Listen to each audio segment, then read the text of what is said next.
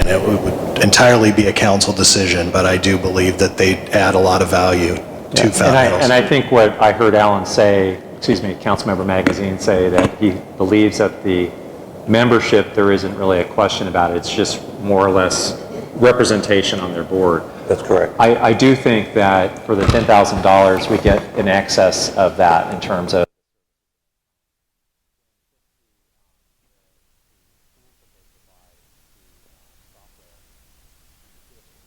pay for that ourselves, it would cost how much annually just for that? Yeah, so that's a great point, Grady.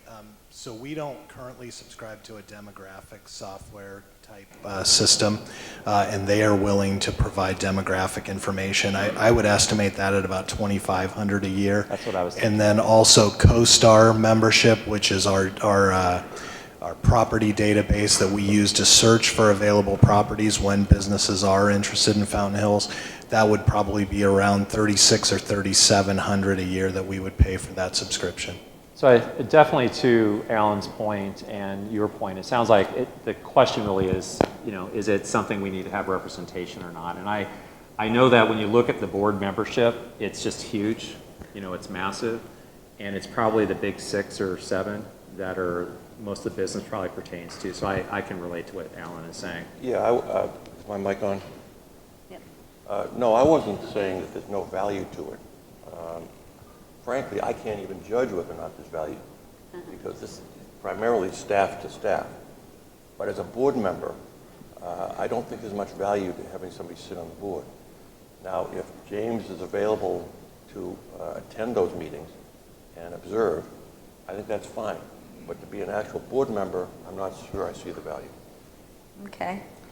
Well, again, we're not making decisions, but overall, the other positions, especially with the league, I know that Councilman Spellich and Vice Mayor LaCrone were both on important subcommittees that made decisions on what the league ended up having as their legislative agenda. So let's say, I guess the most important thing I'd like to just figure out is, do you want to make changes now, or would you rather just kind of keep it going for the next year and then make the decision then? Except for if you would like to do the... I can't speak obviously for the other boards and commissions, but I for one would make the decision now on this one that we don't need a council member sitting on the board, and that would appreciate it if staff could attend, and if there's anything to feed back to the council, that we do it that way. Okay, and then do you have anything about the positions that you're on? Mike, is that one I think is good for you to continue on. Yeah, no, Valley Metro, I mean, somewhat similar to GPEC, you got the big 5 or 6, but I think there's still value in having an elected official go to those board meetings. I don't have a problem continuing with that. And the league one that I was on, I never really got any like contact from them in terms of their meetings and stuff. So I mean, I can still officially be on that subcommittee or whatever, and willing to go to that if maybe we need to establish contact again. But so that's fine. And then on the GPEC thing, so is there 2 meetings, 2 different kind of meetings, then board meetings, and then? I mean, James, we don't probably need an elected official on that board then, per se, it sounds like, right?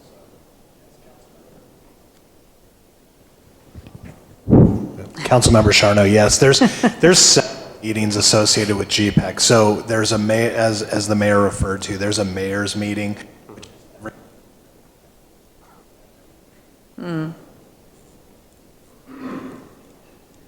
Every month on Thursdays.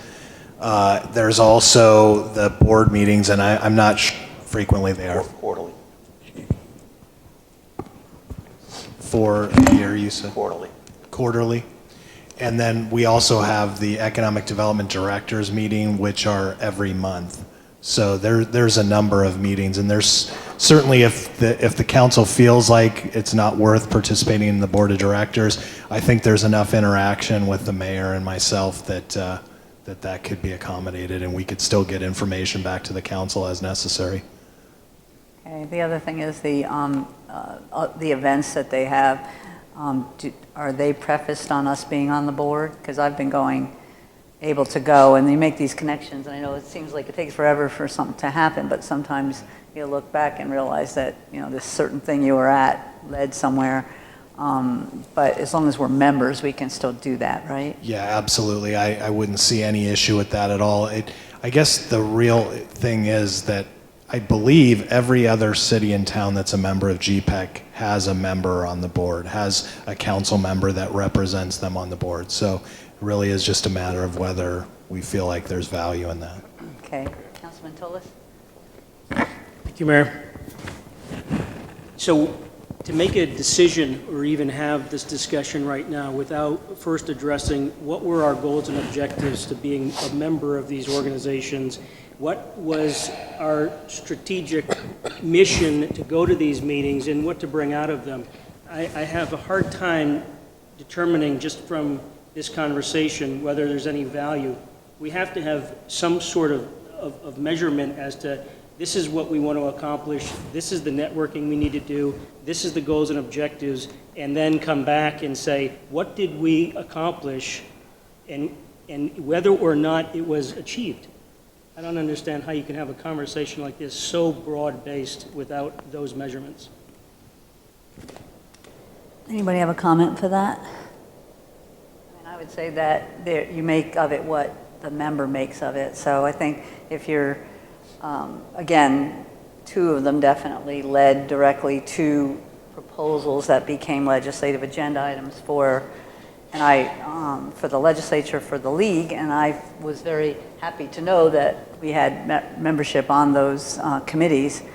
I feel like my attendance has led to some discussions and things that have happened here in town, but we can certainly reevaluate for sure. Alan? The reaction to James' comment, well, every community has an elected official on the board. Technically, that's true, but most of them don't attend. They have substitutes. So it's not as though you're sitting there with mayors, elected officials, and so on. I'm sorry, I don't think your mic is on. There you Okay. go. There you go. Yep, with the There you green. go. Yeah, what I was saying was, my brief experience is that elected officials, by and large, don't attend those meetings. They have substitutes. You don't have mayors, elected officials, and all of that. And so I think that's something to take into consideration. Okay. Yes, Grady? I just want to add, I think to Councilmember Tollis's point, I get where he's coming from, but at the same time also to what the mayor said, as an example, for many years we had staff that didn't really believe that some of these grants that flow through MAG were really worth kind of going after, and I'm talking about 6-7 years ago, and so we really missed out on by not participating in the Maricopa Association of Governments and not applying for grants.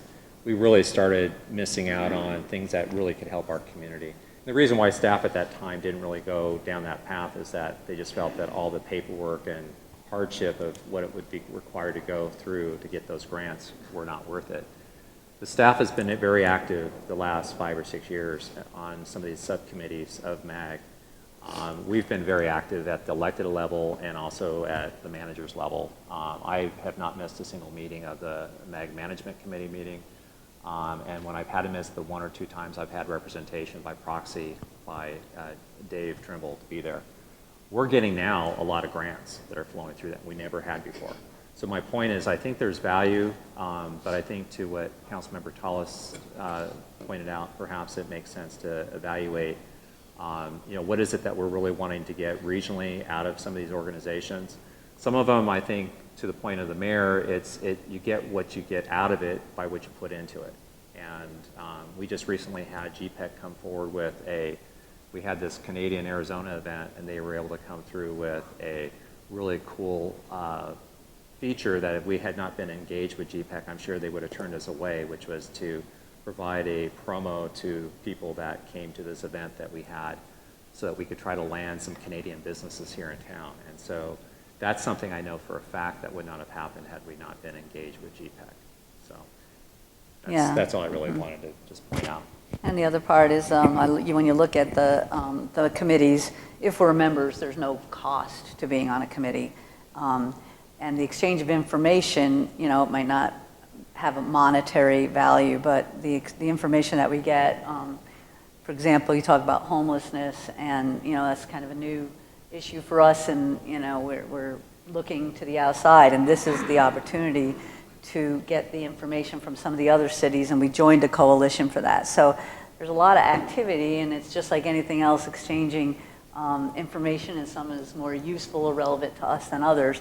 But I think we've had enough time on this. But I just want to mention, while we're talking about involvement and engagement, that in general, I've had people that live in the community talk about wanting to help and be engaged, and it didn't exactly fit into this agenda, but I wanted to mention that because there are so many people that have talents and experience from what they did in the past, and we have our commissions, and we have other organizations that have a lot to offer. So as we go through the day-to-day, sometimes we don't have the time to really get the help that's out there. So just to keep that in mind. One of the examples of that was the commission, the Community Services Commission, taking over some of the discussion about parks and the use of some of the parks, and they were able to vet it, and that really helped us. So maybe there are other opportunities like that we can use in the future that would help all of us. And so I just wanted to take a chance to mention that while it was sort of relevant to this agenda item. Yes, I'm sorry, Art. One last comment, if I may. James, you had mentioned that GPAC was interested in helping with the Science Center here. In what capacity? So their CEO, Chris Camacho, obviously has a lot of contacts with people at the CEO level, with technology companies that might be interested in having that STEM workforce in the future, having this asset here in the Valley. So that is kind of the initial conversations, that they would make inroads with some of those companies that might be willing to in some way donate, participate, whatever the case may be, to help it become a reality. And then James, you also made the connection with the bills as well, Right. Correct? Yeah. Thank you. So we're ready to move on. Thank you. Grady, what's next? Okay, so we're not going to go through a major discussion on the general plan, but John is going to provide basically just an overview of the steps that have been accomplished and then what we have left. So not a whole lot of time, but just enough to let you know where we stand with the process right now. Okay, Mayor, Council, good morning. So yes, will be pretty quick, just a couple of slide overview. The first one just repeats again what you've seen before in terms of overall process and steps and what we've been through to date, starting over a year ago and getting public input and comment to drafting a plan, and going through the review process to get to what we consider a final plan that's out for review, and within the 60-day review process that's required by the state in the plan approval. So while that 60-day process is underway, we have hard copies of the plan available in this building over at the library, and the chamber requested one, so they have one there for their members to look at. It's also available online. We've sent it out to our stakeholders committee, to the town's strategic plan advisory committee. They are giving it to perusal. I've had a few comments and questions about the plan, suggestions for a few modifications. We are collecting those up. And we'll be using those to make any recommendations to the P&Z Commission when they hold their meeting. So the stakeholder committee that we've had working with us is going to meet Wednesday evening to give us any feedback that they have. They gave us good comments back in November when we held a meeting with them, and we responded to those comments and made some adjustments to the document. P&Z Board will have this on their next two agendas, March 9th and April 13th, just as discussion items for the Commission and any public that would want to come and provide comments at that point. At the end of the 60-day review time frame, which ends in early April, we will publicize the formal public hearing by the P&Z Commission, which will be on April the 23rd. At that time, we will prepare and provide to them a report outlining all the comments that we've received, any recommendations for modification to the final draft plan based on those comments that we have received, and ask them to make their recommendation to the council. We're planning to have this then on the council agenda on May 19th for your public hearing, and hopefully opportunity to approve the plan. Then we'll come back at your June meeting to actually set the election with the November ballot. And so those are the remaining steps that we have on the general plan. Thank you. Yes, Councilman Magazine? Just a question in terms of timing. When it comes before the council on May 19th, let's assume for the sake of discussion, there are parts of it that the council wants changed or altered or doesn't agree with or whatever. What happens at that point? Mayor, Councilmember Magazine, there are, we can certainly respond to them. Depending upon how significant the changes are, if they're things we can easily agree to and include as part of the motion for approval that night, we could do so. But if necessary, it's part of the reason we've built in that come back on June 2nd. If it's something we need to put a little bit more time into to draft, you could actually approve the plan on June 2nd as well as set the ballot measure on June 2nd. Thank you.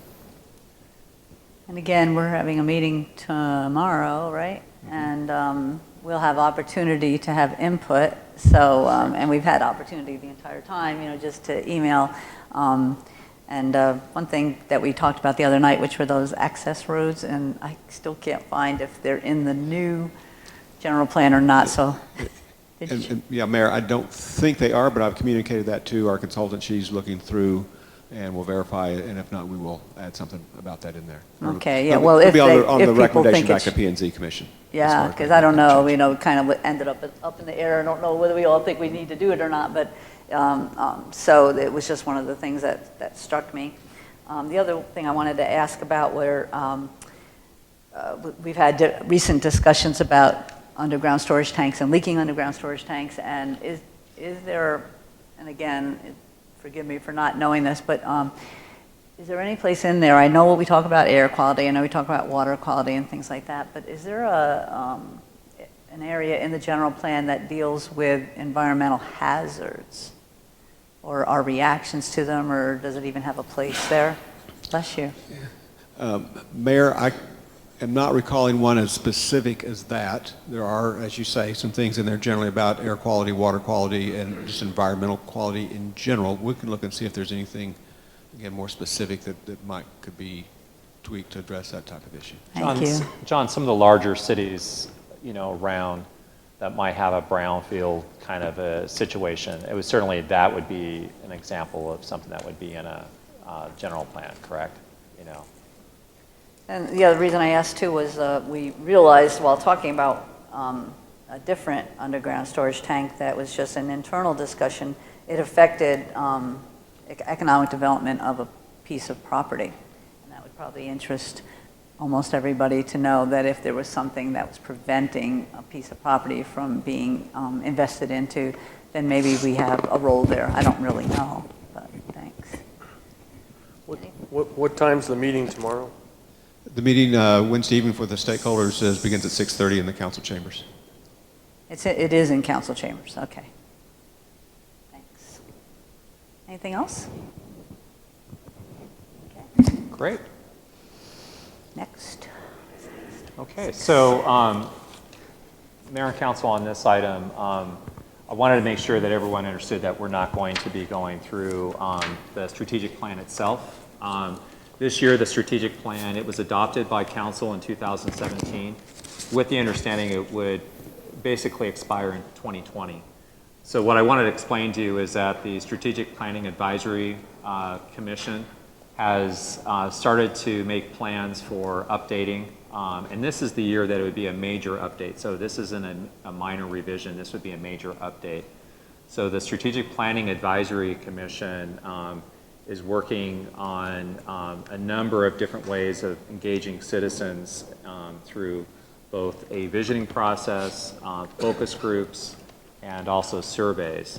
You probably recall that when we had the Leadership Academy this past year, Tammy Bell, I believe, had a citizen engagement process that she outlined. So this is going to be her first opportunity to try to utilize the tools that she identified, and we're going to be watching and monitoring how that goes, because I think that the town can certainly also utilize those same tools to help try to reach out to our residents on very important issues in the community. So we're looking at having, just to let you know, the Strategic Planning Advisory Commission was worried about the general plan process and did not want people to get confused between the term general plan and strategic plan and people not knowing the difference between the two. So they purposely have waited and plan to wait out this whole public process relating to the general plan. But they will be getting underway. They're already making all the steps necessary to later this year, midpoint, probably around June or July, to start targeting dates for specific activities, such as a visioning process, which will be held here in the community center with probably a couple hundred people. They did learn from the last time that the visioning process was done, probably I think it was in 15 or 16, that they tended to have a lot of similar-minded types of people that were in that visioning process. So they're going to make sure that this time around that people who are invited are people of various different diverse backgrounds and difference of opinions and such, so that they don't have more of a groupthink kind of process, that everybody, that they'll go through that process and they will get hopefully more consensus, but also they will get more compromises in the end, and hopefully that will be distilled into what will ultimately become our next strategic plan. I believe that they're looking at towards the end of the year, which would be closer to December, and then probably as late as January of 2021, when that will come back to council for your consideration and adoption. I'd be happy to answer any questions you may have. I'm sorry, Grady, did you say SPAC was going to do that, or the division? There's representatives that are actually on the Strategic Planning Advisory Commission that are going to be working with the Fountain Hills Civic and Cultural Association visioning group. So there are, I believe, 2 representatives that will be involved in that. So you're thinking they're going to do that this calendar year yet, and then come back to us like December, January? With a draft plan. It'd probably be closer to January with a draft plan. I don't know, I mean, the table I was at that Saturday seemed to have a lot of diverse opinions, at least my table, but...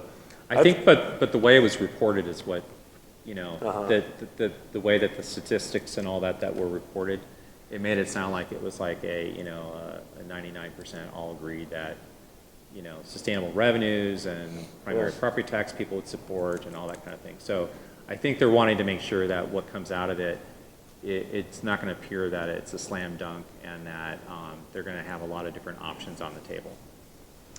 Yeah, I mean, it just seemed, you know, a pretty large consensus after all the facts were presented from, you know, school district, a lot of different groups, that, you know, this revenue issue was the main issue. And so I think a lot of people who felt otherwise were kind of convinced that day that, yeah, there really isn't, you know, there aren't too many alternatives, but, you know, and it seemed like some of the organizers were almost too skittish about, you know, worried about being in favor of a property tax, and I don't know if that weighed into it at the end or not, but obviously, you know, then we had the election, and, you know.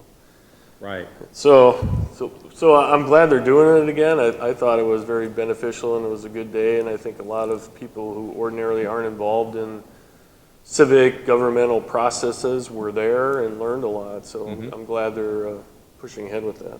And there's going to be some new tools that haven't been tried before. I believe there's going to be some online surveying that they're going to do, in addition to there might be a telephone survey if they can find the money for that. Yeah.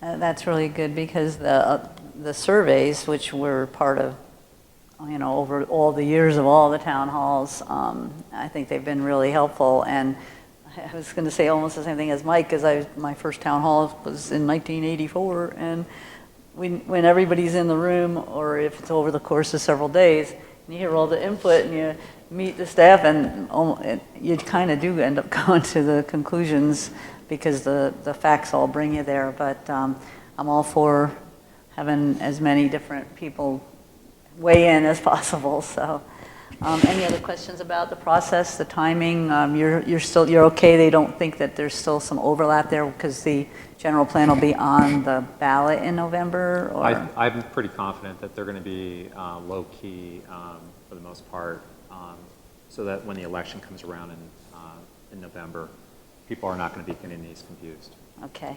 And I know I've gotten a little bit of feedback this past year, but be on the council about, the strategic plan and, well, why do you have it like this, and how did this, happen, and why we, and it's like, well, there were a lot of people involved in that process, and, people now have opinions on it, so they just need to stay involved or get involved when it comes back around. So, I mean, there were a lot of people involved in generating that thing, so that's how it came about. So I have to tell you, so I'm the staff liaison to the Strategic Planning Advisory Commission. I have to tell you that I'm very proud of the group, because there were folks that were involved in the visioning process that were representatives of the Fountain Hills Civic and Cultural Association, and they were wanting a number of other items that didn't ultimately end up in the plan, and our SPAC members held firm that they didn't necessarily agree, and that they were representatives of the town, and they were doing what they thought was the right thing. So I feel very good that the council's appointed a very good group of people that really have the interest. And don't get me wrong, I think Fountain Hills Civic and Cultural Association is a good organization. It's just that they really have our interests at heart as far as your commission. So I think you should feel good about that. That's right. That's one of the great examples of a commission that takes on a lot of work, and thank you so much. Any other comments about it? No? Okay. Next is procurement. So we're going to have Colby come up to the laptop over there.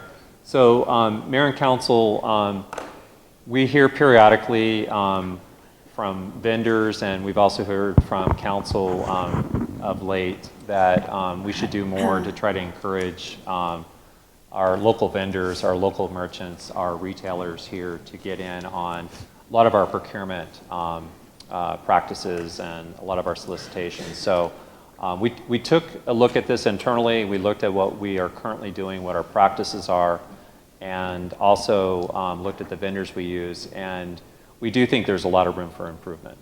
We do utilize a lot of local vendors, but we do also know that there is room for improvement. And we've got some creative ways that we think we can do this. With that, I'm going to go ahead and turn it over to Colby. I don't think you've all met Colby. Colby's our new procurement officer, and I say new. He's been here since basically beginning of November. So November, just but a little over 3 months. Time flies. but he's really great, and I think we're going to probably see that the savings that he generates for the town is more than enough covering his position. So with that, I'll go ahead and turn it over to our procurement officer, Colby. Well, again, I'm Colby Watling, new here. As Grady said, we kind of pulled a report of, this is just local vendors with the actual 85268 zip code and our spend. I don't think we can hear. Colby, if you could just speak in the mic. There you go. Is it on? If it's easier to hold it, might be. Oh, okay. There you go. Sorry, so again, as Grady said, we pulled a report of local vendor spends, and you can see it's kind of trending upwards. More and more vendors each year being used. These are all local vendors of the 85268 zip code.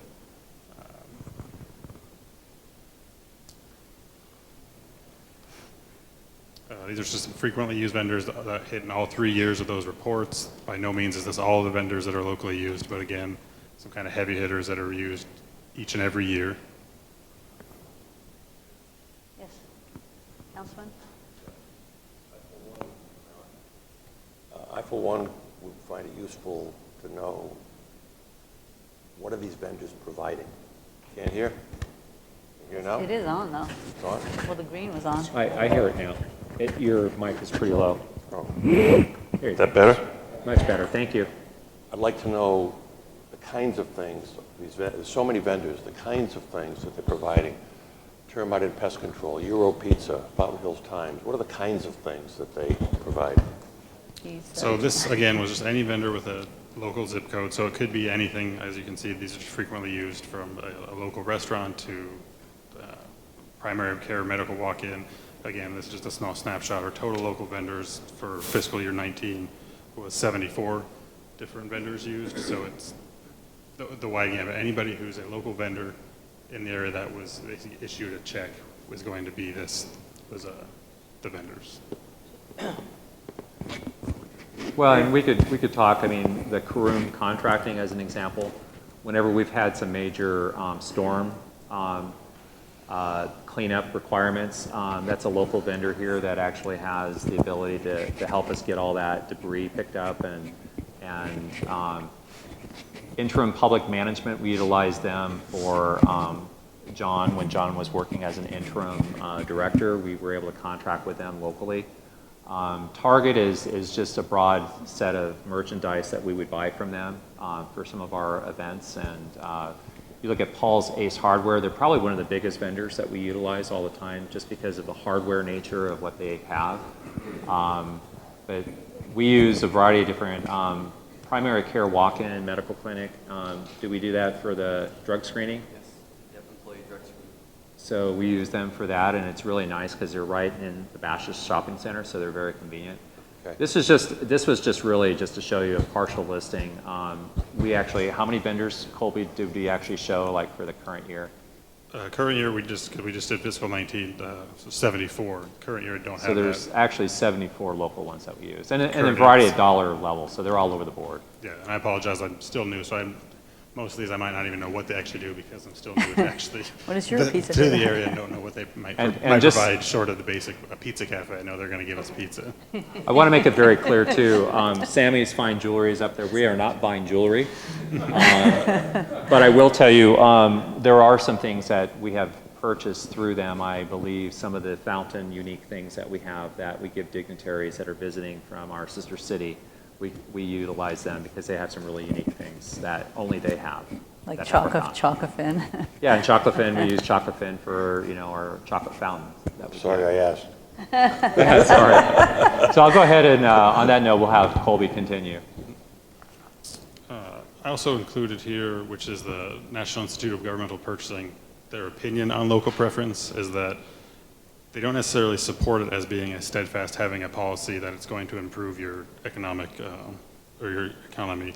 They recommend that you use it as a best value practice, include the local preference in an overall scope and view of any time you're doing a procurement, because you don't want to bend over backwards for the local government to try to provide any preferential treatment, but again, use it as a best value and add it into one of your actual areas of what you're looking for, selection criteria.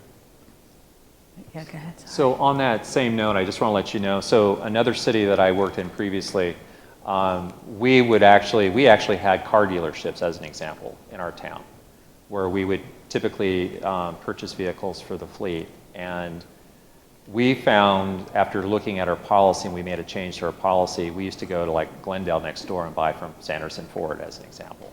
Well, we had a Ford dealership in town, and even though Sanderson would typically beat the local dealership, once we factored in what we paid in sales tax, and that sales tax is coming back to the town, we were able to get the town attorney to agree that preferential treatment, since that you take that into consideration, ultimately that came in actually at about the same or less. And so the fact that you're spending locally, that money then is coming back and being spent in our town.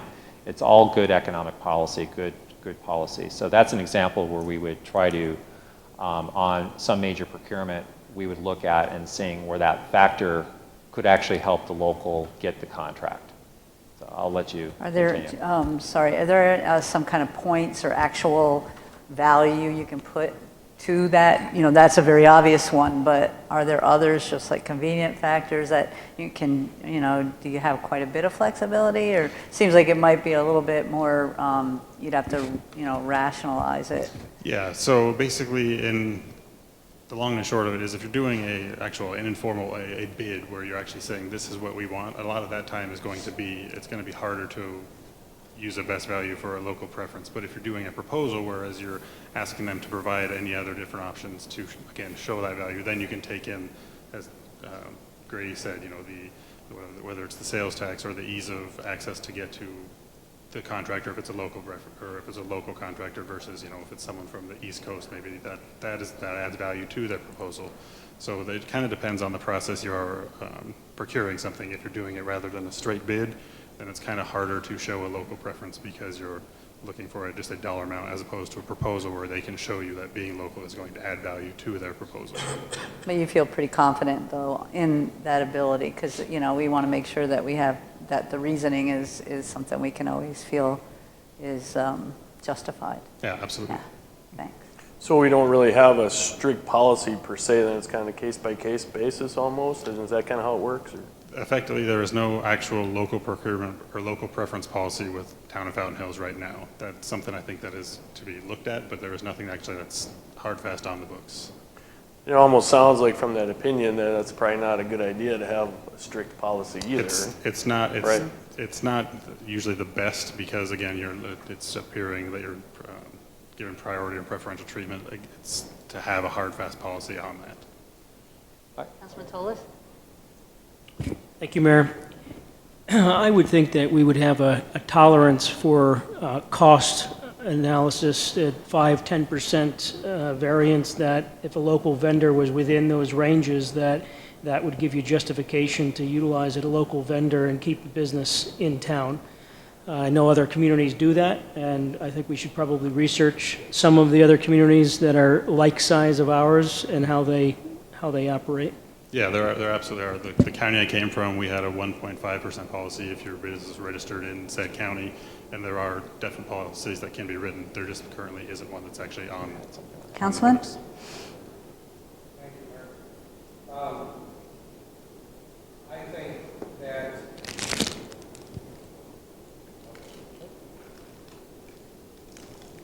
Sounds like it is. Did the green thing go on? Okay. I think that Councilman Phillips is correct also. I've heard from many people, many business owners in town who feel like they're shut out of the process. I don't believe any council member got a vote from anybody on the National Institute of Government Purchasing. So I'm really, that's a great policy, but I think that we should bend over backwards to help town businesses. We only help ourselves when we help town businesses. I see the list here, and I don't think any of these purchases that we're making from any of these businesses could possibly come close to the amount of money that the council has approved or listened to. Most recently, the carpeting. We have painting contractors in town. We approved a painting contracting company from out of town. I just think as a council, and I hope Councilman Brown, who's in the contracting business, and other council members agree that somehow, some way, of course, without putting our thumb too much on the scale, but I'm also all about putting the thumb on the scale also, to help businesses within our community thrive, prosper, and I have a real hard time when we go to places and we say, well, shop local and come to Fountain Hills and shop local, but then when we do big ticket items or when we buy things of significance, none of that money stays in town. So you're kind of basically talking out of both sides of our mouth, and I'm not a fan of that, and I think that I appreciate, this is of no slap against you, you're too new for me to cut you down, so I don't, I stay on the senior people. But I just feel that that policy is all well and good, but I'll reiterate that nobody on that council votes for us, and I think we owe it to the town residents as well as town businesses to do whatever we can to make sure that they have at least a fair shot in the game. If I may too, just, I don't think we're trying to point to this policy as this is what we're trying to adhere to 100%. We're trying to show that the policy, that there, of professionals out there, that there are some differing views on that. I've already directed the staff that when we have large ticket items, because you had mentioned the carpeting before, when we had that item before council, that would be one, rather than going for a cooperative purchasing agreement, let's go ahead and do the extra effort to do a solicitation and make sure that we include HUD, and there's another carpeting company here in town, to see that they're made aware that they can bid on something like that. So I think what we're saying is we're hearing this, and we're going to probably be coming back with some revisions to our policies and our practices. So I think we're all on the same page. We're not trying to stand behind a policy here and say, well, this is what the policy says, we should adhere to it. We do agree that there's some opportunities, and we think already with the local sales tax rate at 2.9%, that there's already that variability right there.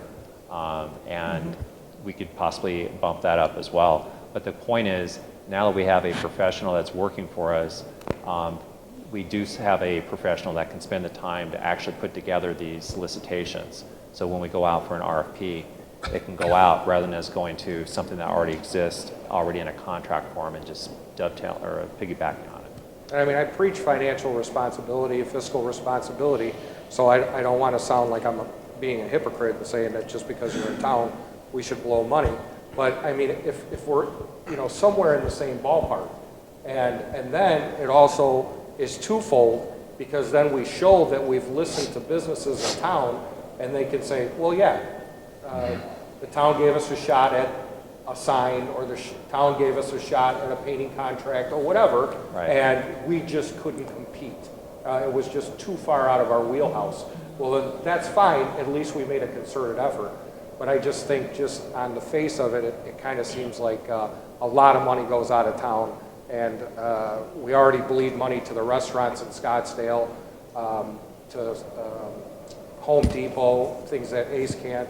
So just basically, as long as we can maybe just change up, and it seems like you want to do it, Grady, and that's great. Yeah, in fact, you'll see the next slide goes a little bit more into what we're talking about. So, Yeah, and as you said, this was not in no way, shape, or form trying to, we're agreeing or hopping on board with an IGP, just letting it know that, you know, these policies are out there, and that's kind of the industry feel of it, is that they can be helpful, but also sometimes can paint you into a corner by doing that.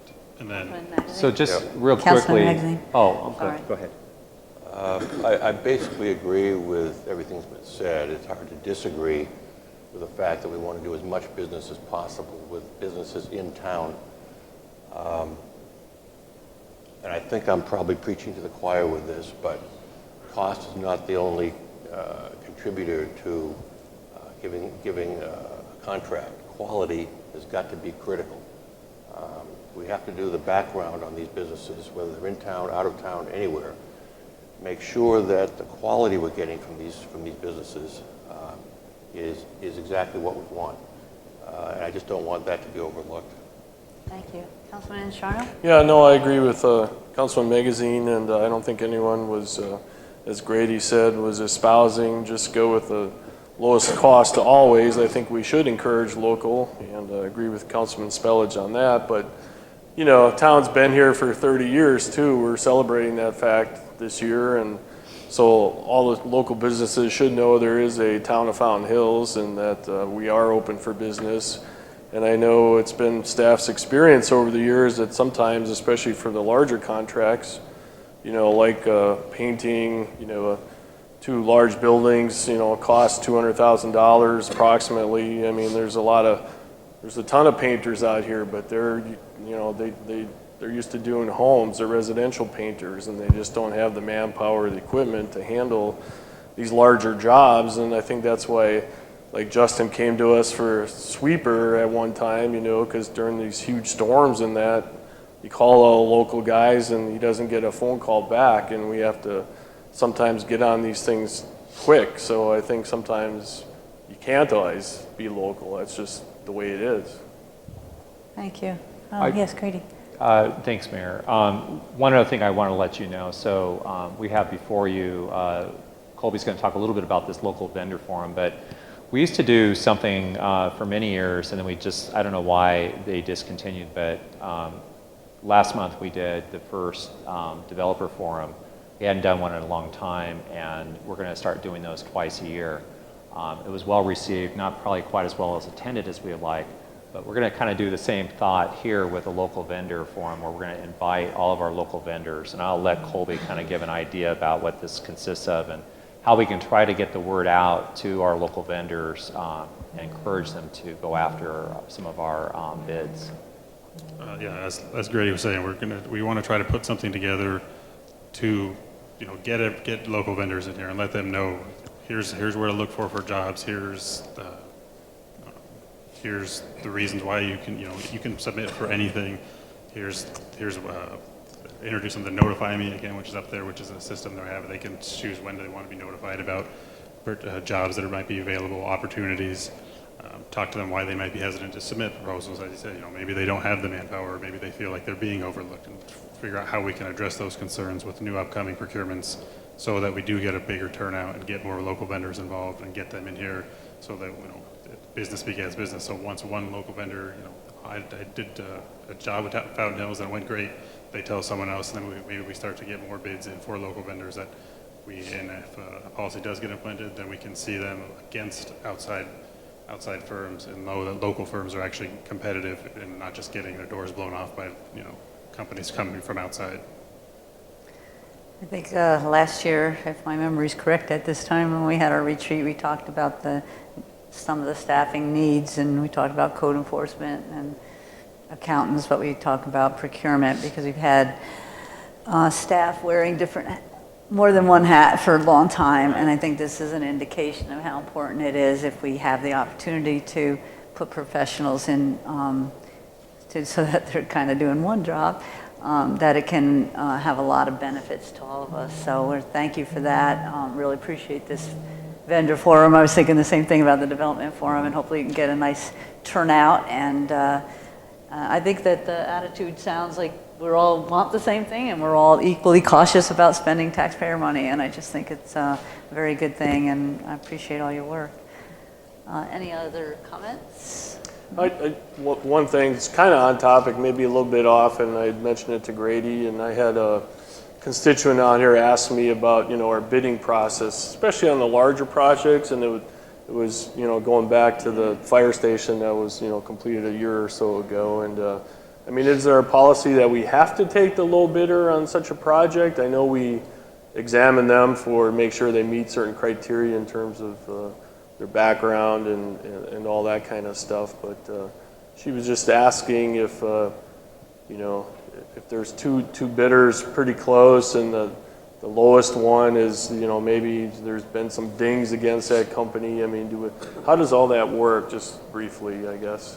Yeah, so if it's a greater than $50,000 formal procurement process, it would, in a sealed bidding, the low bid actually, as it stated, the sealed bid method to prefer maximized price competition based on selection among responsible bidders on price alone.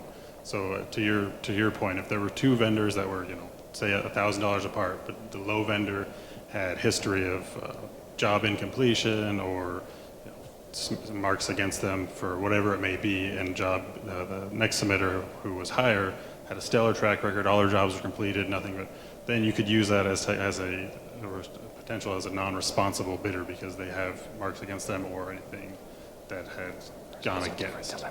Is there a dollar amount that factors into that, or not really, in terms of, you just throw out the low one if they're not responsible, or? Effectively, the policy for that would be, the price alone would be the driving factor. And Mayor, if I may, Mayor, Councilman Sharno, is this thing working? Okay, Yep, thank you. it's green. Plus I think there's, at least for your job order contracting, construction contract, it's going to be a different process. And at the end of the day, I will say this, that in our town code and under state procurement policies, which we've largely implemented, the standard is what's most advantageous to the state, or in our case, what's in the best interest of the town. It's set out right in our code. And so for the discussion that we're having, I do want to make sure that we're clear that if we're talking about a straight bid, where Colby's correct, if we're talking about a straight bid, price is what you look at. But if we're talking about a request for qualifications or a request for proposals that's more holistic, we're going to look at all those different factors. Criteria. So to your question, the answer would be yes, we can evaluate it. Thank you, Aaron. Yes. Mayor, just to circle back with what I originally said, look at other communities that are our size and look at what you had also indicated in your previous experience, that Right. you had a 1.5% or whatever the percentage is difference from the lowest bid, that would still allow a local vendor to be in the process and not thrown out as a bidder. Right. Councilman Magazine? This may not be correct, but it sounds like the decision-making is pretty subjective. Have we ever considered a weighted numerical approach to this? Where we have certain things we're looking for. Can't hear me? Can't hear me? So, We do that with It's- some projects, right? yeah, so as an example, when you go through request for qualifications, you would do that on certain types of projects. It's a point-based system, and you have different categories that they're evaluated on. And you have independent raters and reviewers that look at the proposals, and then they go ahead and they have score sheets, and they evaluate and they mark it down. And then you have the committee, they submit it, and then they go ahead and compile the evaluations or the numbers, the scoring, and then they go ahead and discuss it. But there's a lot of different ways we do this, and it all, for most of what I would say, it's either cost, which is very objective, or it might be subjective on professional services. So that's sometimes on professional services, you might look at their background, their expertise in a given area, and through our town code, our procurement policy, you actually can do what's called a direct select on certain professional services, but it's spelled out as to what you can do. For the most part, we try not to do it that way unless there's a real good reason why you want to do it. As an example, you might have an engineering firm that just specializes in draining the lake and has a good idea on logistics, and so we might go with that kind of approach. But for the most part, I would say it's very objective, and it might come down to your point, even when you're scoring, there are subjectivities going on. It's based on the person's value system and what they're reading and evaluating. But I would say, I think for the most part, we try to be as objective as possible with our procurement practices. And Yeah. Colby, did you have anything to add to that? This might not help, but one of the examples I use is for like a bid. If we have, here is a house that we want 2,000 square feet, we want 4 bathrooms, we know exactly what we want. That type of project, 90% of the time, or maybe, I don't know, 90, you're going to use the lowest bid because you know exactly what you want, and we want it to get done the most effective. When you're doing a proposal, you would just say, we want a house. And then we're going to take the different firms, whatnot. From there, we can use price, we can use the square footage, we can use the type of fixtures they use or whatever. So that's when we're doing a request for proposals, and the qualifications almost completely different in the sense that we would like you to tell us about a house, well, we like it, and then we'll start negotiation after that. So it kind of depends on the process we're using to get the item, is how subjective it may be. If it's strictly a bid, we're going to go, for the most part, off a dollar amount. If it's proposal, we're going to have the different scoring criteria, and then if it's the qualifications, we're going to use a different set for that too. So, and that's also where we're going to have a scoring, like you said, a numerical that we'll use to evaluate the value of it. Councilman Brown, do you have anything does this all sound okay? We haven't heard from you, so Well, draw it out. I'm very pleased because I think the staff and council, I think we're all on the same page here, and we see from the optics, the standpoint of the need to balance trying to generate as much as we can for our local vendors, and which kind of comes back to helping our local economy, but also trying to get the best price. And I think we're going to be coming back to, this isn't over, but we'll probably be coming back with some minor revisions to our policies that will reflect this discussion we've had today. So there's no other questions or points anyone wishes to raise. We'll move on to the next item.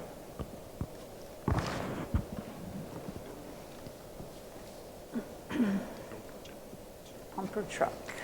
So I'm going to go ahead and turn the discussion over to the Fire Chief, Dave Ott. So we've got a situation, as I mentioned at the beginning of the meeting. Normally we would have probably tried to address this at a council meeting. which we will be addressing, but we thought while we had you here, we could go ahead and kind of address this topic in advance of that council meeting. With that, I'll go ahead and turn it over to the fire chief. Good morning. Just for the record, we did look for a local source for a replacement pumper, so and we're not able to find one. But we've had a unfortunate set of circumstances that have occurred with the current engine at Fire Station 2. It needs a certain amount of repairs. It's got some major engine problems, and per the vehicle replacement policy, it exceeds what the repair cost would be that would then generate it into replacement of that vehicle opposed to repair. And I've worked with Mr. Pock and Mr. Weldy on making sure that we met those requirements. We went through what our previous repairs were, what the estimated cost of the existing engine is, and determined at that point that it was prudent to go ahead and start looking for a replacement. The current engine is a 2008. We have a 15-year generally have a 15-year life on those engines. We would start looking at a replacement for that in roughly 18 months anyways, as we're moving forward to keep the fleet up and running in the condition it should be, in the condition we expect it to be.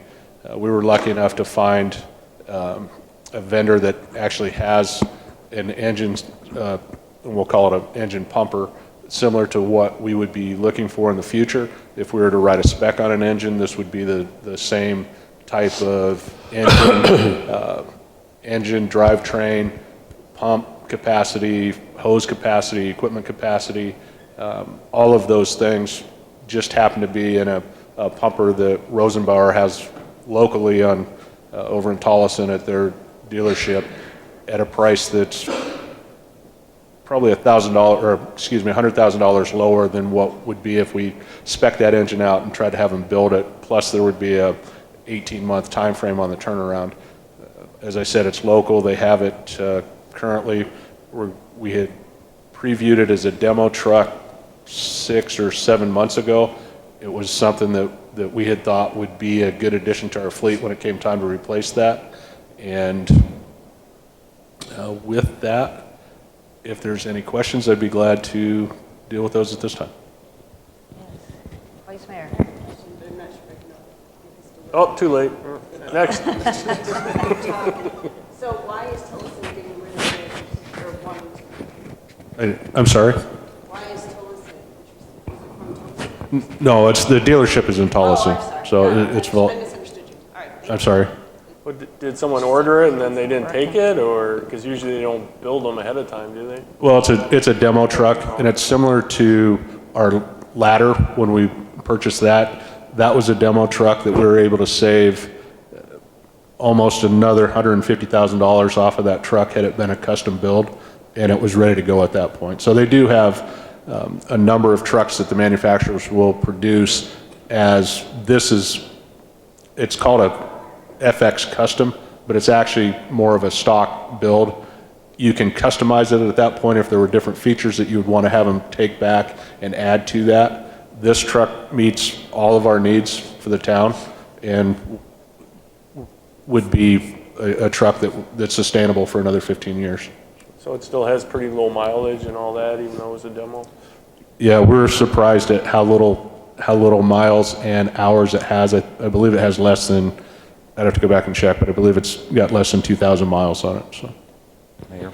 And with our hills out here and stuff, you need like bigger engines in your trucks. Is that generally how it works, or different kind? Or? Not necessarily bigger, but well built and probably with a little more power and a little more torque. And this engine has what we would look for.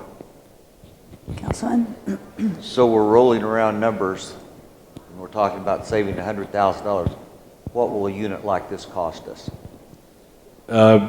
With tax and the additional options that we would need on it, it comes in at about $514,000. Almost free. Almost. So what will you do with the existing pumper? Per the policy, we would put it out up for auction. We're also working a trade-in value on that. We're just about done with the paperwork to see what that would be. On a trade-in, it would be a direct credit to the Rosenbauer, the supplier.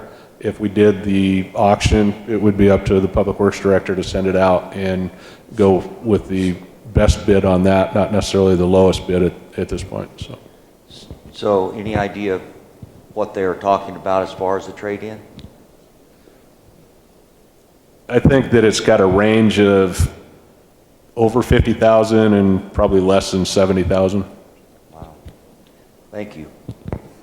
They know that it's going to have about, what, another $40,000, $60,000 worth of work to get it rehabbed. Yeah, correct. The current estimate is over $35,000, which puts our total at $60,000. If we value the truck at $75,000, the policy says that we won't spend more than 40% of the estimated value of the truck, and that puts us above that. So I had to have Mr. Weldy help me with the math, and then Dollar Dave kind of checked it for us. So, yes, Councilman. See, that's why it's better to be the police. It's much cheaper. So is there already funds that we have allocated towards this? Yes, I'll have David Pock talk about it, but we have what's called a vehicle replacement fund. So when we acquire vehicles, we figure out the useful life cycle of it, and then we determine what the future value to replace that is after we look at the life cycle, and then we put away, basically we amortize it over that time period. So how much do we got, Dave? So this one is being replaced a little early than what we expected, so we're about 2.5 to 3 years ahead of schedule on this one. When the fund was originally set up, it wasn't fully funded to replace everything up until that point, to take that into account. So right now we have about $250 to $300,000 to go towards this purchase. What's a monthly payment on the rest? I'm joking. Yeah, so I'm joking. So if give me a minute. If I may, just want to let you know, so the replacement fund does have the assets in it, the capital to be able to acquire this. But what we're going to do is we're going to, over the next few years, go ahead and try to put that fund back into the full balance that it should be. Right. So if you think of it as when you're buying a car, if you're upside down in your car, you're basically refinancing that balance that you don't have in value. So we'll take it out of his budget for the next couple of years. In this case, we're the bank, so it's... Exactly. Yeah. We'll make our interest. Councilman? Thank you. Mayor and Town Manager, are you looking for a motion to move this forward? No, we wanted to just make sure that you had, this is kind of a big purchase item, and we wanted to make sure that we had a good discussion. We're going to be bringing this back to you, I believe it's... Tuesday. It's on the 3rd. Correct. Next week. So just want to make sure you were aware of this. We can go into more discussion at this meeting. That's why we did it this way. Okay. For clarification, Mayor, this is effectively a town council meeting that we can make motions if so chosen. Here's a safety issue that we've been identified. I would think that you'd want to act on this as quick as possible. It's actually a work session item. So this item, so by statute or some sort, we can't make any motions? it's not on as an action item. It's for discussion only. So It is on Tuesday. and it was posted as a work session type meeting. So unfortunately, you can't really take an action. So in regards to the funding, it's $420,000 was just sold for the old fire station. That goes into the general fund. Would you have to allocate a certain amount of dollars from general fund to go into the replacement cost account to pay for this? So let me just make sure I got this straight. So the money that the fire stations sell, the proceeds from that are going right back into the capital fund. And we've got some other things we're going to be talking about today when we go over the capital improvement program. That's where that money comes from, to pay for projects and all that. With this being rolling stock in a vehicle, it's coming out of the vehicle replacement fund. So a good creative option, but it's not, that money's already kind of spoken for some projects we'll go into later today.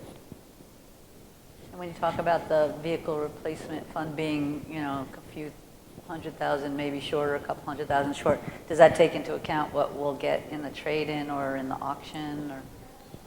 No, that money, if we were to go out to auction for it, or with it, that money would go back directly into the vehicle replacement fund, so it would reduce It would help the it a little amount bit, yeah.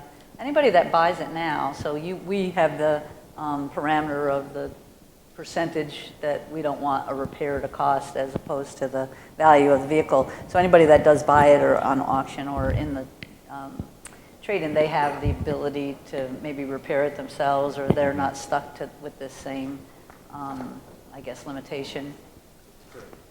Yeah, maybe Jeff Larson should buy, he's got a place to keep it, right? I mean, he can fix it up and, keep it. Get you a special use permit. Well, we were thinking, as expensive as playground equipment is, maybe we could just sink it at Four Peaks Park There you and go. use it as playground. Yeah. So, I knew you'd like that. That's capabilities of being worked into a splash pad as well. Now that would work. That's really good. Anything else on this item? And we will see this on Tuesday. Thank you. Everybody okay? You want to move on and keep moving on and take a little break maybe in a few minutes? yeah, Okay. good. So what's next? So the next item is the discussion regarding the proposed replacement of council chamber audio visual equipment. I'm going to have Mike Chiccarone, our IT administrator, kind of speak to this item. He has an actual presentation on this. Thanks, Grady. So in 2005, we installed the equipment in the council chambers.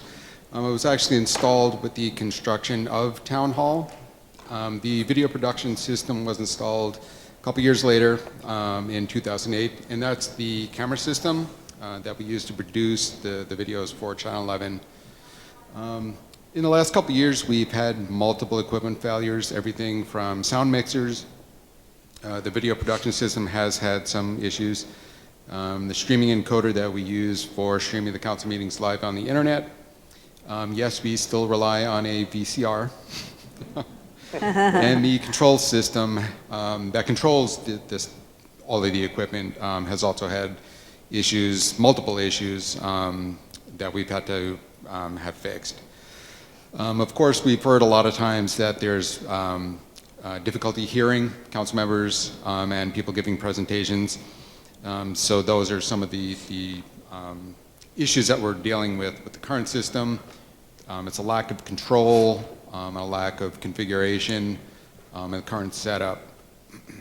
Sorry. So what we're looking at, replacing the entire audio rack, obviously getting newer equipment, the microphones, a new projector and screen, and of course replacing all of the cameras and the video production system, as well as reconfiguring the speakers, because all of the speakers are on one system.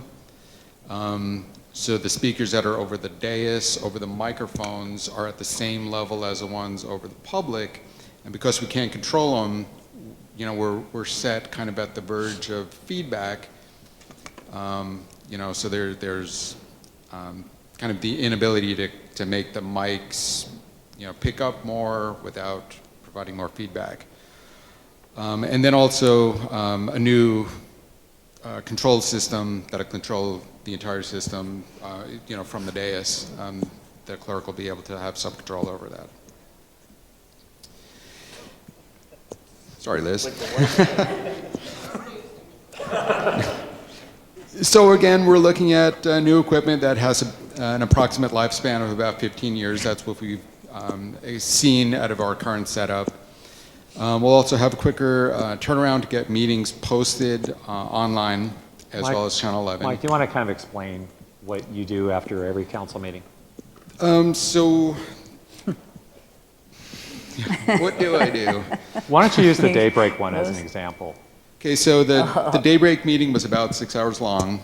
To get it posted online takes about 6 hours. So the video has to be re-encoded for YouTube and then uploaded. That process takes about 1 hour for every hour of the meeting. So a regular council meeting that's about 2.5, 3 hours long takes about 2.5, 3 hours to encode to upload. So typically I start the re-encode, drive home, and then wait till about 11 o'clock to upload the video. So that way it's available first thing in the morning. again, a 6-hour meeting takes about 6 hours to encode. With the newer equipment, it's just going to be encoded at the time that it's recorded, and then we can just upload it. So we can almost have an instantaneous, have them ready online. There'll also be more flexibility with the council chamber setup and use. We're looking at some new equipment, new microphones that'll be in the ceiling that we can set up a similar U-shape down on the floor and have that obviously recorded and picked up. We're also looking at improving the quality of presentations. Obviously, there's a lot of times where people say they can't see or read the presentations. I know council members also have a hard time seeing the screen, depending on where they sit on the dais. Improving the sound in the room and on TV. I know we've had a couple of instances in the last couple of weeks where people were saying that the audio on Channel 11 was poor. Granted, some of that has to do with the equipment that we have, but the other part is the Cox equipment. Channel 11 was installed in Town Hall back in 2005. That equipment is from 2005. We'd be looking at going to high definition, so we'll have a better video and sound on TV. And then, of course, no more Band-Aid fixes. So right now, what I'm doing when equipment dies, I'll go on eBay or Amazon, try to find the same model, and then rip it apart when I get it to repair equipment that we have. Granted, it's not the best thing. Like I said, we're still using VCRs for certain aspects of the system. So that's pretty much my presentation. I'll answer any questions. Thank you. Mike, do you think all the hot air in that room contributed to the problems over there? That's Raymond's damage. Keep in mind, though, that equipment is on 24 hours a day for the last 15 years. It doesn't get turned off. And that's by design.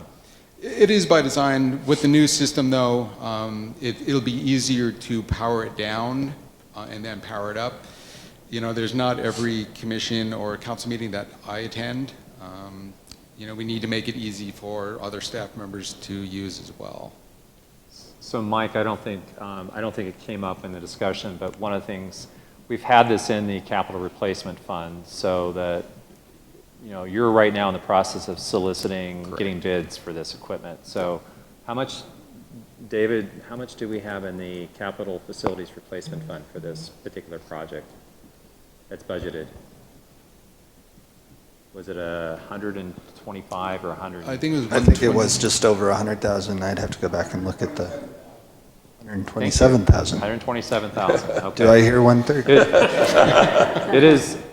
It is a lot of money, but in the end, it's really it's not like we're remodeling the room or anything. This is really going out to the public. This is to make our meetings as user-friendly as possible. Really, what will go on the air to people will be a much better product. And then I think if you've ever sat in the audience looking at a public meeting, everyone has to kind of jerk and go to the right side. We're looking at monitors that people can just be facing forward, and it'll be behind the council dais.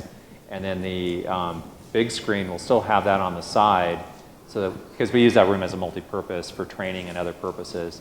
But my understanding, the lumens are very, very bright. In fact, you may not even have to turn the lights off when you have presentations on that, correct? Right. The current projector, I want to say, is about 2,100 lumens.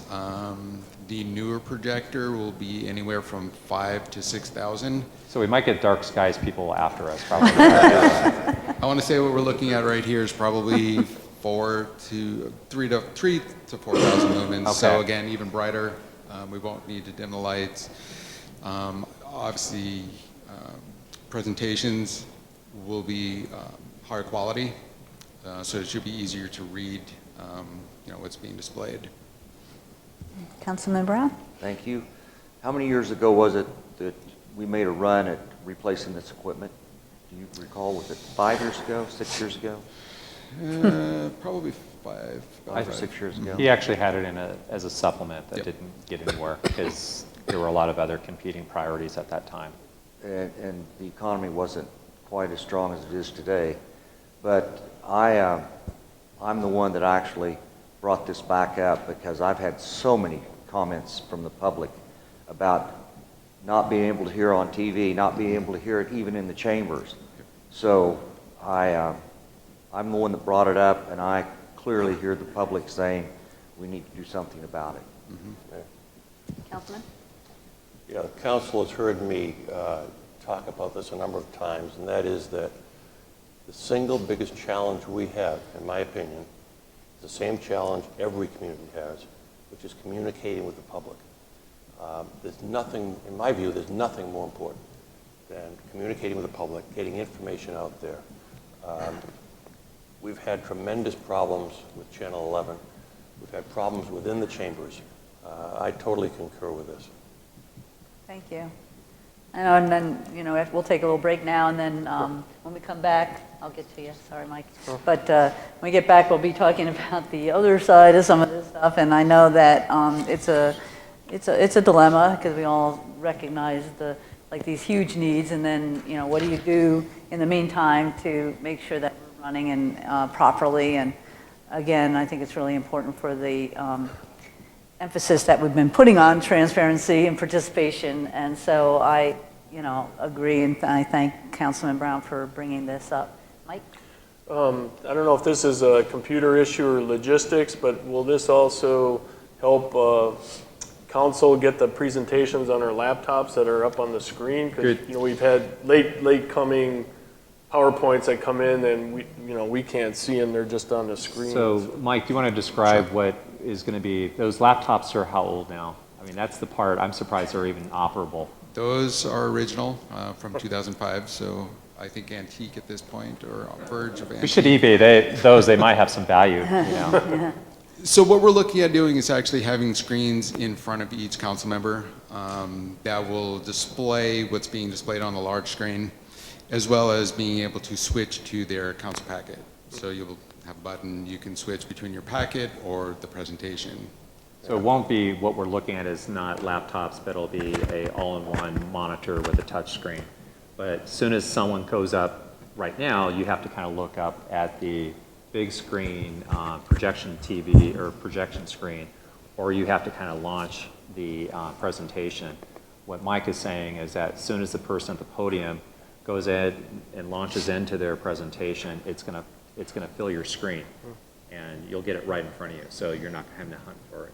And then when Captain Kratzer does something, will I get magnifying glasses as well? I still think we're going to have 11 by 17s to be able to see his presentations. Councilman? Yeah, I think this is very exciting. Can we have it in place by next Tuesday? No, but seriously, how long will it take? That's my question. Just speaking to vendors, they're about 6 to 8 weeks out. Granted, there's a lot of equipment that needs to be purchased and configured, which they'll do at their shop, and then basically roll in the audio rack and then hook it up, and then of course do some minor configuration. So we're still looking 2 to 3 months out. I think that's realistic based on. Yeah. Plus, there's also the lead time for them as to what their available time is, and we're still in the process of receiving bids right now. So we have to factor that in when we take that to council for the contract award. Do we have a first time, though, to get it on an agenda just to say go ahead and do it and get started, or what do you need for that? I think what I'm hearing is it sounds like there's a consensus that this is a good thing to move forward with, but council will ultimately have the say when it comes back to them when we bring this back. Councilman? Thank you. Oh, boy. I'm not going to go off on a tangent. Anyways, technology changes all the time. Your laptop that you bought at Best Buy 6 months from now is out of, not new technology. Is there a way that this system can be leased? Do we have a way that Or is there looking into a lease option possibly with this? Is that an option? Because it's always upgrading and everything. It's a terrible amount of money. I think a great fix would be a 5-second message or a 10-second message before the council meeting starts that says, we apologize for the crappy audio, that's why you should come to the chambers. And I think that would definitely make things better. But seriously, let's look into let's look into all our options and see. It's a lot of money, and believe me, I agree with Councilman Brown. Constituents have been complaining about it, but by the same token, when Bob Burns writes about that we blew $100 grand on television cameras, I mean, they already lost their minds over the new chairs. Sure. They think we spent $60,000 on the chairs in the council, even though, of course, we didn't spend $60,000 on chairs. $35 or $38 a piece. $38 a piece, but once again, and it's for them. perception to the public, perception of the decisions that we make, and our ability to justify the decisions that we make. Thank you, David. So one last thing. Part of the issue that we're running into, all of the equipment is standard definition. So think back 20 years to the red, or the yellow, the white, and the red connectors, the composite video and audio. RCA connectors. The RCA, yeah. Trying to find equipment like that today is impossible. Everything is HDMI, high definition, display port, you name it. We're so far behind that I can't buy single components to replace equipment that has failed. With this new system, it's all going to be high definition, it'll be HDMI. If a component fails, we'll be able to replace it with similar technology. So I think the new system will be a lot more upgradable, whereas right now we're kind of stuck with, like I said, I'm going on eBay and Amazon to try to find used equipment to replace failed Good point, Mike, but I think something we hadn't talked about, though, is seeing if either the companies maybe that we're getting pricing from either can get into a leasing arrangement, or if we can just have a third-party lease company where we lease this for a period of time. So I think it's worth just looking at, too. So we also talked internally about phasing, and you want to just kind of talk about phasing the challenges that we have if we try to phase this, because a lot of the equipment is kind of interrelated. You want to just kind of share that? Like Grady was saying, it is all integrated. Really the only phasing that I see possible is the video production system and the audio video. So the screens, the projector, the microphones, that could be one phase, and the video production, so the camera system, and the streaming would be the other phase. Just looking at it equipment-wise, we're looking at probably $30,000 for the cameras and the video production, and the remainder would be the screens, the microphone. That's kind of where all the other costs are. We talked, and we think that the economies of scale, having it together, you save on the labor side on the install, because if you only get some of the cabling done for some, and then you have to go back and you do some of the other end of it, the other phase, then you're going to have that labor cost, and they might have to undo kind of what had already been installed and so forth. So we really are trying to do everything we can to do this on the cheap as much as we can. In fact, we've talked, even if it means maybe buying the TV monitors ourselves outside of the contract and just install them ourselves, we're willing to do that as well to save money. But anyways, I think we really appreciate the input from the council, and we will definitely look at other delivery methods, including the possibility of a lease. And the staff time, again, you have to take that into consideration. Right. Just real quickly, when you talk about how we do sometimes the packet has different information in it than what we see, maybe at some point we can talk about on the website, when people look up the minutes, to indicate that there might be more information, because sometimes we get a really nice presentation that isn't that isn't as accessible. And so maybe, Liz, we can talk about that, because I think there's, I'm trying to remember which one it was, whether it was the captain, where it was something that would be great for the public to see. And sometimes if you're just looking in one place, you don't know that we have more information Good point. someplace else. So if you want, did you have anything else to mention? We can take a break. Let's see. What do you think? Quarter of, or is that enough time? How about 10 minutes? 10 minutes? Okay. 10 of.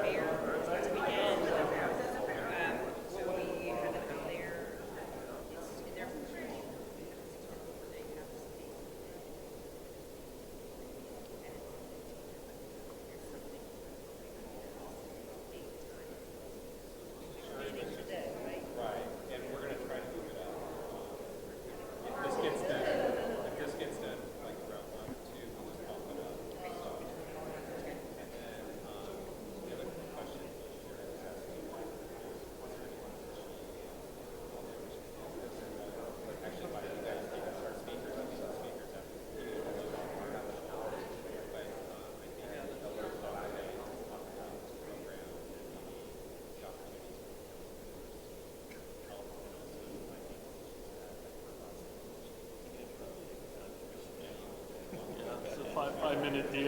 Yeah.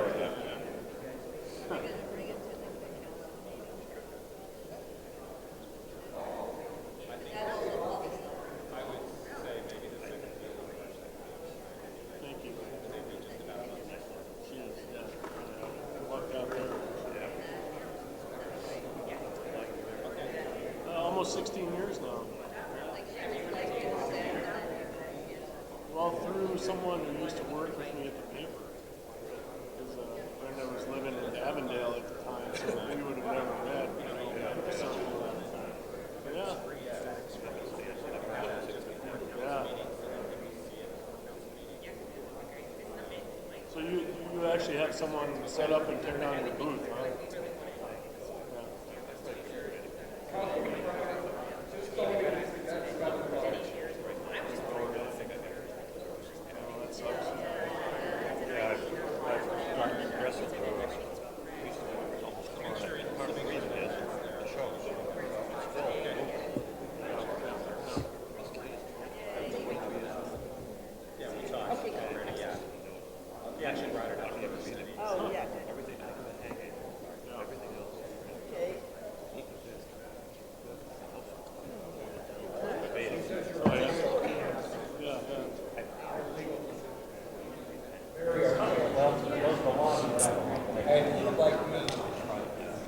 Are we ready? Hey, is everybody ready? Staff members, if you can please take your seats. How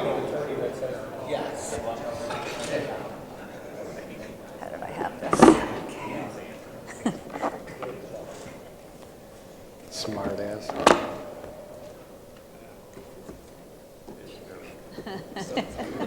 There you go. I guess we're ready to get going, you think? Okay, we're going to go ahead and get started.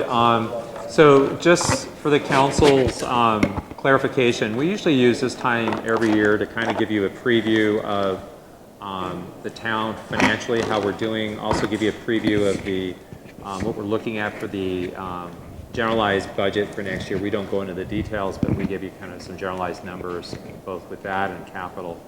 Actually, if you look at the agenda in front of you, we have roughly the next 6 items are all going to be tied to budget and finance, of which David's going to be helping me with those presentations. With that, I'm going to go ahead and turn it over to David Hawk, our finance director, to go over the update to the town council on the mid-year fiscal year 1920 fund balances and year-end projections. Thank you. All right, so as you just mentioned, you've got me for a while. I apologize. I'll give you a disclaimer first that this first presentation is a little bit more detailed and might move a little slower than the remaining presentations, so don't get discouraged. It won't be that long for the other ones. And if, in case anybody starts falling asleep, I've got a couple extra Monster energy drinks down here. So just throw something at me. Let me know. All right. So first of all, we're going to look at the mid-year amounts. This would have been the period ending December 31st.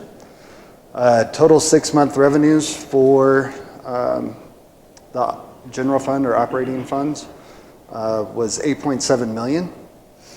Nearly 90% of the operating fund's revenue is in sales tax and state shared revenues. Historically, the town has collected 47% of total sales tax revenue in the first 6 months. This current year, we actually have collected 54% of our annual budget, so we're actually a little ahead of target. There's going to be more detail on sales tax on a future slide. And then state shared revenue amounts are in line with budgeted. So. Next, we're going to look at expenditures. Total expenditures for the period was $8.4 million. That's $300,000 below our revenues, and that amount adds towards fund balance. Fiscal year 20 expenditures are generally in line with fiscal year 19. Difference in the general government is due to additional townwide expenditures paid through that function. Administration and fire EMS are slightly over their 6-month budgets. However, this can be attributed to one-time expenditures for service and equipment. Both are expected to end within budget by year end. All right, and then kind of a breakdown on the sales tax. Total sales tax revenue for all funds was $5.8 million in the first 6 months. The 0.3% increase took effect in November. Under the new rate, around $34.5 million in sales or taxable activity are needed to collect $1 million in revenue. $34.5 million in taxable activity for every million that the town receives. So we used to say in the past with the old tax rate it'd be about 40 million. Correct. So that's the new number they use. Right. And that is in general because that's just figuring 2.9% across the board. We do have some different rates, bed tax and residential rental. So an estimated $215 million of taxable activity has occurred in the town for the first 6 months of the year to come to the number that we received, the 5.8. Wholesale retail category accounts for just over 50% of the total budgeted sales tax revenue. And this year, that number is 8% higher than expected for the period with collections of $2.8 million. Just a question. So if we say roughly 11 million is expected for a whole year of collection? Correct. So then you would just have to take the 34.5 million and multiply it by 11, and then we'd know how much. Correct. Okay, thanks. It's probably going to just over 400 million, 420 Great. maybe. Category has also had an increase and is actually 40% higher than expected at this point, and we've collected 430,000 for real estate. That category includes hotels, residential rentals, short-term rentals, long-term rentals, and the bed tax is actually included in there as well. Construction category is just over 30% higher than expected, and we've collected 784,000 in that category. Any questions on that slide before we move along? Okay. Next, we're going to just look at fund balances, and this is going to be a recurring theme today. I've tried to break all these down by the different categories of fund balances that we have, just to get everybody familiar with where things lie. First, we're going to look at the restricted fund balance, and this is fund balance that's restricted externally. So this would be either by the state, enacting legislation, maybe grant funds, grant agreements, anything from outside our control that basically tells us that we can use this money for a specific purpose. There's actually 4 categories. This is the first. Fund balance is the amount of resources, which is basically cash and investments, available at the end of an accounting period. This specific category includes our streets fund, debt service funds, and development fee funds. And the total restricted fund balance was 6.6 million at the end of December. Yes, sir. Yes.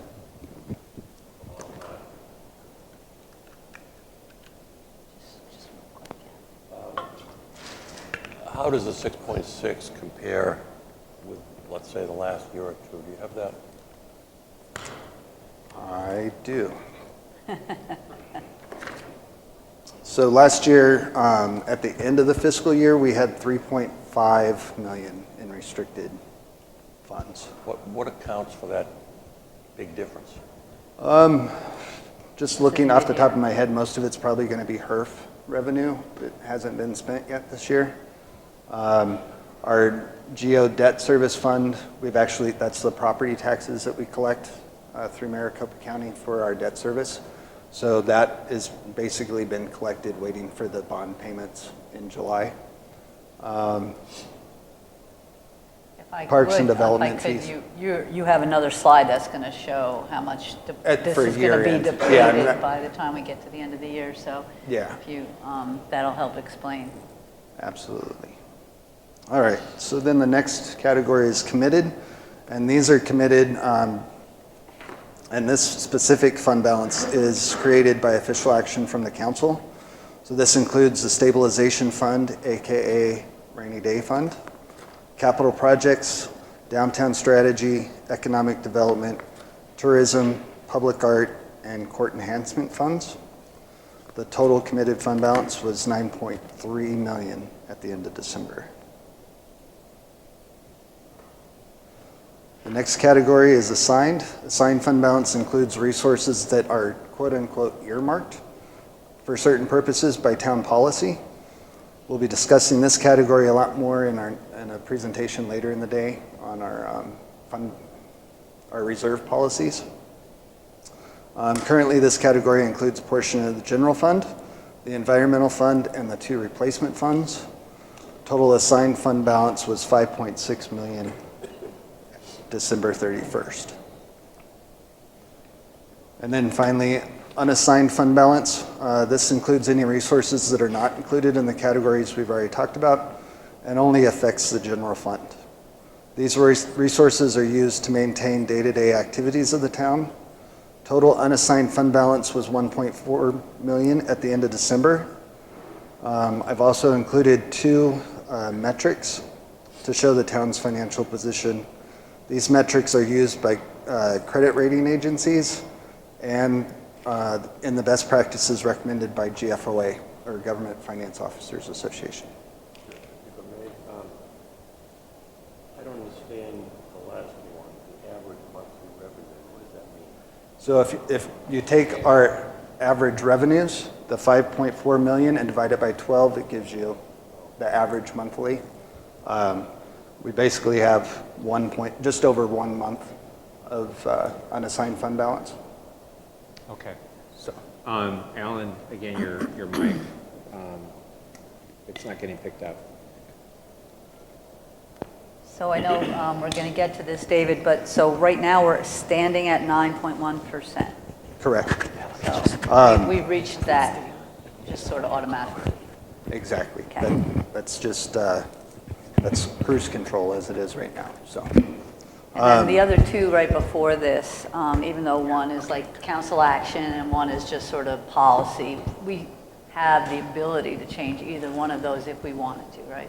Correct. Okay. So in this example for like the rainy day fund is a good example.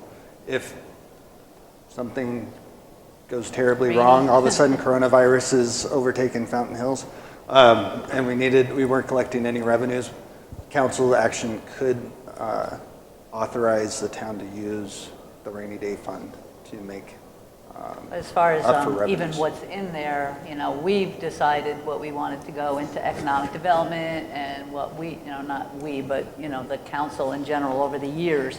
But any one of those Absolutely. could be changed if we wanted. Absolutely. Okay. Yeah, the last three categories, the committed, assigned, and unassigned, are all available to the town to make whatever decisions that they want to use. That it's not the case with restricted. And We'll if you never be able felt- to use her funds for anything other than service. Right. So. But if you felt that we had too many funds or we were doing too much or too little in any of these areas, you could advise us. Councilman? So the 1.4 million unassigned, is that something that we're going to assign sometime in the future, or is that kind of your running balance that you need to just kind of pay bills week to week, or how does? It's pretty much the running balance. The way, so unassigned and assigned fund balance can move between those two classifications, basically just on our actions. So if we sign a contract, that becomes assigned, or would be included in assigned. If that contract got canceled or a purchase order got canceled, it would move back down into unassigned. Now, this isn't something, these are basically reporting categories and classifications that, accountants kind of nerd out about. On a day-to-day basis, we're not checking the unassigned fund balance every morning. It's a reporting category, so just keep that in mind. But there is a lot of movement in between those Vice Mayor? last two. So this amount of 1.4 unassigned balance, is that similar to where we were midterm last year? I don't have Okay. mid-year's amount, and I'll make a note to That's do fine. comparisons on all the slides for next year, but All right, thank you. I don't know, David, if any of this, you want to bring anything from item 15 up into this discussion, if it helps, feel free. we might want to just keep that one separate, but don't forget It anything helps, that we talked about here. Keep all this in mind. Right, yeah, just to kind of go along with the flow. I do want to point out, though, just note that 9.1% and the 1.1 will come into play at the end for our year-end balances, just so you can see the difference in how it's going to change, or how we think it's going to change. All right. That's the total of all four categories of fund balance, so you can see it's 22.9 for all four. As you had mentioned, we would be able to use any of that 15, 16 million if we needed to by action of the council. So, all right, and then before we go into actual year-end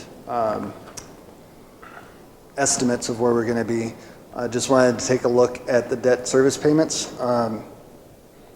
So both the general obligation bonds, which were issued in 2014 for $7.6 million, and the MPC pledged revenue bonds that were issued in 2015 for $1.9 million. Both of those will be completely retired at the end of the fiscal year.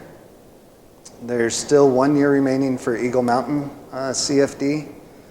The property owners in Eagle Mountain CFD and the Cottonwoods Maintenance District will be the only town residents that will have a secondary property tax levy from the town for the next year. So we won't have a town-wide secondary level tax levy that's going to affect every single resident. It's just going to be those 2 areas. All right, so then these slides going forward are estimates. Another disclaimer. Everything at this point forward is our best guess, my best guess, B's best guess. They're guaranteed to change, so just keep that in mind. Our estimates for restricted fund balance at year end is going to be around $2.6 million. The debt service payments are made towards the end of June in order to be at the servicing bank on July 1st for bond payment to the bondholders. Balance on here shows after the debt payment. So you can see that the general obligation bond went from 1.1 something million on the previous slide to the 331,000 there. Next, we'll look at committed. Committed fund balance at the end of the year is projected to be 7.4 million.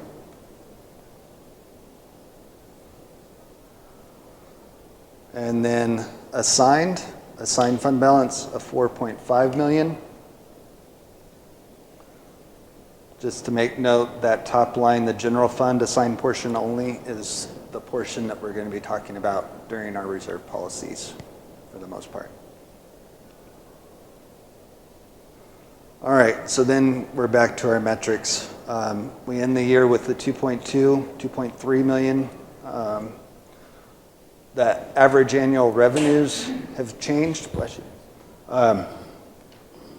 Since we'll be including fiscal year 20 in those averages, it's actually increased the average for the 5 years to 16.1 million. But even doing that, we now have a 13.9% of our annual revenues, or 1.7 months, which is pretty close to a best practice number. And then the total at year end. So total general fund revenues are expected for the year, for the rest of the year, or the entire year, are going to be around 17.8 million. General fund expenditures and transfers estimated at 16.7 million. That would add 1.1 million to our general fund balance overall. Total of all the categories of fund balance at the end of the year, 16.8. For comparison, the ending fund balance for fiscal year 19 was 19.3 million. So that's a $2.5 million reduction in fund balance. So we used 2.5 more by the end of the year than what we took in. That reduction was mostly in restricted and committed fund balances, with about 1 million coming from the restricted portion and 1.5 million coming from the committed portion. Any questions on any of that? Councilman? Congratulations. Thank you, Mayor. Dave, the estimated year-end fund balance, you have the vehicle replacement fund at $1,298,611. Of course, Yes. That's not taking into consideration if we drop the money for the fire truck. Correct. Okay, so say we approve the money for the fire truck, and then that drops down. What other major purchases in the next fiscal year, as it relates to the vehicle replacement fund, are expected? Are we going to use that balance? No. There are not any other vehicles in the, oh, get me. Oh. So, yeah, we've got 52,000 estimated for next year out of the vehicle replacement fund. So the fire truck for 400,000? It's the heavy hitter. Any of the fire equipment, basically the ladders and the engines are the most expensive rolling stock that the town owns. So Justin, we're We're not expecting you to come for any more toys? So Loaders, Next Yeah, graders? we'll have one next week. Stay Not a tuned. toy, but, No.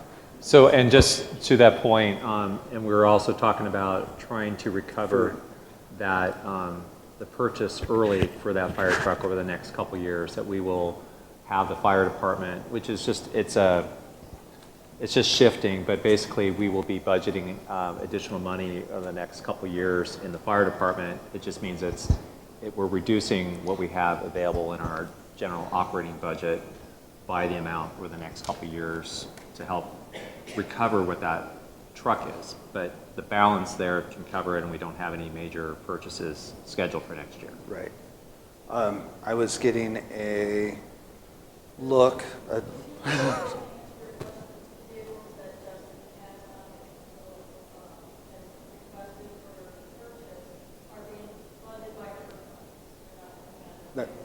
those are the ones that you'll see next week, right? It's on next week. Yeah. So next Tuesday, he does have 2 vehicles, but they are both funded with her funds. So So it won't affect this balance. Sorry to interrupt. Are you okay then with the balance in the vehicle replacement fund going to be what it's going to be? Yes, because I believe most of the equipment or vehicles aren't scheduled for replacement in the next year. So I think or in the next couple of years for that matter, we'll have time to build that balance back up. Okay. And I just want to point out something. When I first became town manager, We- that was in the red. We were able to get that fund into the black, and I believe it was 3 years ago, they started using future value versus present value when they were recovering the cost. So in the way that they were doing it previously, when they set up the fund, they were just looking at the current cost of what it would cost to replace the vehicles, and they weren't looking at the future value based on inflationary factors. So I think we've come a long ways in this fund, and if this wasn't something that I'd recommend, I wouldn't be going down this path, but I feel very strongly that it's going to still remain in the black, and we're going to get it recovered back to where it needs to be within the next year or two. Right. And one more question. Can anybody else? Oh. The court enhancement fund, Dave, does that include the future monies, or does that include any of the monies that will be collected from the past delinquencies that we're working on? I will let Victoria take care of that.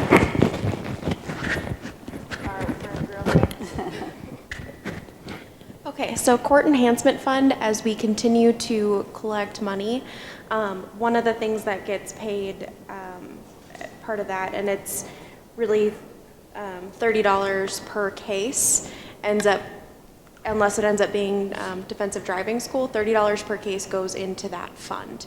So as we go and collect that money, it is part of the collection efforts. So it will continue to go up. It's just a matter of, okay, is it something where it's already been collected, or is it something that's still remaining? Because the way that our system works is it it goes to this amount first, and then it gets into different categories. So someone could make a payment for $50, and it could go into 7 or 8 different categories. So it's just how our system separates it, but that is one of the categories. So every case, unless it's defensive driving school, is $30 in that fund. So in theory, what Councilmember Spellage is saying, though, is through our increased collection efforts, in theory, assuming we're able to collect what we're anticipating we're going to collect, that court enhancement fund revenue should be increasing as well. Yes. Okay, great. Thank you. The whole idea of fund balances is a confusing one for most people. They see, we had the 22 million. By the end of the year, it's 16 million, and be like, well, how come you don't, A, B, C, or D? And obviously, the restricted part, the 2.6 is, untouchable, basically. And I've been bugging David this whole week because I'm trying to figure out a way to translate this into, say, a household or something, so that you could figure it out. Like, so, if you had part of your salary put aside for your, your mortgage, and so you technically might have that, but you don't really. You can't spend it. And some of these others have similar comparisons that you could probably put, but basically the idea of zeroing out any of this, obviously if there's emergencies and things like that, but your vehicle replacement fund was a perfect example of when we're going through times where, you know, you're paying the electricity and, you know, just trying to keep your place running, then you may not have the ability to put aside funds for that would go, you know, either for economic development or for vehicle replacement and things like that. The fact that we are able to put aside so that when we do need a fire truck and you're like, holy cow, we can't get $500,000 just out of the general fund, it's there on purpose. So again, as we go forward, I would ask you or Grady to or anybody that if you think we have too many of those or not enough of those, does it thwart anything that we should be doing because we're putting this money aside, or is this just really a very, you know, which I tend to think is a good practice to have, because then that shows that when some of these needs come up, we've actually thought ahead and had that money put aside and we're not taking it from someplace else. You're bringing up a very good point, Mayor, and for now I think it's working very well. We have what I would call these reserves that we can tap for the appropriate policies that they were created for. You're going to be seeing through this budget process, we're going to be trying to come before you with a PC and server replacement fund. We've never had that. Most organizations our size or larger have had these for a number of years. We don't have one. We're going to try to get one created next year. But to your point, as we start finding our revenues are not keeping up with our operating budget, we're going to see that our operating budget is getting further squeezed because we're doing everything we can per our policies to fund these special funds, but we're still getting squeezed on the operating budget side. So that's why it's really important for us. Last year, the council had the vision to increase the sales tax from 2.6 to 2.9%. That's a case in point where we're trying to come up with some sustainable revenue sources for the town to help with the operating budget. Thank you. Absolutely. Okay, so then that takes us into the second presentation, which is fiscal year 21, so the year coming up. To start off with, there are just some basic assumptions throughout that this presentation was built on. That is that the existing level of service is maintained. There aren't any new programs, there aren't any new staff, there aren't any new projects undertaken. This is strictly operating general fund expenditures looking forward without those increases. I have to apologize to every elementary school math teacher that I ever had because I did not mind my decimal. That should be 0.3% instead of the 0.03. Unfortunately, that pops up in a few slides coming up too, so just one overall apology to all of them. Forgive me, Mrs. Shadwick. She would have my head. Anyway, so all of the TPT revenue projections that you're going to see do include that with the slight increase of activity. State shared revenue, that's going to actually decrease slightly, and that's because this year we had a one-time around $250,000 that was included in the state shared revenue as a one-time kind of a makeup payment for various reasons. Yeah. But that's not going to take place next year, so we're going to be a little lower. David, for the last 2 or 3 years, we've been told the sky is falling. The state shared revenue is going to plummet. Each year it's gone up. What's happening? I'm glad you asked. So I know when you look at the formulas, our population in the town of Fountain Hills has stayed pretty steady, right? But there are quite a few communities in the valley and around the state that are growing. So that basically reduces our percentage of state shared revenues that we're able to see. So that would explain, that's one aspect of it. The other aspect is that actually at a conference that I just recently attended in Flagstaff, There was a presentation done by the league and Tom Belshi. The average median income across Arizona is actually growing. So that's offsetting some of that. So those two things should be keeping it about even the way it's looking. I would say that as far as the increase in state shared revenue, could be one of two things. So one-time payment, that was this current year, we had $250,000 extra. The other is sales tax activity. If we're having more sales, more people are purchasing things, that obviously drives that amount of sales tax that the state keeps and then redistributes to the communities. That could increase it as well.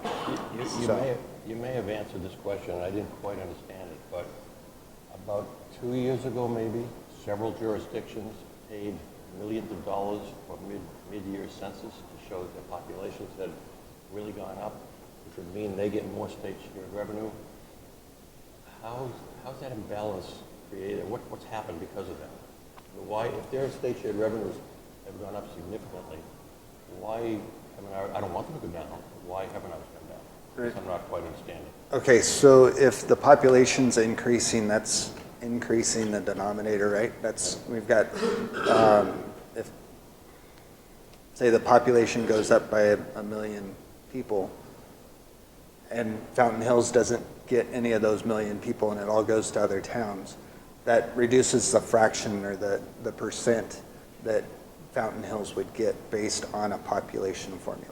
The best way to explain it, I always use, is because I have to, yeah. Think about the pie just is getting bigger, but our slice is getting smaller. So we've been generally maintaining about the same calories as we've gone. No, but seriously, the slice is getting a little bit smaller, but because the pie has been getting bigger, we've been relatively stable in this area. Also, David, do you want to also kind of talk about the state shared revenues, and they're based on previous years? Correct. So. Correct. So especially the sales tax, the portion of the state sales, or sorry, income taxes collected, that what we received this year was actually from 2 years ago, from the returns from 2018. So the state would have collected those taxes in 2019, and then they redistribute it the following year. Same thing like with the vehicle license taxes as well. Right. So potentially, though, after this 2020 census is done and everything's computed and formulated, I mean, so 2021 or 2022, we might see a kind of an adjustment, major shift in population, right? Yeah.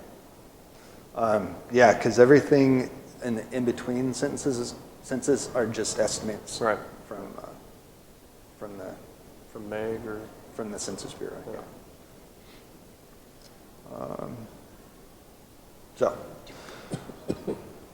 Then as far as building permits for the assumptions, we included the Keystone development that's just across the street in the hospital, but we did not include Daybreak, just awaiting the results of that election. Estimated annual inflation, the actual annualized CPI for the last 12 months is 2.5%. So we just use that going forward.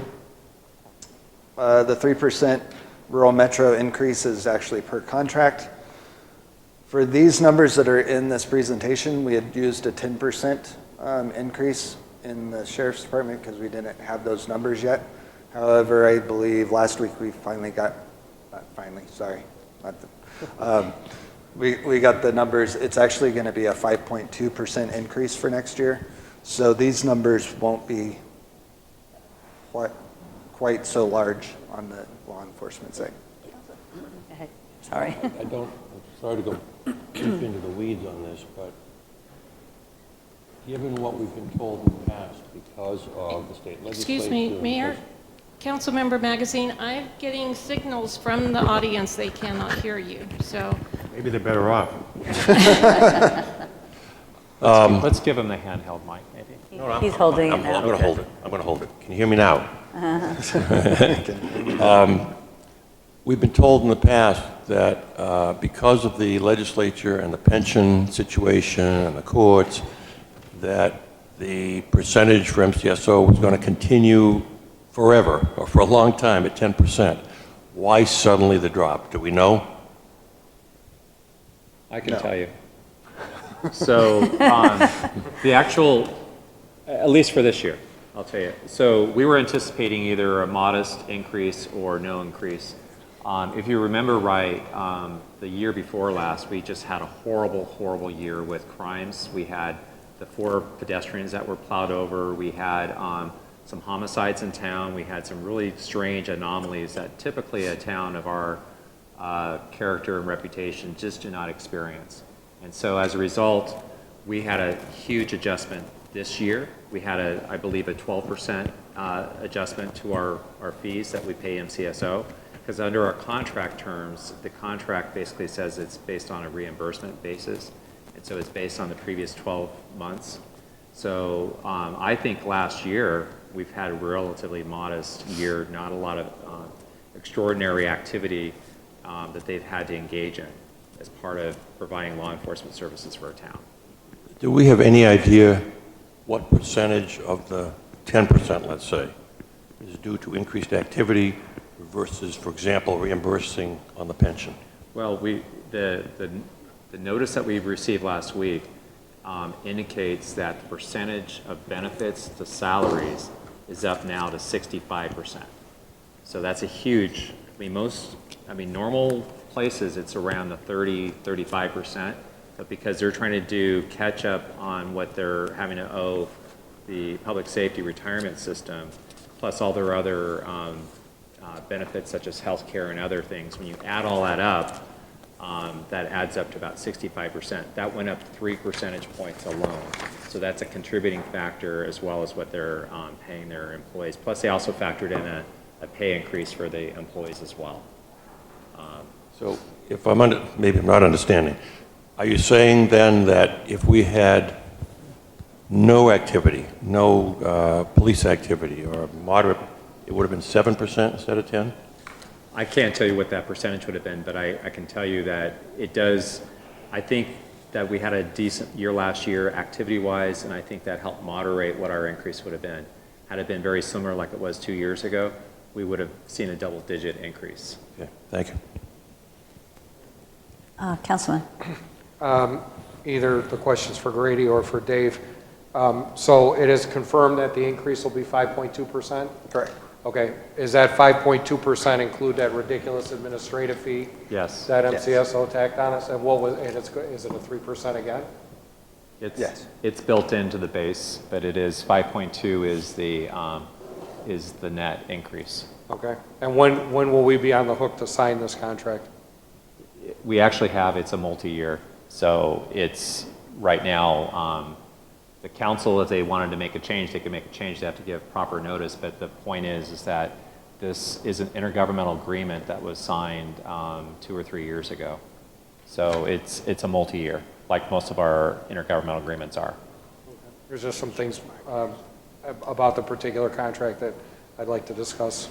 So absolutely. In fact, again, the higher management, the deputy chiefs have always made it very clear that if we wanted modifications or things, decrease our beats or increase or other things that we want, they're all open to us making those changes. It would take an amendment to the intergovernmental agreement, but so we're open to any changes the council may have. Thank you. And all the while, we've been reaching out to council and asking about any sort of changes, whether it has to do with, increased speeding, enforcement, or increased activity with the community, and without even having to change the contract. They've been highly responsive to our requests. And I think, and we have the committee, of course, which is a public safety committee, and I think, David, we spoke, and if there were like things that you thought are in that shouldn't be, or things that we want that should be, that even though we've already got the contract, we are able to talk because they want to serve each community the best way that is relevant to that community. So we can, even though it's multi-year, we can surely do that. Let me preface that I don't believe that the things that I'm going to discuss as it relates to the contract with you and not in this forum, but in no way whatsoever do I feel that, I mean, we all have to keep in mind as a council that the men and women that serve our community and the captain have absolutely nothing to do with the budgetary process. It's way above their pay grade. I'm not questioning the increase that they've done in enforcement actions and everything. It's been phenomenal, and I've given them credit for that in the past. My problem is not with actually the people here in town that are serving us and everything. I think it's the bean counters in MCSO that Right. I would like to, these things are more or less about certain things in the contract, but have absolutely nothing to do with the members of MCSO or the command staff within Fountainville. And I'll just take this opportunity to say that we are by far per capita and per square mile being served less than any community in Maricopa County and the safest zip code. So I think we look at that combination of things, then we go forward, we want the posse or we want this or that. We can certainly discuss that. Thank you. Mayor, Yes. Mayor, based on what Councilman Spellich has just said, it sounds to me like it would be appropriate to set up an executive session and discuss contract negotiations and get on the table exactly what his concerns are. Yes, and I don't know whether executive session or how that, plays out, but we've Isn't had it that door contract open. negotiations only to be discussed in executive session? Sure, but if we wanted to, talk openly about what all of us would like Yeah, I think to see. if there's specific issues, I think at a work session that could be done, and then we can get, to negotiate, we can get the negotiating points in an actual executive session. from Yeah, the I council. personally, I don't think we should talk about anything outside of executive session that has anything to do with contract negotiations or potentially negotiating. Councilman? So, Brady, maybe you can reiterate it once again, the 5.2 actual increase you got notified of last week. So is 3% of that the admin fee, and then the rest is like healthcare, salaries, and all pension? So I would tell you that since we're already in a year for the first time they've implemented the 3%, that 3% is already part of the base now.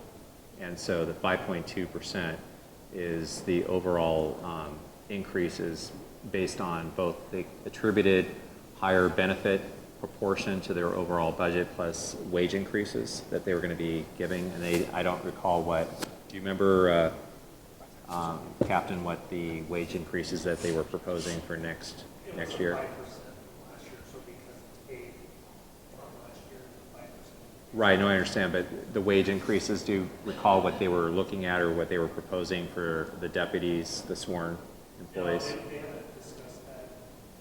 But they were saying they were programming that into our rates, both what they have to contribute to PSRS, plus salary increases that were programmed for next year, and then a higher proportion, because as you remember, the Maricopa County has this huge unfunded liability with the public safety retirement system, and they're making their normal retirement rate contributions, and they're trying to do some catch-up for that. And so what's happening is that every time the actuaries look at these numbers, we're hearing from all of our peers around the valley that they're having to pay a greater share of what they paid from the previous year into the PSRS.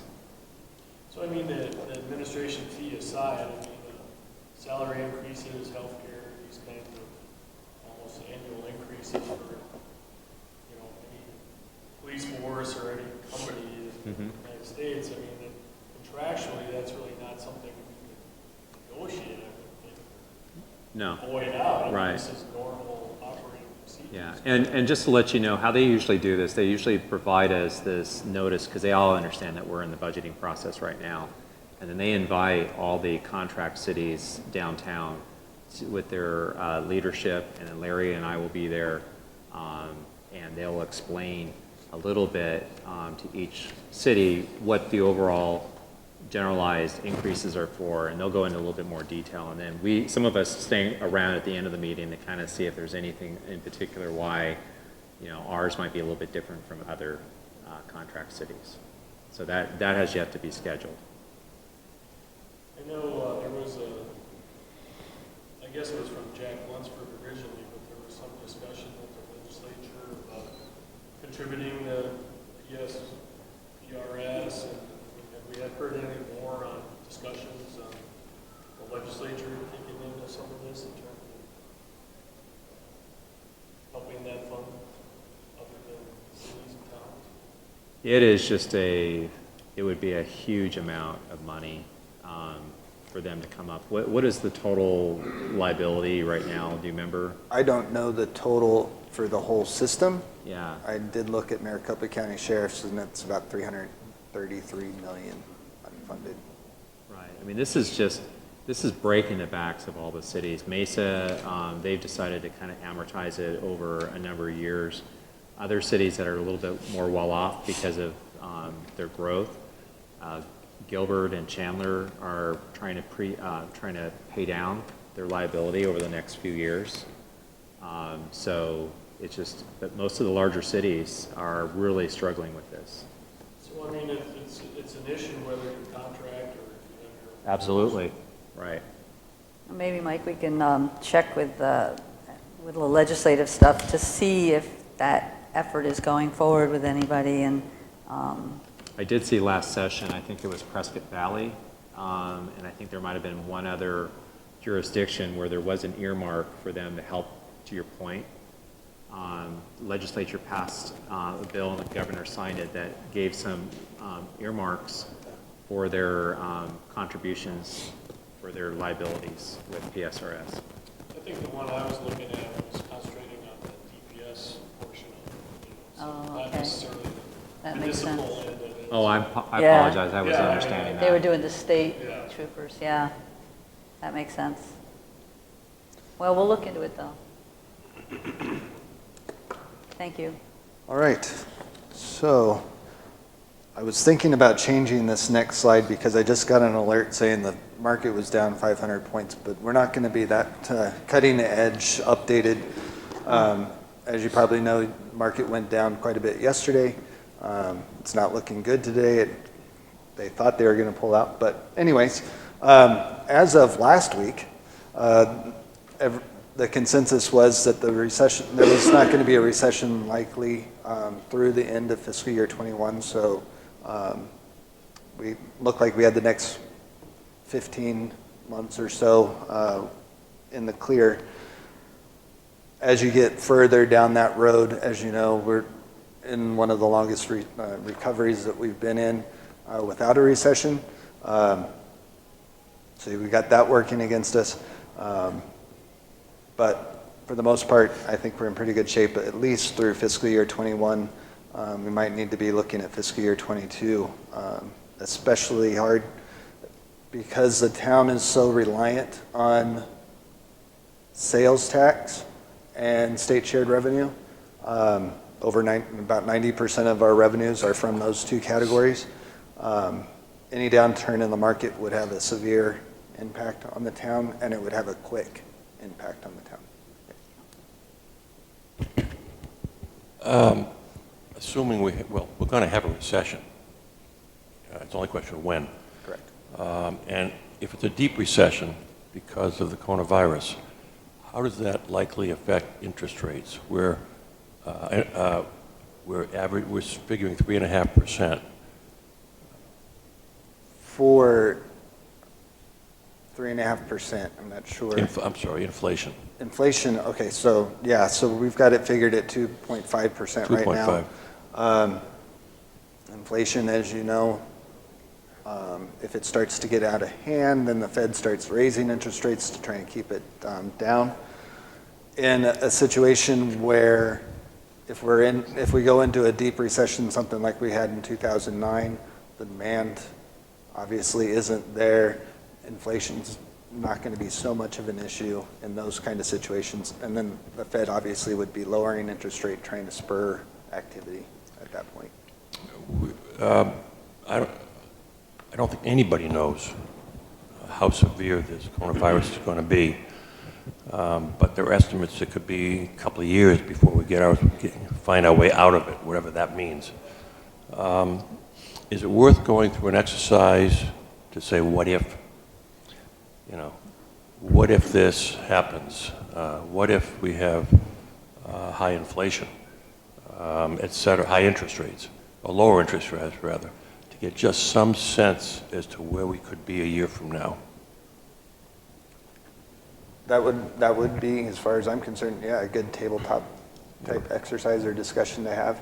I've personally been thinking about having some discussions with Grady as far as when we get to a situation, especially around our unassigned fund balance and how long can we go before we need to tap the stabilization fund. What types of expenditures would need to be cut first that we can cut the quickest. We need to look at contracts, purchase orders, outstanding, you know, that sort of thing. And that's something that I think it would be good to have as a plan on the shelf. Yeah, I think it would be wise to go down that road, take a careful look at it, because the trajectory right now is not good. And we've had sustained growth, economic growth for, what, 10 years now. We're way overdue for a recession. And when you add to it the coronavirus, we don't know what's going to happen. But instead of a surprise, maybe we could take a look at alternative scenarios as to what might happen. Well, good point, and I remember some of the staff members who are a little bit more senior here probably were around when we had the avian flu situation. A lot of the jurisdictions kind of did the same thing. They started looking at both their, they put together some scenarios just in case, you know, that either there was infection amongst their population, but also the impacts on the economy, the local economy. So good point. I think we'll go ahead and take a look at that and see how we might try to address this in the very near term. Mayor. Thank you, Mayor. So I think Alan, Councilman Magazine has a great point in regards to assessing risks associated with economic conditions, and whether it's the coronavirus, whether it's the Fort McDowell, Yavapai Nation developing the Beeline Highway and having commercial influence and adversely affecting our sales tax revenues. There's a lot of risks associated with our current financial models for our town, and that's something that should be a work study that we really dig deep and we look at all of the potential risks associated with the 5-year outlook, 10-year outlook on our community. Okay. Taking notes. All right, so then just a few of the other points that I had in here. Interest rates are expected to remain unchanged at least through the election. At least that's the consensus. China, Mexico, and Canada, this is also from the conference that I went to. The China, Mexico, and Canada account for over 50% of our exports. And as you know, both of those agreements were basically up in the air 6 months ago. It wasn't all that long ago. We're in the first step with the China trade agreement, and USMCA was passed. That's waiting ratification by Mexico and Canada at this point. So at least 50% of our exports are somewhat going in the right direction as far as that goes. And then, of course, everybody knows that Brexit occurred and that those trade agreements should be happening within the next year. So now what everybody's been waiting for. TPT forecast. This is total for all funds. General fund, capital projects, downtown funds and economic development. So total for next year of 12.6 is estimated. These are basically worked out with the trend analysis over the last 10 years. Going back to our previous discussion, the last 10 years have been pretty good. If something changes now, there isn't any correction built into the trend anymore. So that adds a risk to these numbers as well. And just to let the council know, so I've tried to, in the past, just been very conservative on not trying to spend every bit of revenue on sales tax, which is very elastic as a revenue source. Construction, I think we're seeing some really good numbers there, but I don't think that's going to be, we've got some very big projects like Hopper Wind expansion. In the past, we had Park Place, Keystone's going to be coming on. So those are probably one-time types of one-off kind of things. We also see Adaro's taken off, but again, once that's built out, probably won't continue. Correct. So we just want to be very cautious and conservative and not budgeting up on the expenditure side all the way up to these revenues, which are probably more likely to be one time. Absolutely. Mike, So- you had a question about the 1.6, I think? Yeah, I can bring that up now if we want, or I think we're going to talk about increasing revenue. Oh, and for, number 12? Okay, whatever you'd like. No, well, my question here was just to Grady's point then, so you're projecting 12.6, next fiscal year.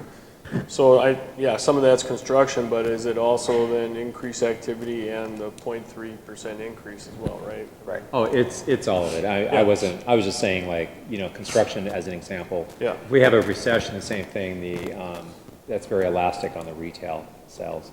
One good news is that the reports that we're now getting from Department of Revenue is we're starting to see now the online purchases, they have a separate category now for that. Yes. And we can see now that the online purchases through, Amazon, we don't see Amazon per se, we just see the online, but we're starting to see that now, and that is actually, I think that's a big contributor to our local sales tax now. And the short-term rentals, and you'll actually see that. I think it's on the next couple slides. So,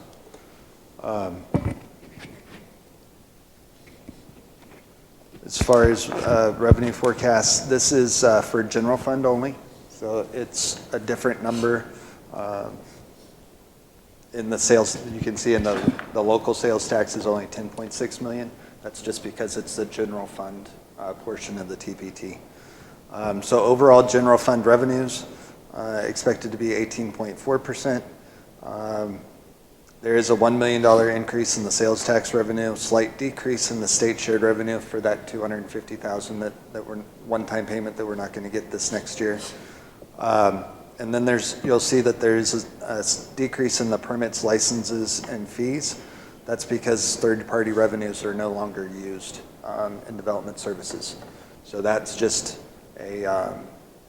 that was something that we collected revenues and passed them. We were basically acting as a pass-through, and we're not doing that anymore.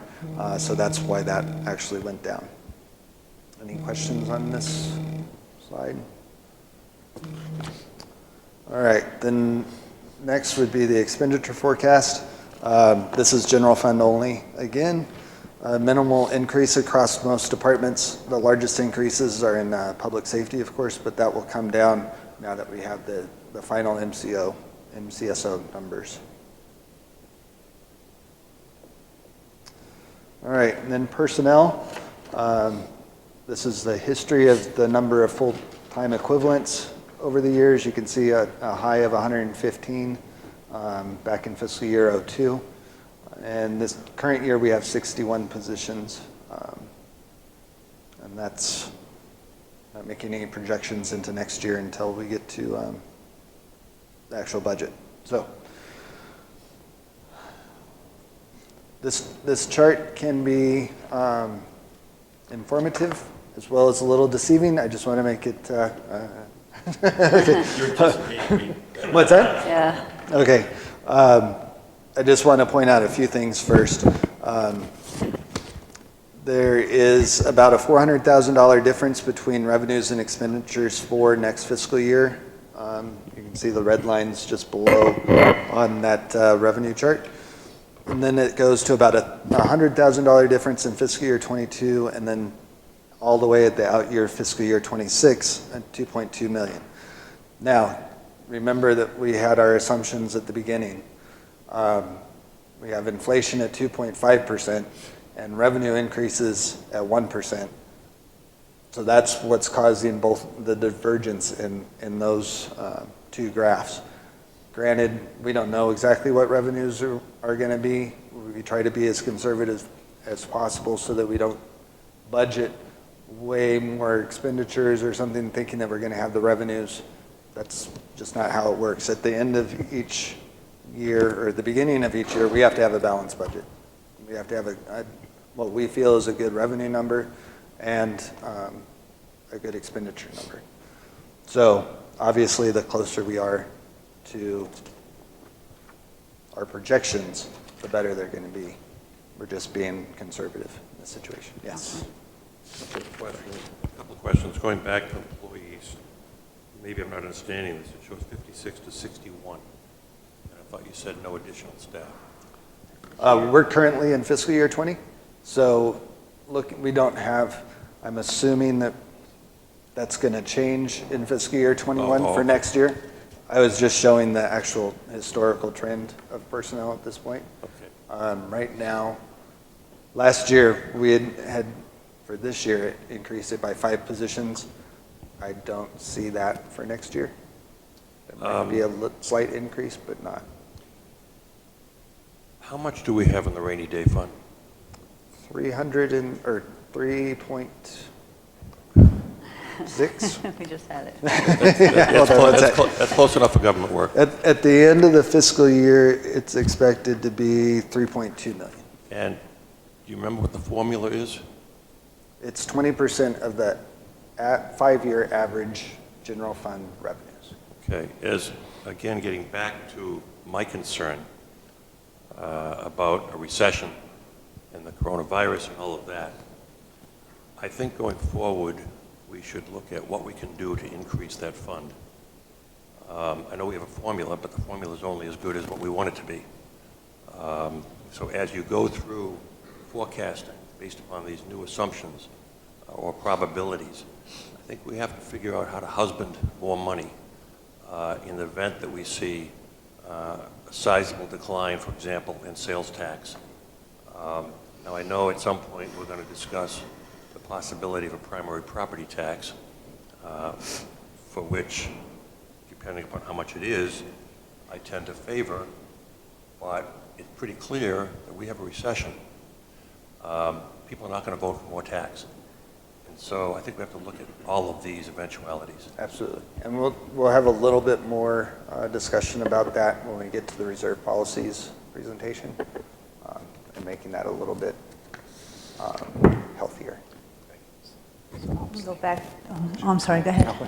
The one that was up, I just want to make sure that, first of all, you mentioned we have to have a budget that is balanced, so that's why, we're looking at 2021 the way we are and beyond. But I just want to reiterate, and I was, again, bugging David a lot this week, but this doesn't reflect any increase in any services or staff.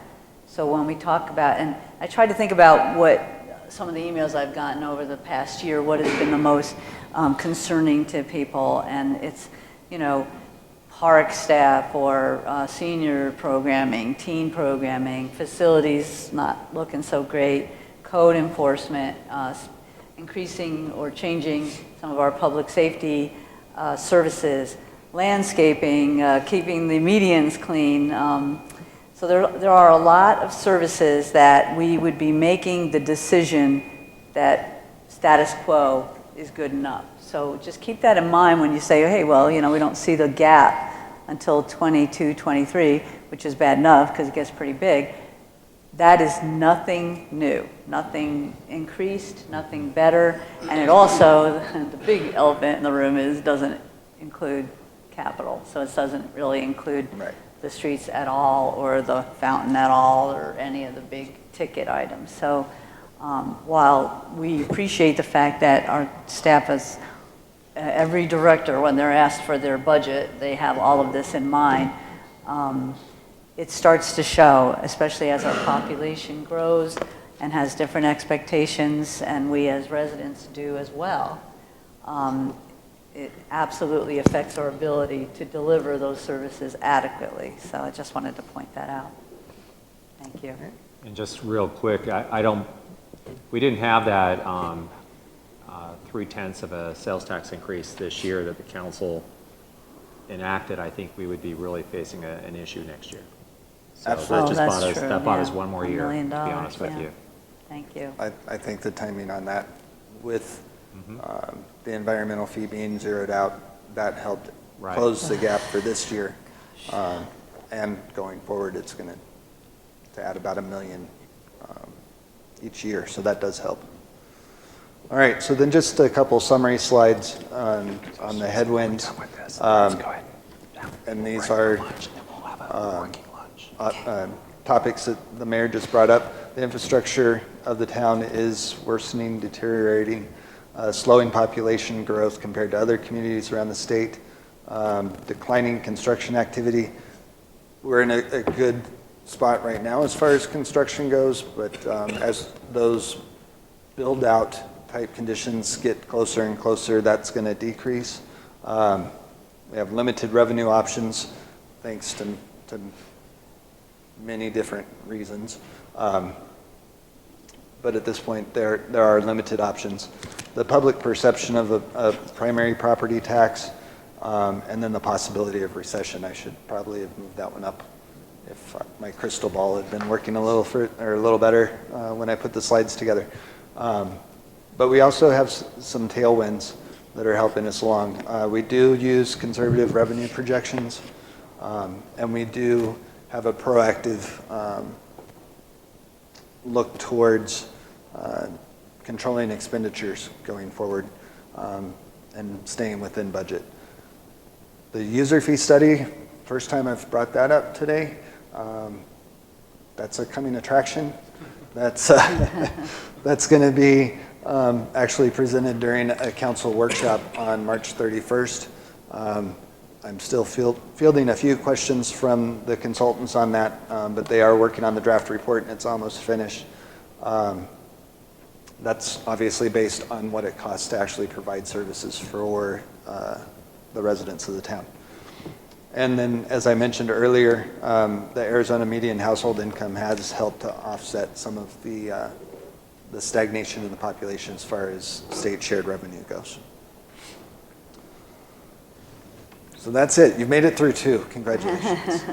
So are there any questions? What I'd like to do, if it's agreeable with everybody, is we have lunch here, and I think what we will try to do to stay on track and try to keep going is to have a working lunch. So we'll have, we have sandwiches over there that staff brought in, and we'll go ahead and try to work through these presentations. Thank you. All right. So now that everybody's got their mouths full with sandwiches, we're going to talk about revenue options. What's it? Uh-oh. This is designed to give indigestion, right? Hopefully none of this makes you sick. But, all right, so just wanted to do an update on revenues. These are current revenues as they stand, not necessarily revenue options to try and increase revenues, but existing revenues that we actually have.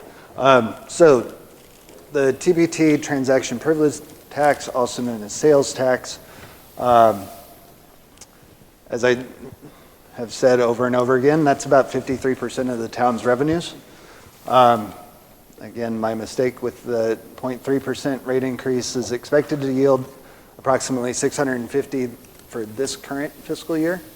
That definitely helped make up for the loss of the environmental fee. In future years, it's expected to be about $1 million of revenue. In the past, we've relied heavily on voluntary compliance from TPT filers, as well as a contract auditor with our contract with Al Holler. He and his firm, his auditors, actually focus on large dollar, low-hanging fruit, easily found, easily collected type situations. And as far as past history from 1996 to present, he's collected about 4.5 times his fee. So just for instance, our fee per month for his services is about $2,500. The average would be about $12,000 in collections that he gets per month. Like I said, he's not full-time looking at everything, every transaction in the town or every single retailer, that type thing. And that's something that we'd like to address. So we've begun to take a more active approach. We've had quite a few meetings with Department of Revenue. We've actually scheduled a workshop for next month, co-hosted with Scottsdale at their Palomino Library. And that's going to be just a basics of TPT type workshop, informational workshop.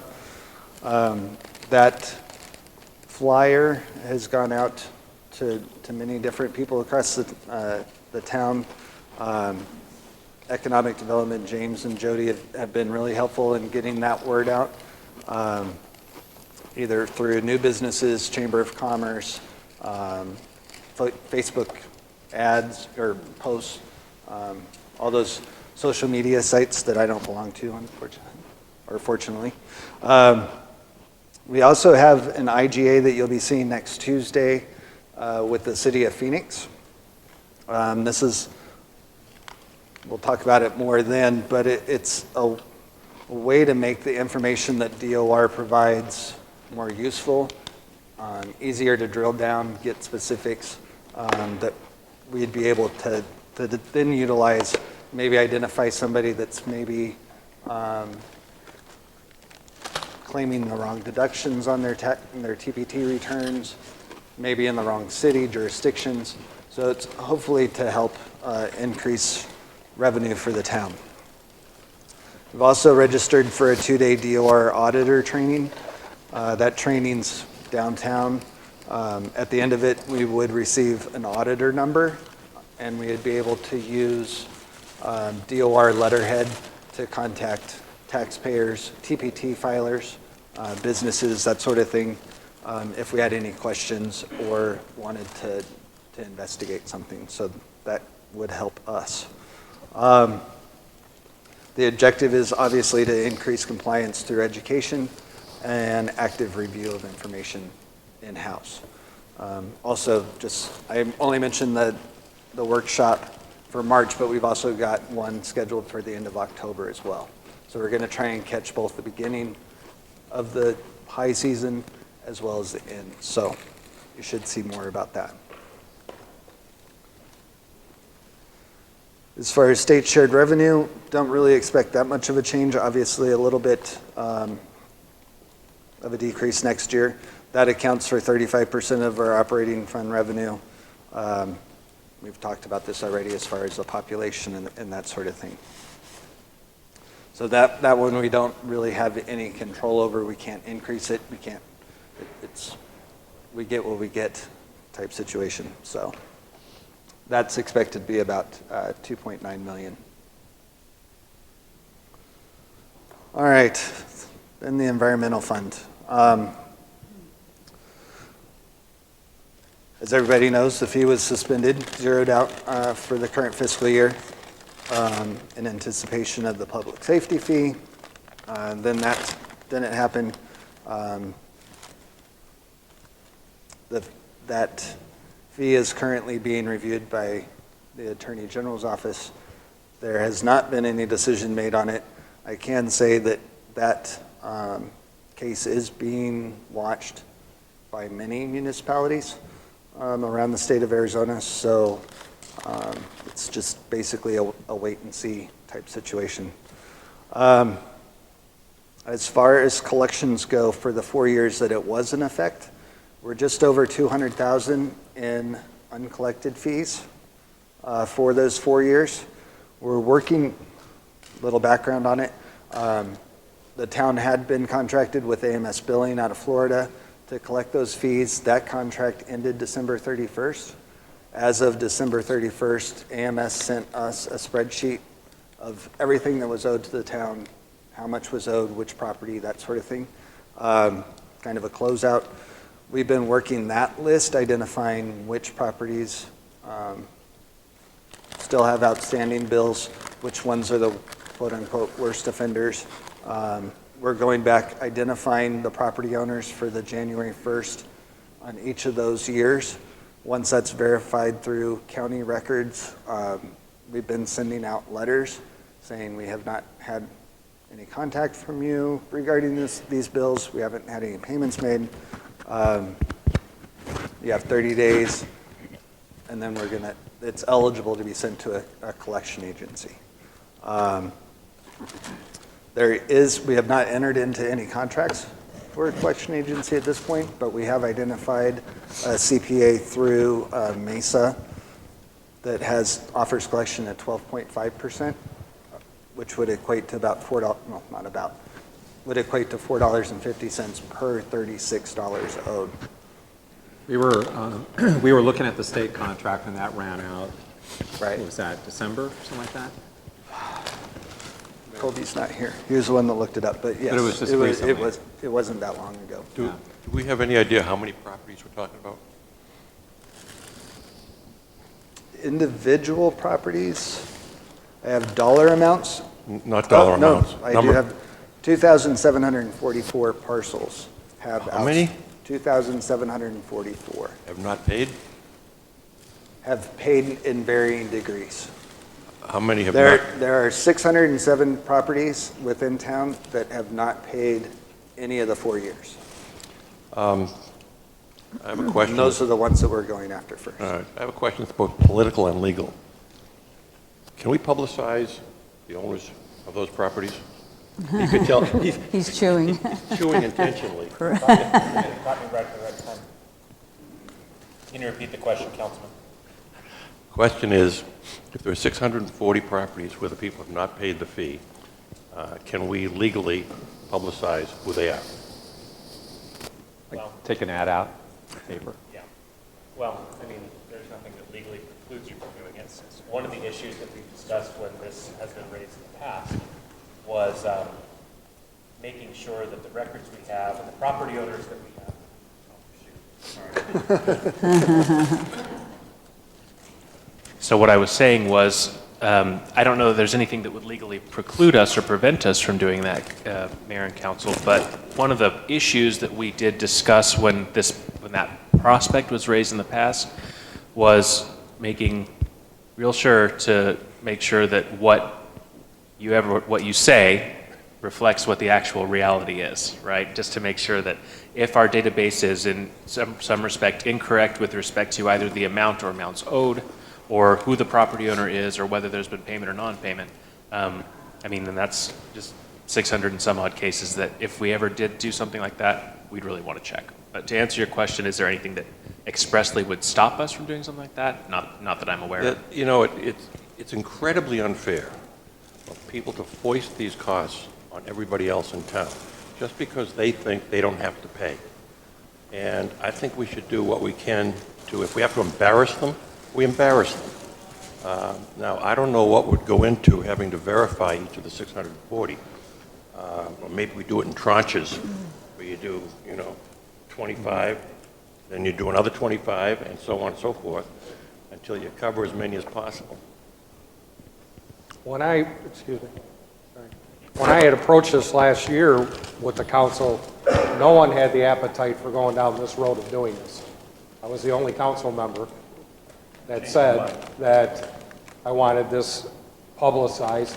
I believe that this isn't groundbreaking what we're doing. Numerous municipalities across the country have delinquency lists.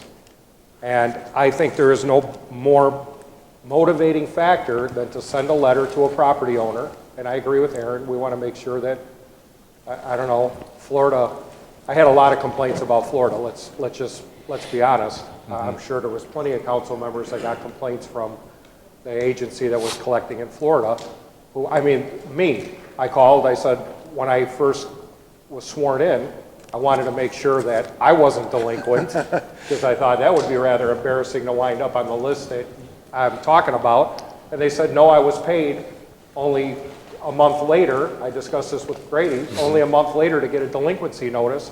And when I called, I talked to a different lady who said, no, I owed. And then you heard the lady in the background saying, no, I told him he didn't know. So they didn't know if they owed or they didn't know. Yeah. So, and I wound up paying the fee again, just so I wasn't embarrassed. So we're not approaching anything groundbreaking. As long as the fellow council members will agree, you should get a one-time notice to bring your account up. And if you don't, then let's publicize it in the Fountain Hills newspaper and be damned with embarrassing people. They should be embarrassed. Why should I and everybody else up here have to pay, and then they get away without paying it? I believe, when I also approached this last year, and I checked the numbers with Craig before you were here, Dave, there's one property owner that owes $9,000. So, I mean, that's a significant amount of money. So I know that we have a town policy about not issuing permits or anything if someone owes money, but how long could it be until someone pulls a permit for them to even know that they're not going to get a permit? So let full steam ahead on, if we're going to embarrass people, let's do it. I don't recall opposing it when you brought it up. I was probably agnostic. I'm not any longer. Okay. Well, good. That's two. Aaron has reminded me that probably it might be good, because of some of the need for legal advice on this, it might be good for us to have an executive session to talk about this and maybe legal strategy on doing what you guys are talking about. So, so I think we'll stay tuned on this. Yeah, the idea of the environmental fund is something that's still in flux. So before we would embark on this for this particular one, I'd want to be sure. But I do want to mention about that, and I have seen some talk about, it's an illegal fee and that and the other thing, and it has always been maintained that it was not when it was put into place. But more importantly, I want to mention that the use of this, it says environmental fee, so maybe people think it's one thing, but it isn't. And the perfect example of that is what's going to be on our agenda the next, meeting or two about the drainage issues that we have at Golden Eagle Park. And of course, the most obvious was the storm in October of 2017, where we had quite a lot of available resources from the quote-unquote environmental fund, which is really a stormwater fund and a wash fund and everything else that we have to do, some mandated, some because we should. So I just want to point that out, that when, we do hear a lot of objection to this as if it's sort of a fringy kind of thing, but it's really being used for culvert work, for cleanup, and now we're going to face $500,000 less next year when we go forward to try and take care of the flooding at Golden Eagle Park and take care of it for the future. So I wanted to point that out. Any other questions or comments about the environmental fund? I do have a question. Yes. So yes, we're talking about these delinquencies and talking about the idea of embarrassing people if they don't pay. And Councilman Spellich just said, and there's one person that owes $9,000. Well, where is that list? How do we know who that is if they're not publicized already? We have the list. So you're suggesting that we take the list that we have and we put it in a paper? I mean, I don't agree with that philosophy at all. We don't want to go to war with residents, and you don't know people's particular situations, and I think a seek to understand mentality would be probably the best approach. And in regards to this environmental fee, I agree with the mayor. This is currently at a legal decision process that we don't even know what the outcome of that is going to be. So there are many people who believe that this was a taxation without representation. This was something that was passed by the council that was not allowed. So we have to wait and see what this Supreme Court has to say about that in the state of Arizona, Attorney General's office, if it gets to that point, before we do anything, in my opinion. Thank you. Mike? No, I tend to agree with Art. If someone owes us a bunch of fees, I don't know if putting their name in the paper is really going to embarrass them, because they obviously don't care already, or they don't agree with the town policy. So I'm not quite sure the effectiveness something like that would even have on delinquents like that. And then secondly, I'd be concerned about the amount of staff time that would be taken up to try to verify all these before we publicize them, that kind of thing, all the research and work going into that. So just a couple of concerns there. Okay, thank you. So I'm a little puzzled. What tone does it set for people that follow the rules pay the fee, and then we have people that don't want to pay the fee. I'm not looking at embarrassing people who, if you send a letter, a demand for money, and they prove to the town that they're financially incapable of making this payment or whatever, let's find out if they're incapable of paying for it. Let's have some type of criteria that would say they're indigent or whatever and they can't pay the fee. But just to not pay the fee, moving forward, what does that say to other residents if we don't have any ability or we don't have any gumption to collect this money? I think to do nothing, and the amount of time it would take to compile a list, I mean, I don't think this is anything that would take 7 weeks. It's computer generated. So I just think to just do nothing and let that money sit on the table, I think what the town, what this council has to realize is you cannot go, and I've said this thousands of times, you cannot go to the taxpayers of this town and ask them for more money when we can't even collect the money that's owed to us. Get our own finances in order before we ask for more money that we leave on the table. Mayor. Thank you. This is a great topic. I don't think any council member is opposed to attempting to collect the fee. And Councilman Spellich, I give you credit for pushing this issue. We agreed to work with your proposal to hire an additional staff member at the courts to try and collect outstanding fees at the court level. I'd like to see the results of that in the next 6 months and see where we are in regards to the collection efforts versus the costs of adding that additional employee. And then I would like to work with our finance director and determine strategies that we can go after the additional money that's owed.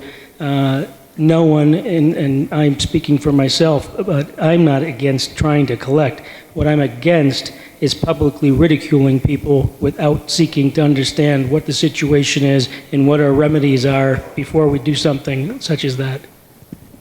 Councilman Sharma? Yeah, and I think I just might add to that is, maybe that's another reason why, whatever the Attorney General rules, maybe this isn't such a good revenue producer anyway, because if we don't have the legal enforcement power behind it and we're going to have these delinquencies, it's not as effective maybe as we were hoping it would be. And that's one of the reasons, I voted in favor of the sales tax increase last year, because it's taken at the point of sale, and there's although I guess some collections are still a little bit delinquent, there's other methods of raising revenue that have some teeth behind them that we don't have to, bicker about this. And it sounds like staff's already working the list, and the list is somewhat questionable because, the Florida firm has already been kind of called on the carpet. So, I mean, that's what we're working with. So, it is what it is.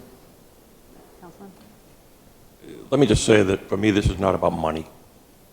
We're talking about a rounding error. It's not a big deal. It's a question of principle. I think the principle is important.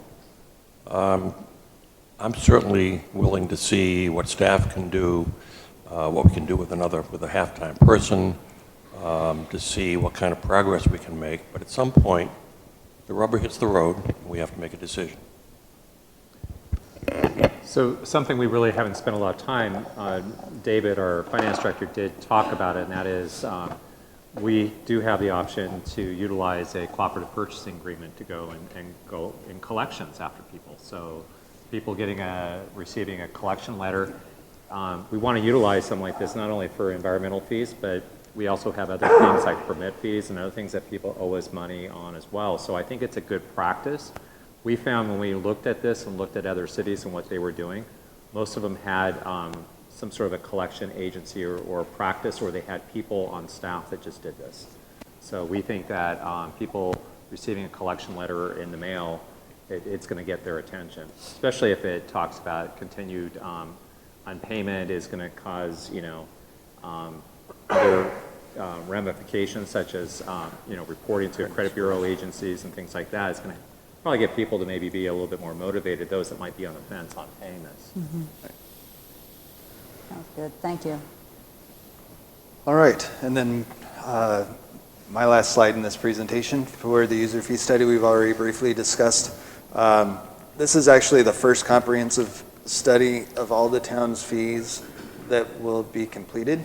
The task was undertaken a while ago, was not actually finished.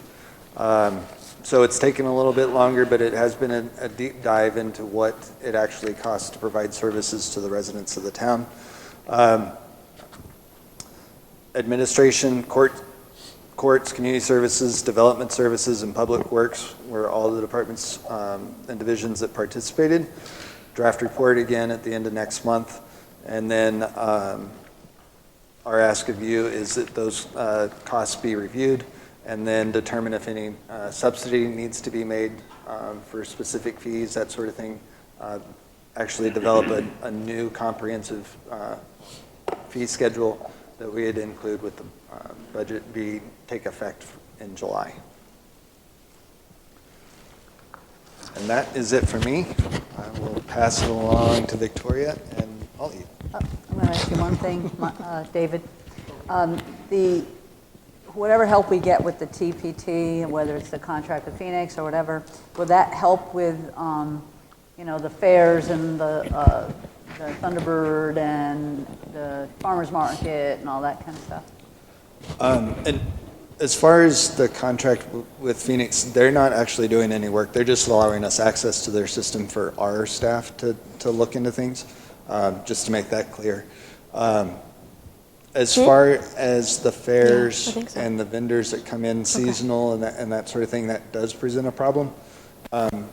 They do have filing requirements based on the amount of their sales.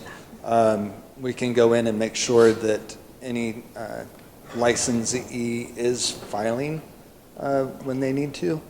As far as if I would have gone out to one of the booths over the weekend and said, how much have you sold, so that I can check in a year to see if you actually filed that number. I mean, it's difficult for those transient type vendors like that. But we can see if they've been filing, can see if they reported any, I mean, there should be some income reported for our locality for Fountain Hills. If there wasn't, then that's something that we'd be able to send that letter on DOR letterhead. Yeah, I don't know about some of the other events, but I know the Chamber has been really communicating with their vendors to make sure and to help with that. But some of these others, we don't have as much, they just like come once or twice. So. Right. When we do review the permit, during the permit review, that is a part that we get a list of any vendors so that we can check to make sure they have business licenses as well as TPT licenses. Great. Thank you. So one of the collection tools David just mentioned too is just for the first time, cities and towns were able to use that letterhead from Department of Revenue, which is like basically the state version of IRS sending a letter to a company saying, we believe you owe us money. That really gets their attention, and that's something that they just made available to us for the first time the last couple months. So we're going to definitely take advantage of that. Okay, good. Thank you.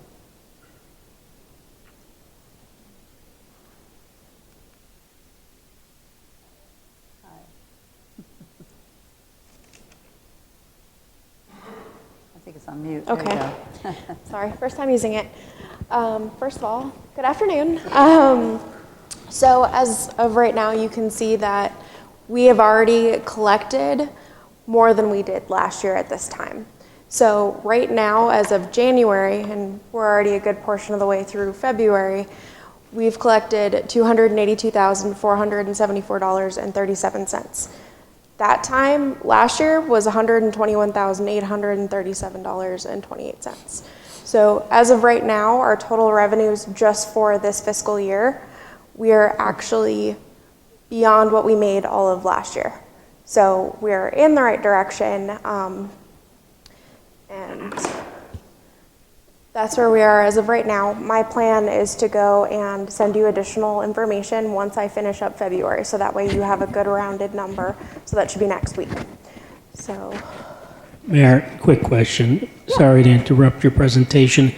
You're going to have a breakdown of where these fees come from? I can have that for you. Because that's a massive increase. Do we have massive amount of new crimes and collection court activity in Fountain Hills? So our activity has gone up for collections as well as the amount of citations that we have taken in. So especially with speeding, that has been a huge difference with MCSO really working on that and targeting that. That has increased our overall filings, which helps us take in additional revenue. So is this revenue for your court, or is it the overall revenue, and then you have to disperse it from there? This is the overall revenue. So this isn't just all town money, this is state money and blah, blah, blah. State, county, town. And as I mentioned before, there's certain, depending on the type of case, there are certain things that are automatically a part of a fine. So court enhancement, if that happens, it's $30. If the only time that you don't have court enhancement is if it ends up being defensive driving school, then it's $135, but the advantage of that is the $135 goes directly to the town. Everything else, it gets broken down through state, county, court enhancement, town, and judicial court enhancement. So, and those have different areas and requirements before we can go and use them on parts of them. Okay, so with our revenue collection specialist, between when she started and the 5th of this month, she's collected $19,083.47. Revenue from cases that are 2018 and before is $17,198.47. Revenue that is from newer cases, which is 2019 and 2020, is $1,885. And one other aspect that I thought would be beneficial for you guys to see is, so we have fines that are part of every case. The other fines that get added are our warrant fees, our default fees, our time payment fees. Those fees are actually ones that go directly to the town, and it ends up being where just in that time frame, the amount that we have added in addition to the fines and fees is $12,625. So can you say of the 19,000 at the top, I mean, what percentage of that stays with the town? So the hardest part with this is looking at when we collect revenue. There is a large number of, let me just pull something up real quick. So I always refer to them as Z codes because they're the different GL accounts that everything allocates to. So the hard way to describe it is, okay, this is exactly how much went to the town, this is how much went to the state, and all of those categories, because the different things have different priorities. So the time payment fee is one of the first thing that gets paid. That goes, part of that goes to the town, and that is a category that, okay, once that's been paid, you're only having, you're not having that come out again. So it may be something where if they pay $50, then that portion can go to the time payment fee and the other categories. So depending on where they were at and what they owed, it's going to make a difference as to how much went to the town and how much went to the state and county. So the what I'll do for you guys next week is, so that way you can have overall fiscal year so far, is I'll send you where we are at with each category. And so there are different sections with it. Is the top part is what goes to the town. There's a section that is bonds and restitution. That's a pass-through for, okay, is it either going to go back to a bond poster, or is it going to be where it goes to the victim? Those are just categories that will come and go. But then we have a section that's for the state, for the county, and then the Judicial Court Enhancement Fund and the Court Enhancement Fund.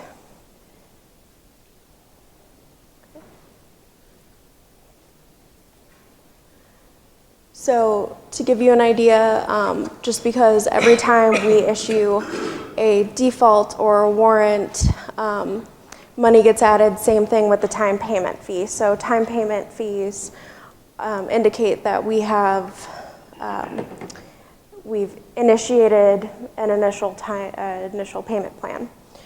So every time that someone decides that they are unable to pay when the money is due, $20 gets added, and that's required by statute. So what you can see here is we had 181 payment plans initiated, and we ended up having 156 in that time frame since September, that it ended up being where they were delinquent. So that required, okay, a letter to go out. It required additional action on our end to try to get them to be compliant. The defaults and the warrants go and give you an idea of, okay, these people did not do what they were supposed to, and we had to take additional action. And when you see quashed and MVD release issued, that means that we had those individuals that worked to become compliant. So they got to the point where they had to have a default on their civil matters and a warrant on their criminal, and those individuals either ended up coming in and working to resolve it, or it ended up being where they paid off their remaining balance, or they were taken into custody, one way or another. Yes, sir. Question, Mayor. 181 on a payment plan. What kind of money are we talking about? Are we talking hundreds of dollars, or? So our fees most of the time, if it's civil, is going to be $255 or a little more, depending on what they were doing. That being said, there are a few things that are less than that, but for the most part, it's $255 and up per individual. Criminal cases can be a lot more, and depending on the type of violations that they had, for example, driving on, or no, not driving, insurance. Insurance is over $1,000.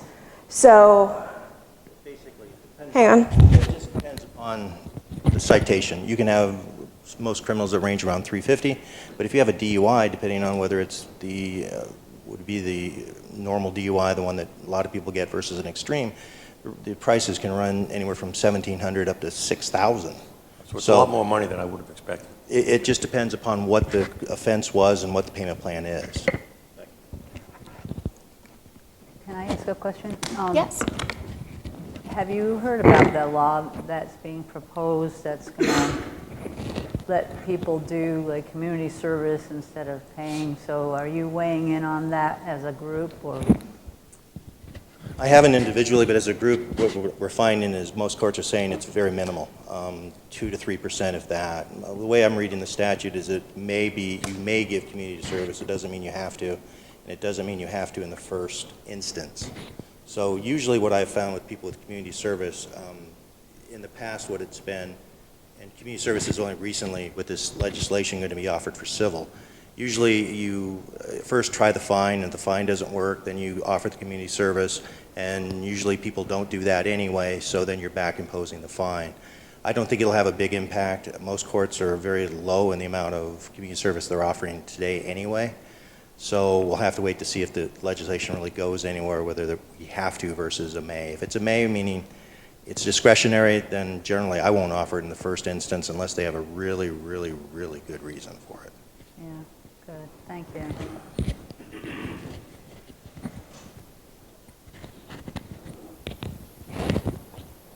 Okay. Anyone else?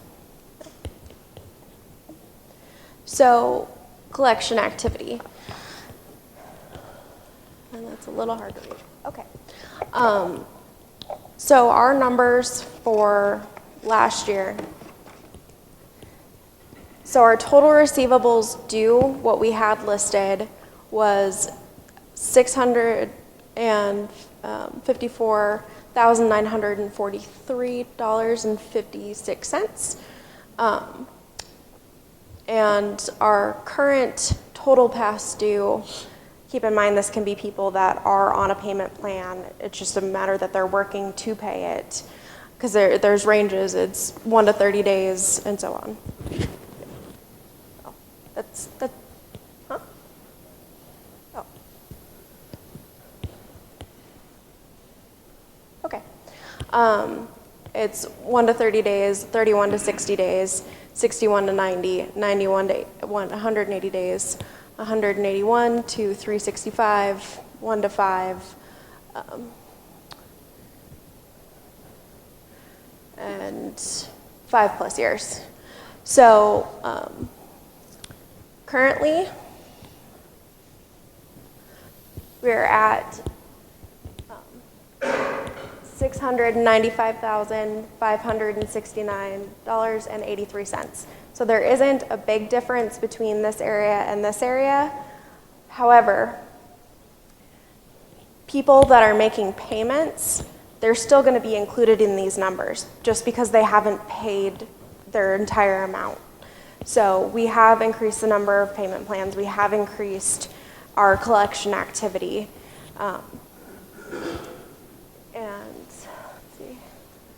So a great example is on here before, within the 1 to 30 day range, before it was $8,358.03.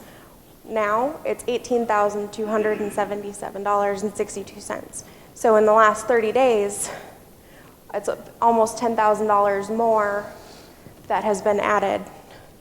So our collection has gone up. Our amount that is owed to us has gone up, but we are also taking that money in. The amount that we have, the amount that we're seeing, as was indicated before, we are taking more money in, and we're actually at a higher number this year than we were all year last year. So I have a question. Obviously, the highest number of past due in both categories is 5+ years.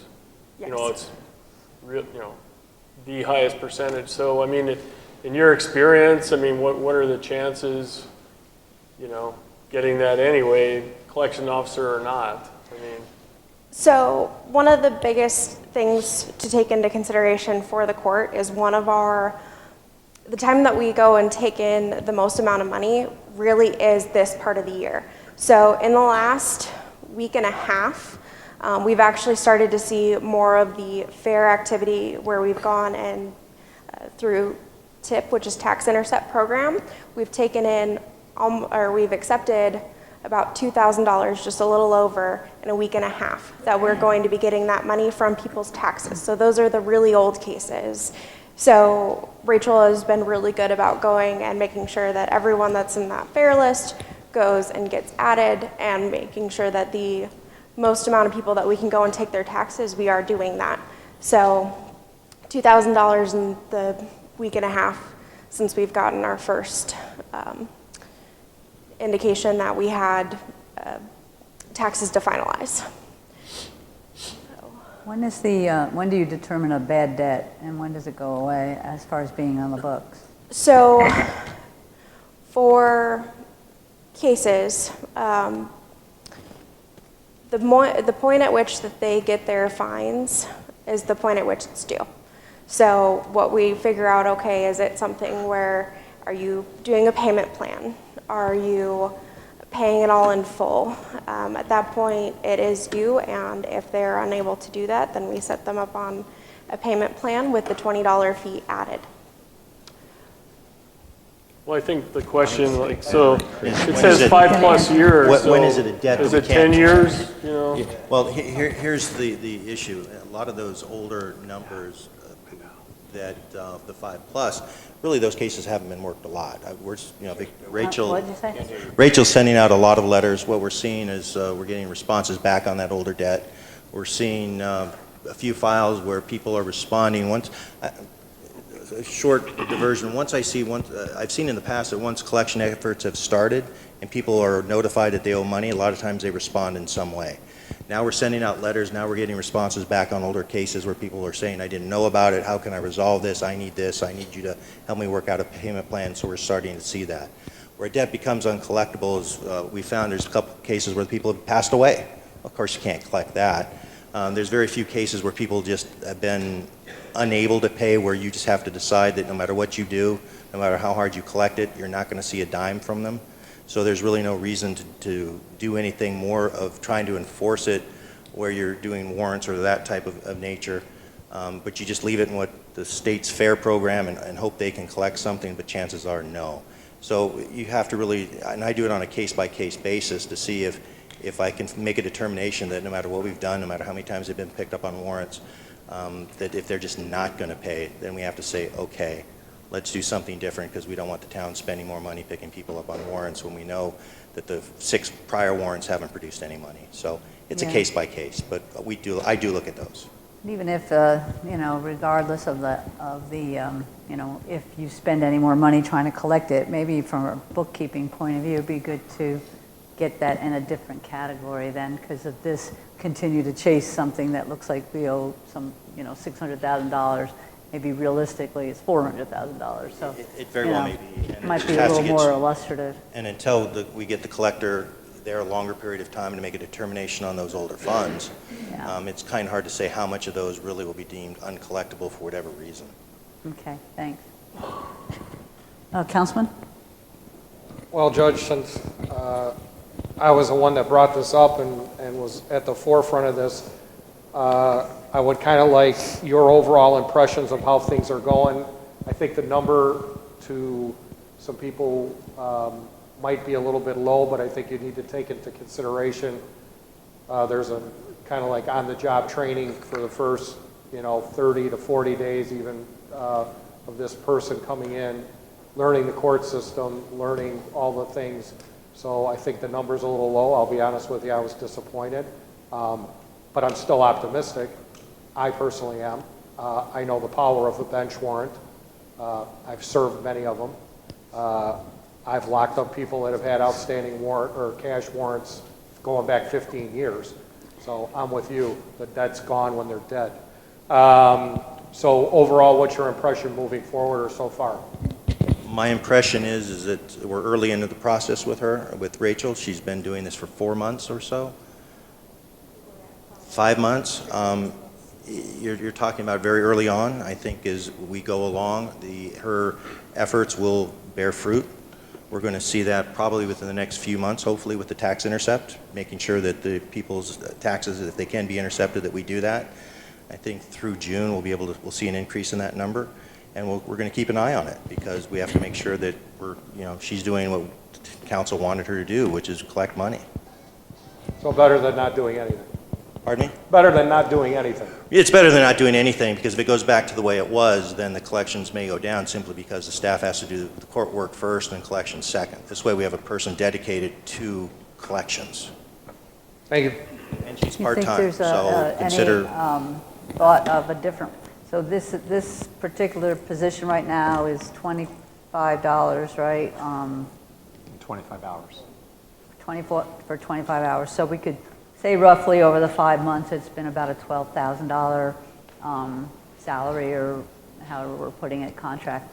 Do you find that there's ever making it a percentage of what is collected, or is it usually better to do it this way, an hourly kind of thing? I think it's better to keep it an hourly, because if you start making a percentage, how are we going to... You have to differentiate between when money comes in, there's town money involved, there's state money involved, or we give her a percentage of the overall, and then I think it's just better to keep it an hourly. I think it'd be too confusing to do a collection, like a collection agency would take a percentage. Okay, like a commission or something, that's not the right way to see do it. Okay, thanks. Councilman? Just wondering, is every citation that comes through the court subject to a bench warrant at some point in time? No. So it's only the more... No, keep in mind we get 2 types of cases. We get civil cases and we get criminal cases. Civil cases never can go to a bench warrant. The best we can do is default their driver's license, their driving privileges. Criminal cases are the ones that warrants can be issued on. So if someone if it has a criminal case and they don't comply with the financial obligations under the criminal case, it can lead to a warrant. And due to the Fair Justice Initiative, we have to take an additional step, which is do an order to show cause to ask them to come in to find out why they're not paying before we can issue a warrant. So But it can only be criminal. So the vast majority of our cases though are civil, correct? Civil now, yeah. We're getting more civil citations in than criminal. So, I mean, you know, we're hearing about this threat of bench warrants and stuff, and I get that, but it's a pretty small percentage of your cases, right? As far as the ones that go through and are subject to bench warrant We'd eventually? have to look, I'd have to get the breakdown. I haven't done it in a while, breakdown between criminal and civil cases that come through the court. But keep in mind, if you have a low number of bench warrants, it means people are paying. And then could you just briefly walk through, you issue a bench warrant and so the person gets pulled over and then they get hauled in at that point, and we don't actively go after them, and then there's, say, jail costs and stuff. I'm just wondering how much it costs to go through the process of issuing and successfully serving a warrant and getting... Generally, in order for the warrant to be issued, we issue the warrant. If they're picked up by law enforcement, most of the time they're taken to an IA commissioner downtown. The town is assessed costs for the booking and each day in jail. We try to reassess those costs back to the defendant as a cost that they have to pay for. It is an incentive at times for people to pay. There are those that I want to say take it seriously when they get picked up on a warrant, Right. and then there's those that aren't going to care. And by the serious one, I had it in another court where I had an individual, a young guy, said he was not going to pay a fine no matter what I did, no matter how hard I yelled. I said, I'm going to issue a warrant for you. He said, fine, go ahead. He was picked up on a warrant. I saw him within the last 30 days. He was apologetic, and he's now on a payment plan because he doesn't want to go back to jail. So they can work. I mean, Yeah, no, so they are an effective tool because if you're picked up on a warrant, it has more ramifications than simply, not paying your electric bill. Yeah, I mean, I'm not opposed to this program at all. I'm just trying to get a good grasp of the overall, effectiveness and concept. And that's why we do the order to show cause first, to find out why they haven't paid. Sometimes it's a oversight. Sometimes it's I just lost my job. But I always establish where they're working now, when they started again, what they can pay today. Try to do something to encourage them to pay. Okay, good. Thank you. So speaking of warrants, I guess that's the other slide. So just so you're aware too, every case that can have a warrant does have a warrant at this point in time. Let's see. So these are the cases that are in fair. As of right now, we have, or this is as of February 5th. There was 55 cases that we've gone and collected from before February 5th, and that was $1,671. So since this time, we've actually collected another, or set to collect another 2,000. So FAIR and TIP, the tax intercept program, really does help collect those outstanding monies that are older fines. The benefit of that is it really is a great tool. You just have to have more cases in FAIR in order to be able to collect it. So really between February and June, when people are doing their taxes, we do see the most amount of increase.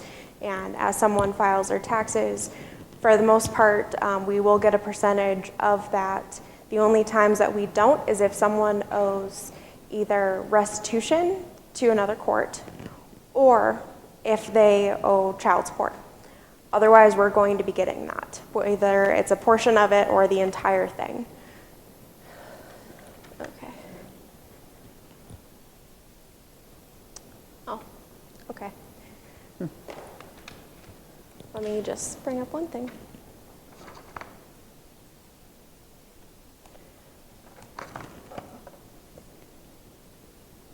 Okay, I think that wraps up the court collection aspects of the revenue discussion. David, do you want to grab your mic? Mike, you had a couple questions. Oh, I didn't. I apologize, Mary. I didn't see that. Oh, no, he had a couple questions that he had sent to us that were pertaining to this item number 12, so I wanted him to have a chance. That was, well, I know One was Are you going to about talk about a franchise fee at all? the or franchise fee and the 1.6 1.6 rental. rental? I That's don't know. for David. I don't know that answer, I'm sorry. Okay, so as far as the 1.6% residential rental, Right. just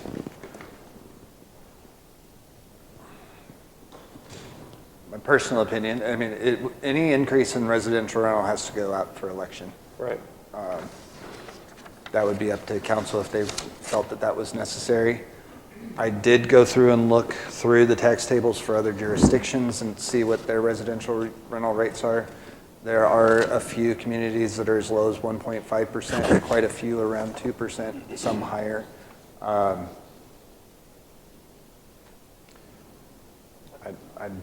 Well, I just know, last year at this time, we were presented with a laundry list of possible, revenue enhancements, and obviously, we went with the sales tax eventually, so I didn't know if any of that was on the table again this year, or if this was the time we were... This is the time if you want to bring it up, because we've heard from you, as an example, council member, and also I heard from Councilmember Magazine on another idea that he had. So we've looked at the franchise fees in the past, and we know generally what they can bring in terms of revenue.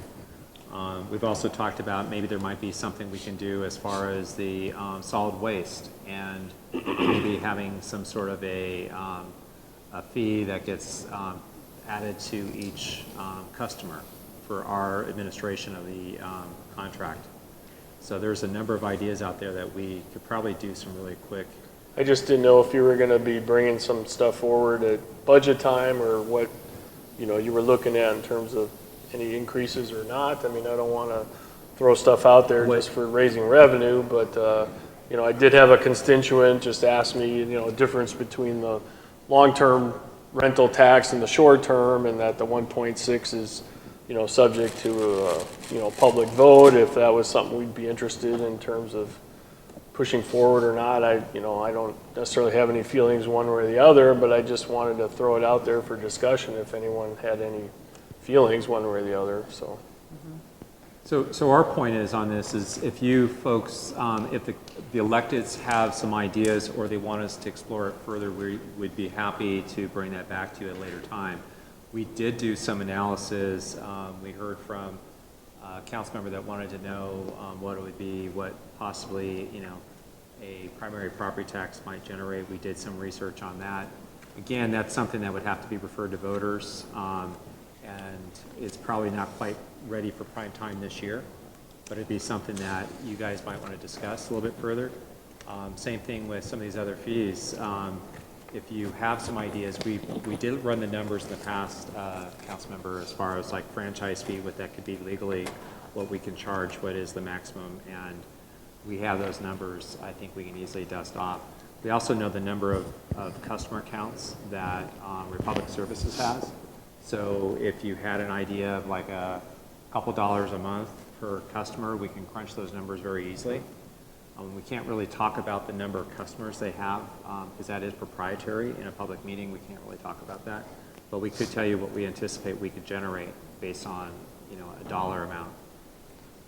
I think from my point of view, first of all, I'm happy to have anybody bring up anything that is along those lines. But as we go forward with the budget discussions and we're talking about needs and particularly streets, if staff is presenting to us ways of solving or going forward with those, then, then this would be good for information. But if they're saying, well, we can do ABC, like, bonding and things that we're going to be talking about, then, we're not trying to say, okay, let's try to grab 100 grand there, or let's do this and that. So see what they come up with as far as getting us through the things that we think are urgent, or that are urgent, and then but then that way at least staff knows that we're open to exploring these other options.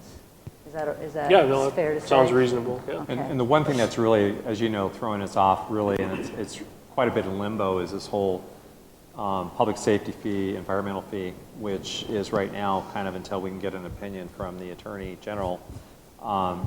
That type of methodology is really, whether it be even a different type of fee that we wanted to come up with, is going to probably be challenged. So anyways, I think anything that you want, like if you're wanting to have the council get a consensus on increase in the 1.6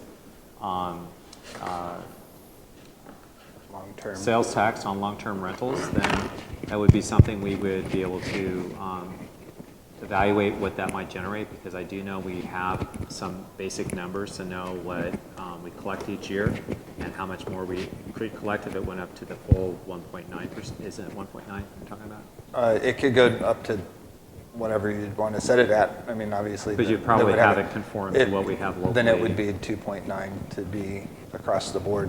Okay. So, except for the bedtime. Councilman? Yeah, thank you, Mayor. I think today's been a good session. I think talking about this at the end of the session is not going to be as productive as if we schedule some work study in the very near future, and this is the only topic in regards to the revenue generating options and possibilities going forward. I'm sure that our Economic Development Director has a lot to say about this, and John. So could we do that? Have a work session just on this alone? Just this alone? I think we could. In fact, we've got some other items. Part of our issue has been trying to get some work sessions scheduled. We had to actually cancel one this upcoming month because we were every Tuesday, council members were feeling a little wary because every Tuesday we had some either council meeting or a work session. But definitely would think that that would be appropriate. What would be helpful is if we have any ideas. So I'm hearing definitely on the long-term rental would be something. Maybe we do something on the solid waste and then maybe franchise fees. Again, franchise fees would have to be voted in by residents, so that would have to be something referred to voters as well. Yeah, I think I was talking more on the solid waste than the Okay, franchise. the solid waste would be probably the easiest thing, and would probably just take more or less if they're going to do a pass-through, it's going to probably be an amendment of their contract that the council approved.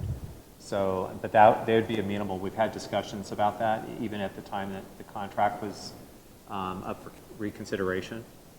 So that would be something that could easily be done.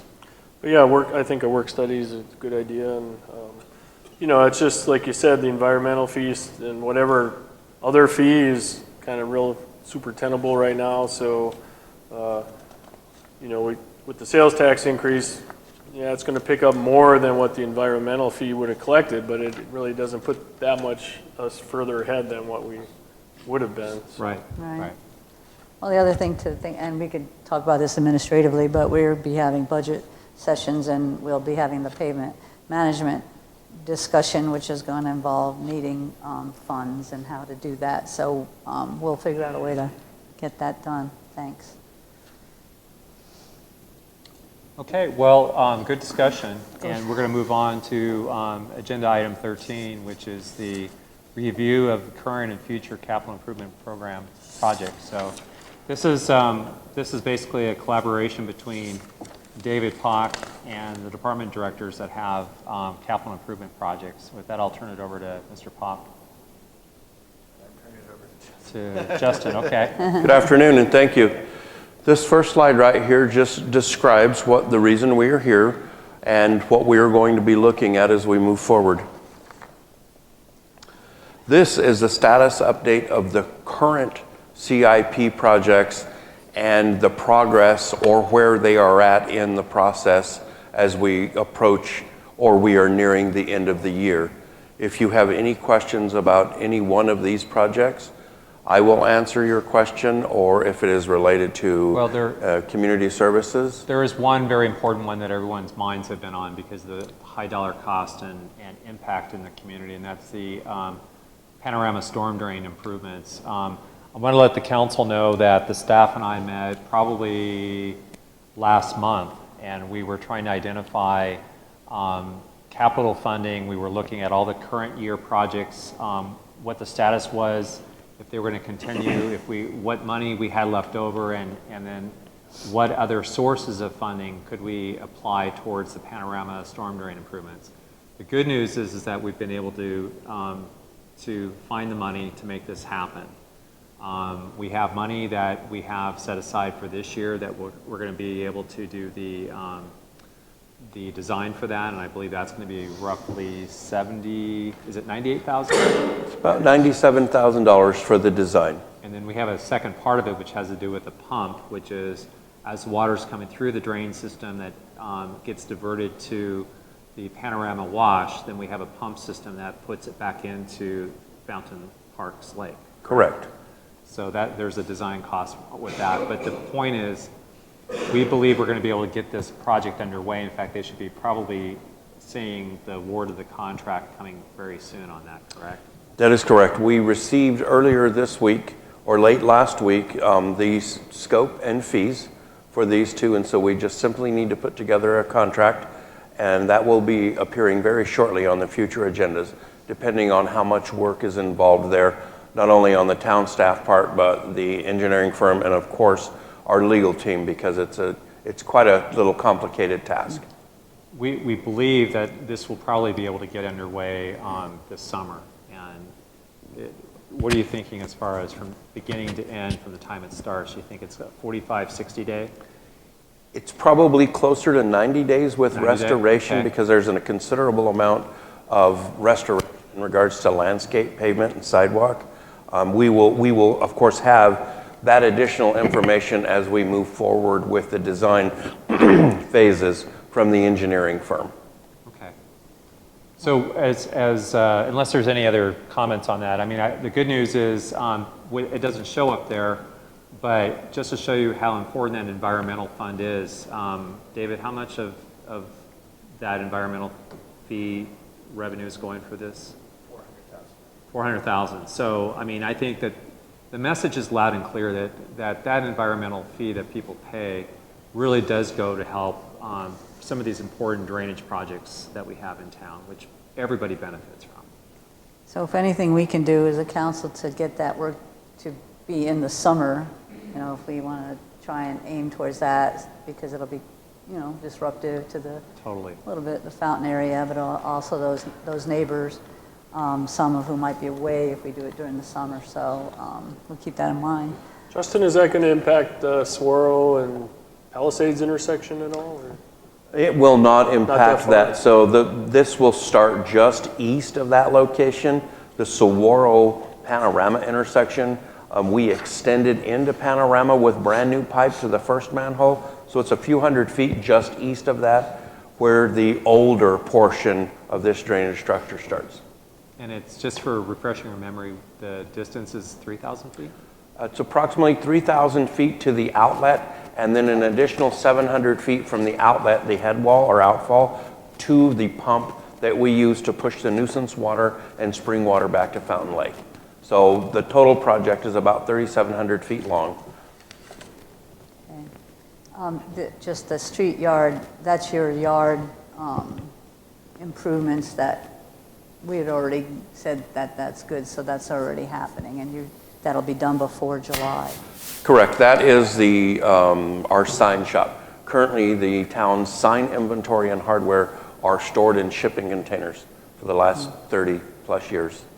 So we are just moving from shipping containers into a building that will allow greater control of the inventory and to assemble things before we take them out and erect them on the streets or into the parking lots. Thank you. Any additional questions regarding this slide? These are additional ones. As you'll see here, the solar powered was canceled.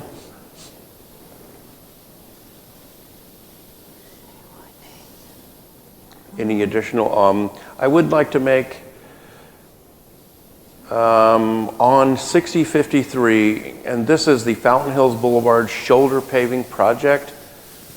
As you know, there were some complications there, and as a result of that, the project was canceled. The complication was that the change orders or the necessary changes exceeded 10% of the total contract amount, which was approximately $880,000. And as a result of that, ADOT, who is the administrator due to the federal funds that we had received through grants, they were obligated to cancel the project. And then there were some obligations in regards to ADOT's policies and procedures that allowed the contractor to then collect some fees that were not associated with the materials, but a lot of other things. And ADOT has just finished negotiating a settlement with that contractor, and they are in the process of closing that project out. We do not have any firm numbers as to the total cost of the project yet, because we do not know the closeout numbers yet. But as soon as we get that, we will bring it to the council with a plan to move forward on this project. We're hoping, because this is a shovel-ready project, we did go do the design initially, and then when they, the engineers realized that the infrastructure, the power lines, water lines, not water lines, but the was actually the dry utilities were not where they were supposed to be. They ended up having to do a redesign. So the good news on that is we have a shovel-ready project, meaning that once we have this settled with ADOT, we can move forward. Now, they do have some of our money that they're holding on to, and it probably will take 18 months or so before we get that back, but they acknowledge that they owe us money. They're just trying to figure out exactly what that amount is. As far as I'm concerned, time is money. As we're seeing these projects, every 6 months or so, we continue to see escalation on construction costs. So what we're going to try to do is we're going to try to get some firm numbers on this and bring it back to you, because I'd like to get this started this summer and be done with it on the other side of the street. I agree, and there's an incredible benefit to finishing this project. We do think it's in the neighborhood of $600,000 to $700,000, correct? Correct. So, and we also, we did get $200,000 one-time earmark money that all the cities and towns received for these types of bridges and street projects. But we also have the proceeds, as an example, from the fire station, which would help pay for this. So, and then eventually we'll get that money back from ADOT, and it'll go right back into that same capital fund. So it would replenish this. Yes. Yeah, I mean, I keep asking about this, each month, and I think, yeah, we need to get this done sooner than later, and probably won't get it done before monsoon season, but that'd be great if we could. But definitely don't want to wait for ADOT's money. Let's just do it. It's, even though it really wasn't our fault. I mean, town gets blamed for it. To me, it's just kind of embarrassing the way it looks, and it's going to improve that whole road tremendously once we get it done. So it will definitely, and then we probably won't have the widening for that ever take place until we get the state trust land ever to develop. So it will be a good investment. Any additional questions for anything on this slide? This is the FY20 beginning capital fund balance. As you can see, it's about $4.3 million. The revenues to date are a little bit more than $600,000. The anticipated revenues are $1.8 million. If you subtract the expenditures to date, you got $478,000, and the anticipated expenditures come to $2.3 million. So for the project ending capital fund balance, we're at about 3.9 for 1920, or the FY20 year.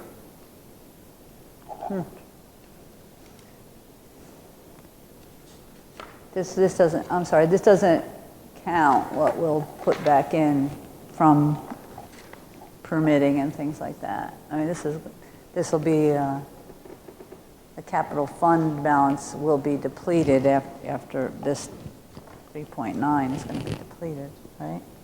Well, so what we're showing is we're showing you the ending balance, assuming we undertake all the projects listed. Now, the big chunk that didn't show here was the $2 million for the panorama. All the others were going to be done, except for the other one was not the.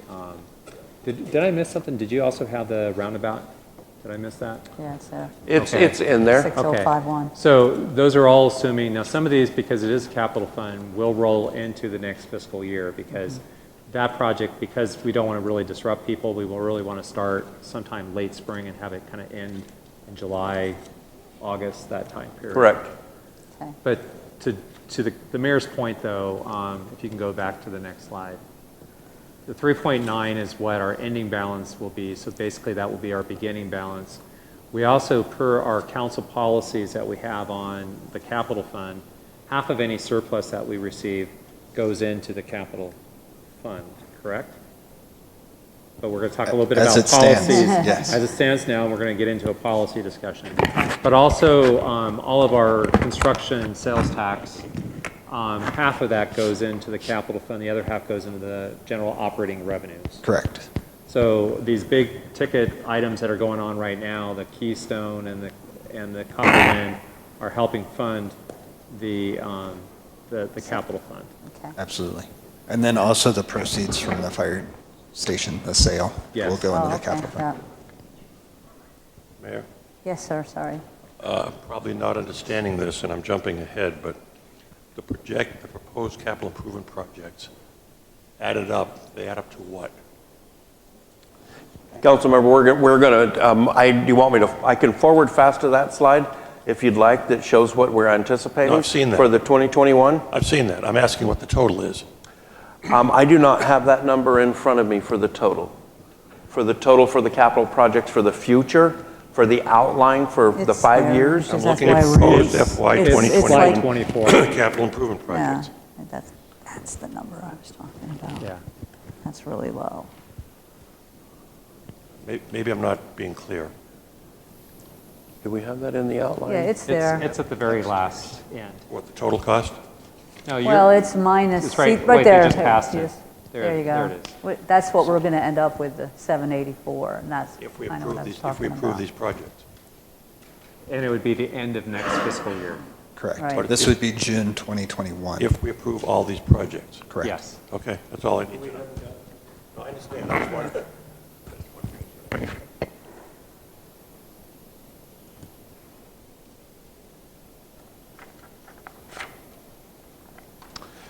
The next few slides are the 2021 or future projects, should they be approved.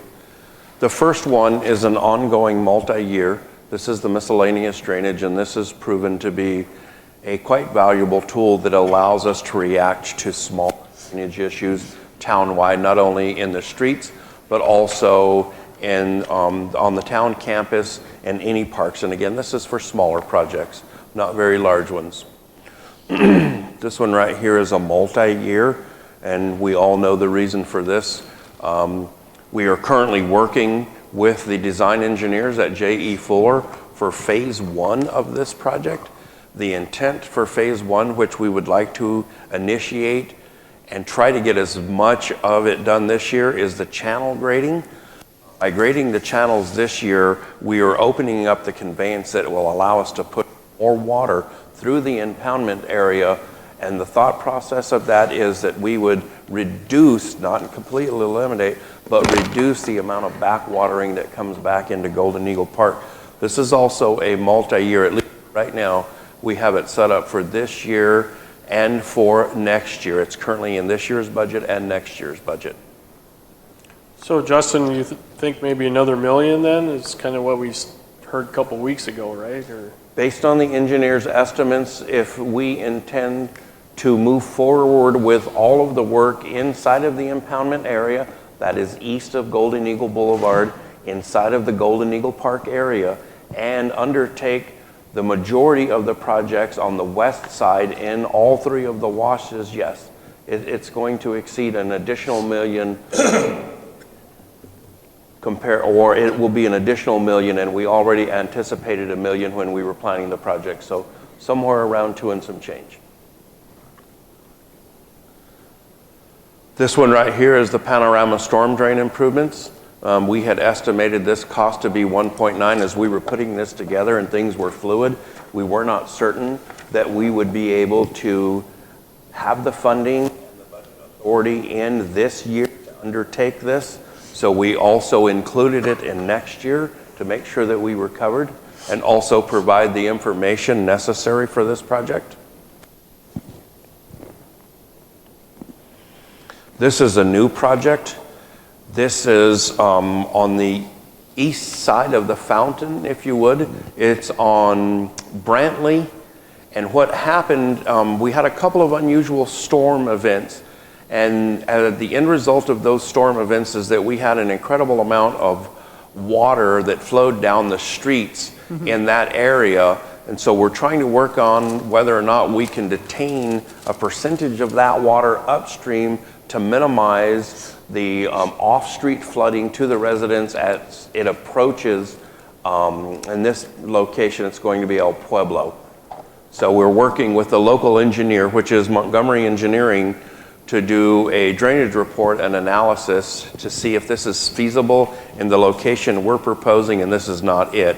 This is just an example of what a detention basin would look like, and whether or not it is feasible to reduce the flow down the streets. Justin, is that the one where the mud went into like a garage? Yes, Right it at is. that- okay. This is the one this is on the corner of Brantley and El Pueblo, where water overtopped the curb for several homes, but in one of them in particular that is below grade, there was sediment and water that did enter into their garage through the small openings. Thanks.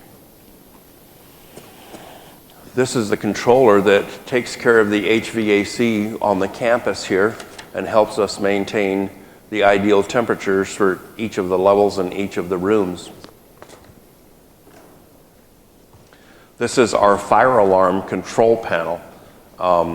We did have a considerable amount of discussion in regards to this item and another one as to whether or not it was CIP or in facilities, and we decided that this one time fits the CIP better than anything. But this is what controls the fire alarm for the town campus buildings. This is the unpaved alley, and it's actually the section to the right top that is going to be the last phase that needs to be done and that is part of our agreement to reduce our overall PM10 or particulate matter or dust in the air.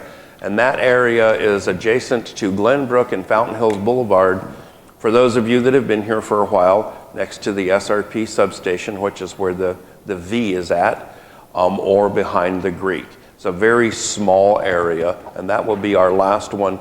The other one below it to the right, we actually worked through the homeowners association that is between Sioux and Saxon and the bus barn facility, and we have decided not to pave that. Instead, we have simply closed it off to traffic.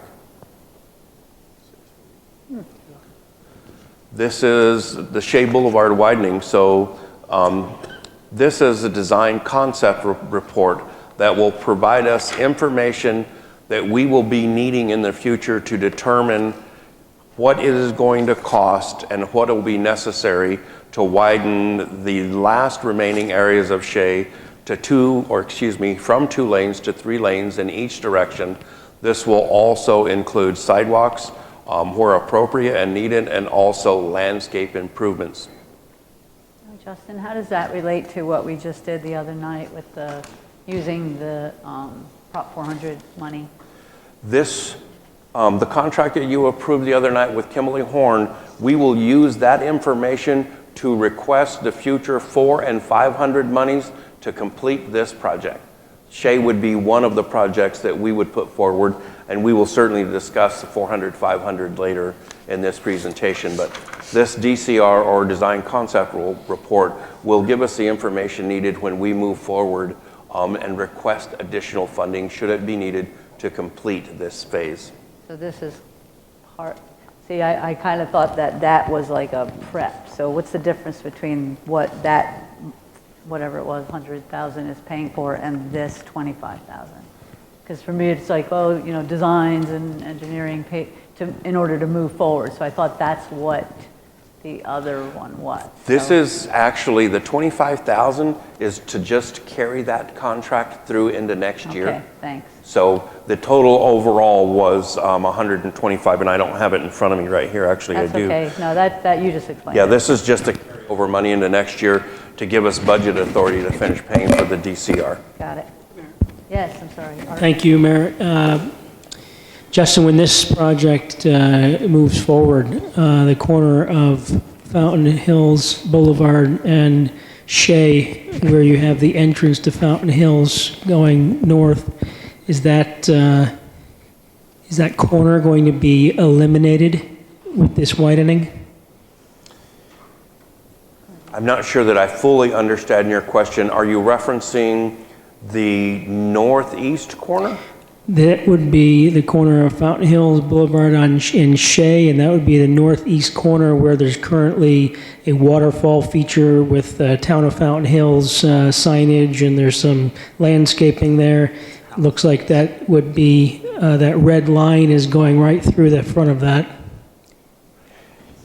No, it will not. So in that particular location. Okay, so that's Fountain none Hills of the Boulevard. That's infrastructure will not be going wiped up. That's not going up to the top of Fountain Hills Boulevard. Maybe it'll take out the Fire Rock one though. It will not. This will not displace any improvements outside of the right-of-way. And this widening really is not going to be a lot compared to what is there. It's a minimal amount. It's not a big, it's not going to turn into a 12-lane. It's just adding one additional lane, a shoulder, a bike lane, a sidewalk, and some landscaping in the areas identified. This is an ongoing multi-year. This is last year's sidewalk infill program, and it's part of this year's, and we will continue to move forward. For those of you that have not had an opportunity, we most recently utilized some of this funding to make some changes in front of Georgie's on La Montana and minimize the slip and fall hazard there. Councilman? We've probably been through this in the past, but what are the criteria we use for determining where the infill is going to be for sidewalks? There are several different criteria that we use. Primarily, it's going to be a necessity to get from a home, be it an apartment, a condo, or a private residence, to either shopping or medical or physical activity, a park or something like that. We don't single any one of those out, but we use all of them as the criteria to determine. And over several years, many, many years, the town engineer has put forth a short-term and long-range sidewalk plan. And we would be happy to share that with any of the council members should they want to see it. You're welcome. These are proposed changes to Avenue of the Fountains and Verde River. As part of this year, but this is for next year, we had several different design concepts that were brought forward from an engineering firm.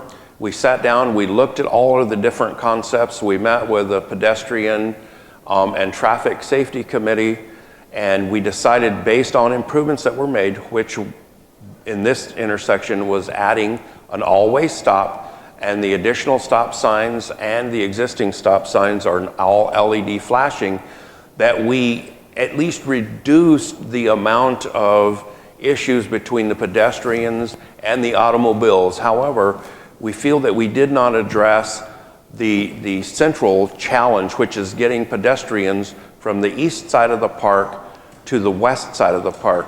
And based on all the different concepts, we feel that this is the least invasive and most attainable for a fair price to address that.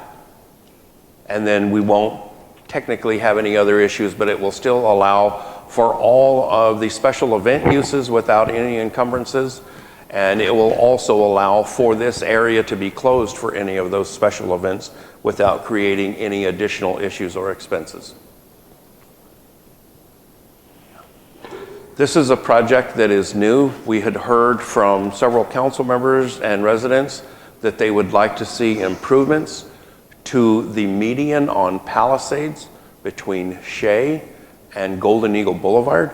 We did reach out to a well-respected landscaping firm that came back with some estimates and the number of sheets that were necessary, and it just wasn't reasonable. It was an incredible amount of money just for the design. Because of the length of it, it was over 400 pages. And so Grady and I worked to determine what the needs were and what we could do and what would be reasonable. So we've put it in for a multi-year, and the first year would be to reestablish and repair the irrigation and remove some of the overburden, and then in phases install native species plants that won't interfere with line of sights or create long-term maintenance issues. And then as we move forward with it, either from north to south or south to north, we can then put the granite and stuff in. But it's a multi-year, and we're anticipating at $150,000 a year, it'll take some. We don't know exactly how many years. Councilman. Justin, how much of it, what percentage of it is preparation versus the cost of plantings, do you know? In regards to time, it's probably going to be 70% of the time is going to be preparing it. Keep in mind, the original design for these segments of Palisades, the intent was to leave them as naturally looking as possible. As part of that, there was not a lot of non-native species added, and also large sections of this have not been watered for 15 or more years. So when I say time, we're going to have to determine how much irrigation repairs are needed, and then we will determine what the repair costs are. So initially up front, the majority of the cost is going to be in time, most of that staff time whenever we have it. So a lot of the prep is going to be time, and it's probably going to take 60 to 75% just to determine what we need for the future moving forward. And we're currently already working on it. So, a couple questions. I mean, so we have a contract, right, to maintain our other medians, right, like Saguaro and such? Correct. And they do maintain this one, even though sometimes it gets a little unruly, correct? Well, they do maintain it. So our contractor, and we have guidelines that we set, they go through and they trim the trees. They pick up the trash. Whenever we have storm events like the last several, they'll go in key areas and spray pre-emergent prior to us having any germination and in the growth of non-native species in those areas. So yes, our contractor not only maintains this median, but all of the other medians that the town is responsible for. I mean, to me, if it's just maintained a little bit better, I think it would still look good. I just don't, you know, just to make it a typical manicured, you know, put in all new irrigation, all new plants, you know, and just red rock, or, you know, it's just, to me, it's just kind of defeating the purpose of that whole median. I just think if we would concentrate a little bit more on consistent maintenance, that it would look more natural and look good, as opposed to typical manicured Southwest, you know, same old, same old. I'm not in favor of this personally. I just think with a little more better maintenance, it would. It's interesting because you're looking at $500,000 or more. I never really noticed this, and the mayor and I have received probably, there's one person that just keeps reminding us that this is the only major arterial in town that doesn't have a really nice landscaping plan. They describe it, you know, they used to live in Scottsdale, they moved here, and they thought at some point we'd take care of this. And I try to explain that this is kind of more of a native looking vegetation. But it does need to be, at least have new, in my opinion, decomposed granite put down, because it's really, a lot of that is gone, it's all worn away, it's no longer there. I think we could do a lot for a very low amount, but I don't think that there's a whole lot that we need to do other than low drought resistance, things like lantana and maybe some cacti that are natural, don't require a lot of irrigation. I don't think there's a whole lot more that we can really do, and I'm really concerned about doing anything that's going to require a lot more maintenance and cost of contracts. Well, that was my concern. I mean, because once you get it to look like Swirl Boulevard, then it's just the increased annual maintenance is just going to skyrocket, and you know, to me, it looks more like the desert now than, you know, like it should, I think. And you know, and we had there was the same debate about the high school campus too. People drive by, oh, that's, you know, it's way overgrown, it looks like crap, and there's weeds all over. Well, when they put that in, that was the same concept. Well, we're trying to keep it natural, and I mean, so it might take a little bit more work, but I just think it would look better if we would try to enhance what's existing rather than just redoing it. Councilman? I'd love to see that whole stretch be beautified with cactus and new plants and all the rest. But you know what? I put it under the same category as the signs that we decided not to finance. Wouldn't it be nice? Wouldn't it be nice? Seems to me is not the kind of thing we should be paying for right now, given our earlier conversation.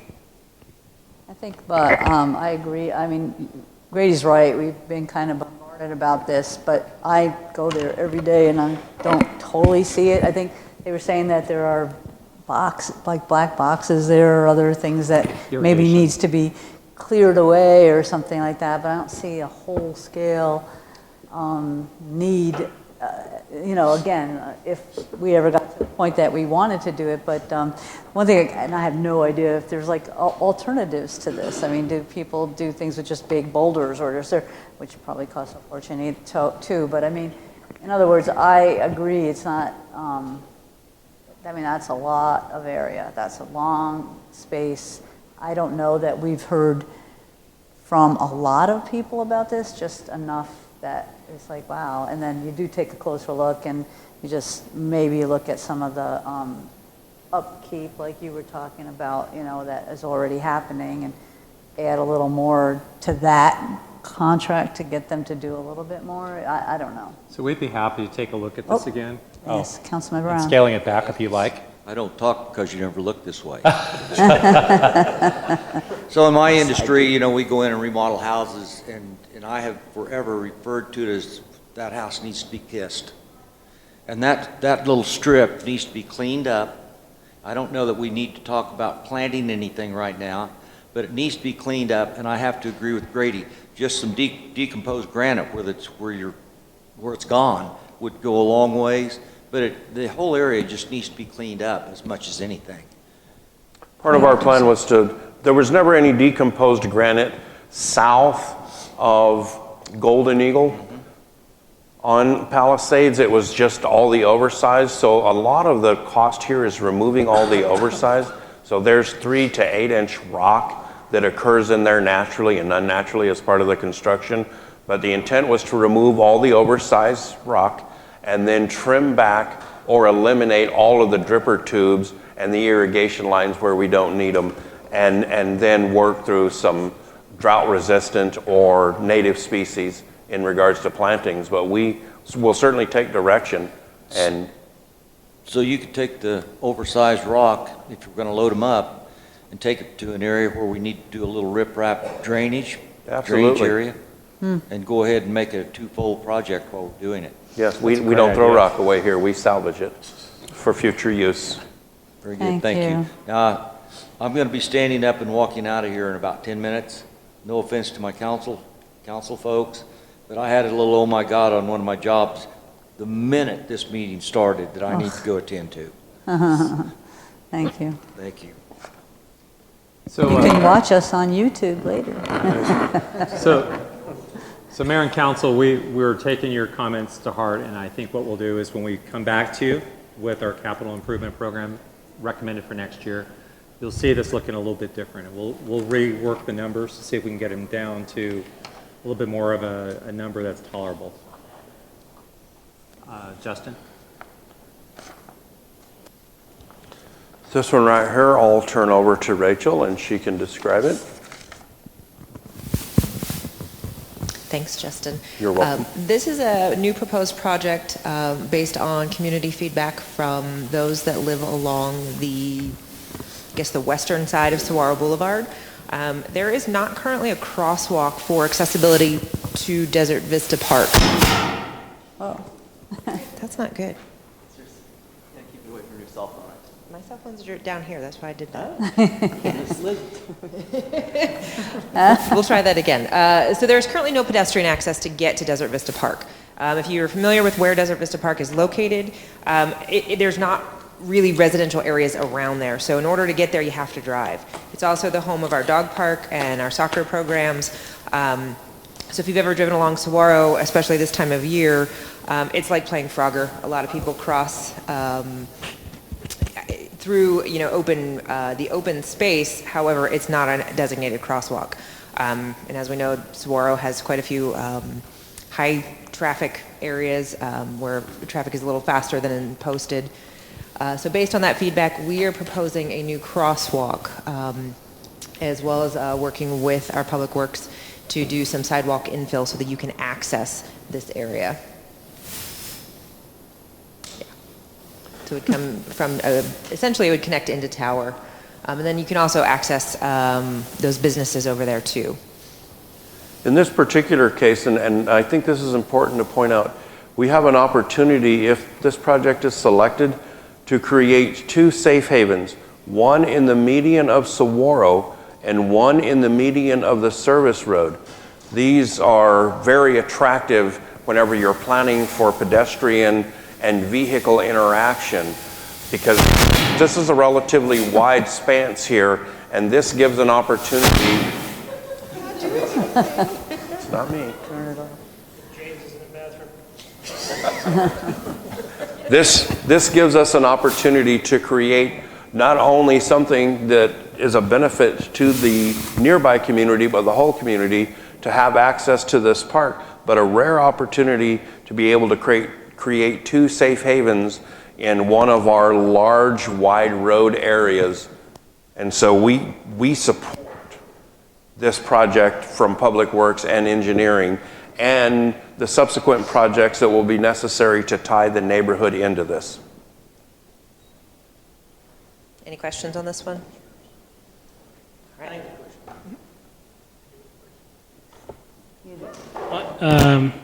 You chose that particular location, which is in between intersections. It is going into Tower Drive, but I'm just curious why that particular location. If you looked at Desert Vista, that corner, I don't know, is this the best spot? I can give you some feedback on that, and this was in working with Justin. There are line of sight issues around that curve, so that's part of it. There's also sidewalk infill where there are sidewalks and not sidewalks. So this is the best combination of both, utilizing our existing sidewalks to minimize that infill effort, as well as trying to make sure that we keep that line of sight for the pedestrians as well as the traffic. Justin, unless I'm missing anything on that. I think it's a great idea. Is it an impossibility to put this underground? It would be at a tremendous cost. I mean, it would definitely be safer for sure, and it would definitely be probably a lot more aesthetically pleasing. When you think about it, when you look at that street, the nearest crosswalks are either up at Shea and Saguaro or at El Lago. And so this is a very long stretch in either direction. So I mean, it probably strategically makes a lot of sense. To your point about undergrounding, every time I've ever seen underground pedestrian projects or even bridges, which have to be very high and then have to be accessible, ADA accessible, it's just very difficult to do it at a very reasonable cost. I imagine it probably would be, but I think it would be worth it to take a look, because this area and this Saguaro is not going to get any slower. I don't think that in the future we're going to have less traffic. I think we're going to have more. And if we're expecting kids to be going back and forth on Saguaro, I think that's a major safety issue in that particular area. Without a traffic light of some sort, that would have to be established. We would take all the necessary precautions as part of the design should it be approved. I would like to add a little bit to the town manager's statement in regards to undergrounding. Undergrounding in Fountain Hills is exceptionally expensive because we are sitting on a rock. And undergrounding in this area, because our limited right-of-way on either side and the access to make this accessible is quite a challenge. And then the next big challenge comes up, which is dewatering, because you have to dewater these facilities or they become an underground storage facility. But certainly if it moves forward as part of the design, we will look at all the safety aspects and most likely would recommend a hybrid flashing beacon that is either pedestrian or presence detected for this crossing. And the aforementioned 2 safe havens makes this ideal for that, because there would be an additional either presence detection or a button in the center of each of those raised medians.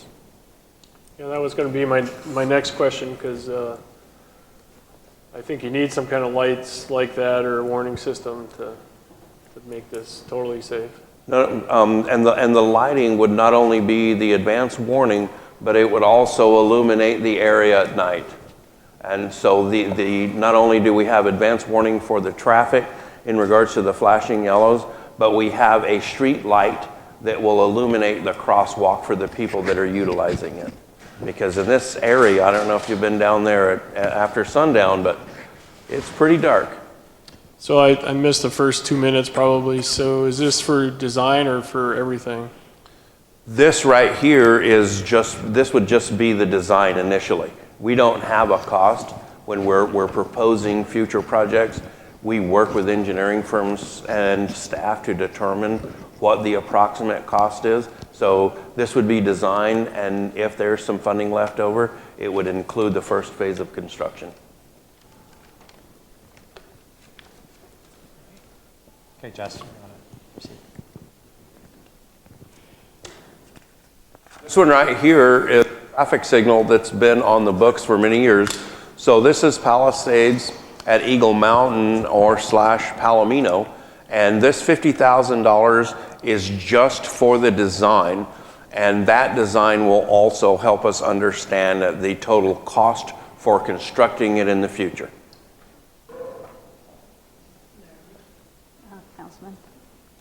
Would this be recouped from the Copperwind Phase 3 expansion? Isn't there funding for this intersection in that development agreement? There is, to the council member's point, but it was only for their pro rata share, which I believe was 20 or 25% of the cost of the traffic signal. And that's only, if Phase 3 is built. Not sure that they're going to build their third phase. They decided to combine phases 1 and 2, which is good, but they're only on the hook if they build the next phase after this. An ongoing, and this is their surveillance cameras not only in the parks, which is primarily where we started this so we could address some of the vandalism, but actually in the town campus buildings. And this is again a multi-year ongoing. That's the budget workshop. This is Rachel's project. This is a multi-year for the Four Peaks Park upgrades. Yes, so this would be continuing on with the efforts that are underway right now at Four Peaks Park. You guys are familiar with the playground renovations that have been going on. We've been putting in connectivity sidewalks as well as the basketball courts. Also this year we'll be working on a bathroom renovation over there. Moving forward, we'll be looking to continue the sidewalk connection, redoing the dugouts that are over there, looking at potential ramada and other shade options over the playground area.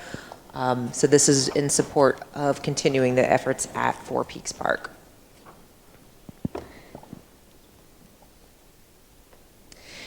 The fountain lighting replacement, as you may know, you'll see some photos later. We have a number of lights that illuminate our fountain at night. There are lights at the base of the fountain, and there are lights on the shoreline. They work collectively to light up the fountain at night. If you may or may not be aware that most of those lights are out.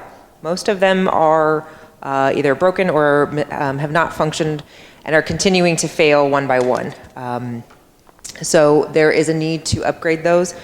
Most of them are dated. They are still halide lighting.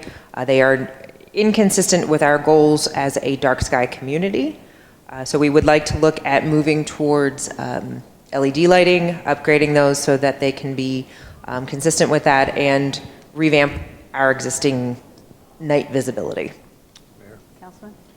Not directly related, excuse me, but I happened to bump into Ted Blank a couple of days ago, and he told me that the experiment with the bollards, painting the bollards, looks like it's very successful. And I'm sure he'll be in terms of reducing glare and so on, so I'm sure he'll be reporting back to council. Any other questions on this effort? This is something we may be bringing back to you a little sooner, as in to begin this effort earlier, before the end of the fiscal year. There is a lead time there in terms of ordering the product if we decide to move forward with this effort. So you may see this sooner rather than later. This one right here is a proposal to add a playground at Four Peaks adjacent to the new playground. And let me be clear, yes, you're correct, parking lot. There are actually two parking lot proposals. This one right here would actually be the traditional pavement or asphalt, and the other one adjacent to the playground on the east, closer to Sobrante, is going to be a stabilized granite solution. So there's two different parking lots. This is the one that I am proposing that will allow for additional accessible parking spaces at this facility. Any questions related to this one?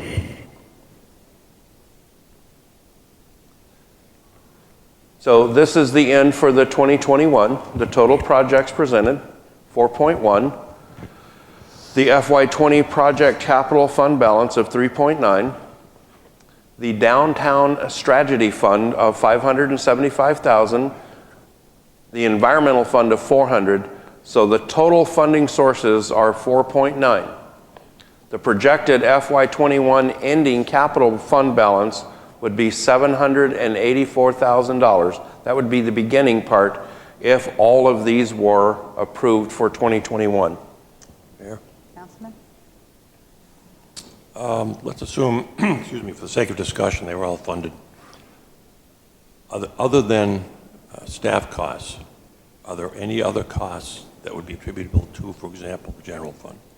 There is substantial cost. So the staff cost per se isn't necessarily included in the budgets for these projects because we're included somewhere else in the town budget. The majority of this is design, construction, implementation, acquisitions in some cases, or the purchasing of right-of-way whenever it's needed. So the staff time, while it is an incredible amount of it, it is not shown in here in dollars. Yeah, I don't think I made myself clear. I said other than staff time. Okay. Is there funding from the general fund and so on? For the CIP, I'm not sure that I have that answer. I think that would come from Mr. Pock, and he is not here. So you're asking if the general fund makes any contributions to? Periodically it happens. If you remember right on the fire station, the development fees were not sufficient to cover the fire station. And so about, I believe it was $400,000 to $600,000 from the general fund were transferred to the capital fund to help that.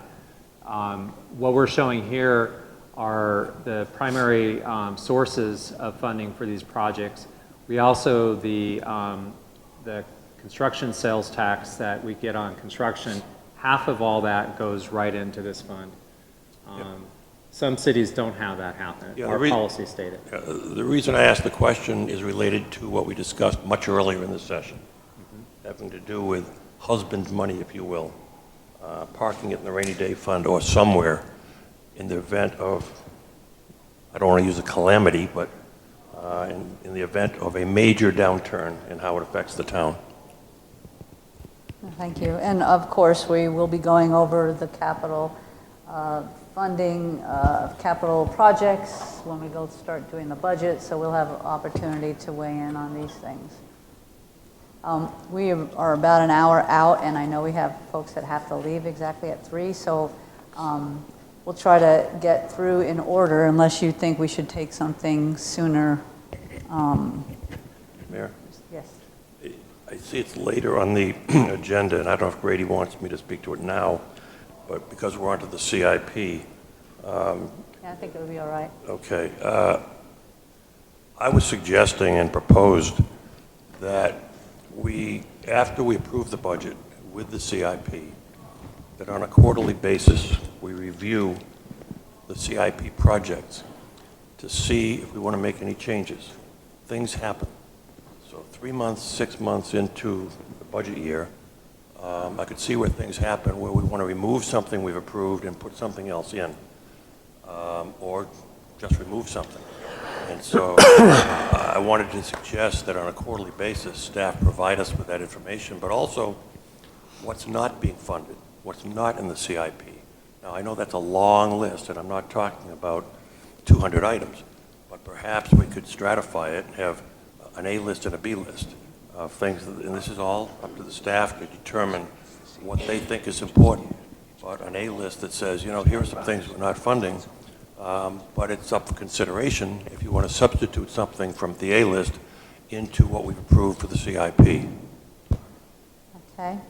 I think that you know, to your point, we you know, could always use a reminder. I would not want to add a lot of extra reporting or anything like that to staff, but I think that since the capital projects are in the finished budget, they're very easy to reference and to get an update on progress and if there's, you know, some way that we want to change something. But I think going forward we'll be aware of that, and unless Grady, we have a different idea. No, I think other jurisdictions I've worked in before, we would actually do quarterly updates on our major street improvement projects and also our capital improvement projects. We did it on a quarterly basis. Alan and I spoke about this, and I think that this would work very well.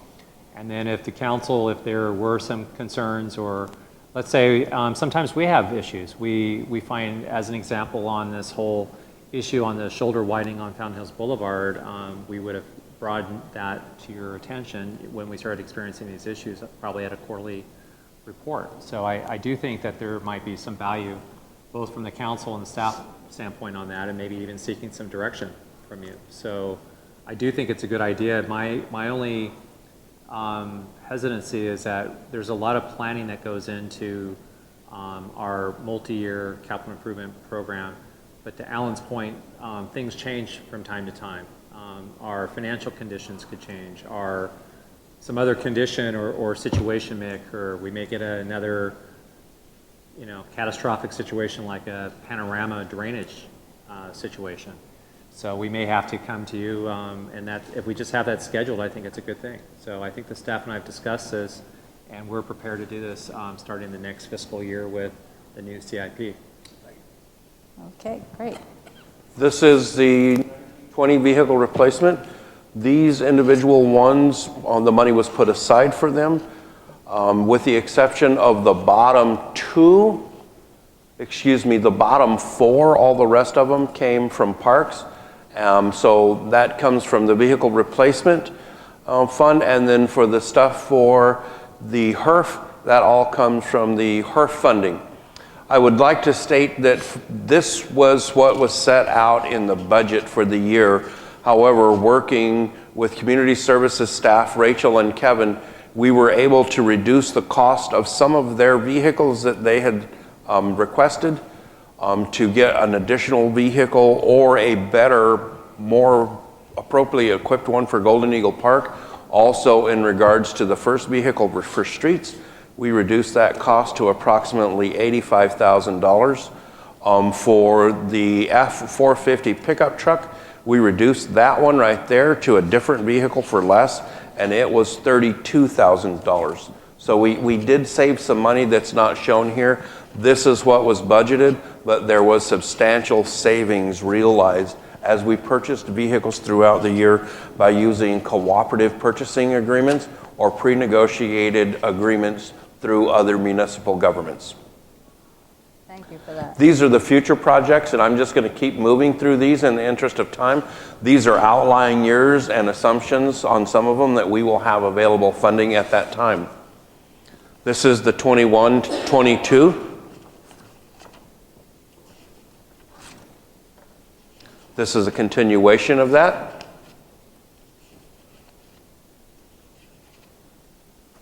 An additional sheet. This is for 22-23.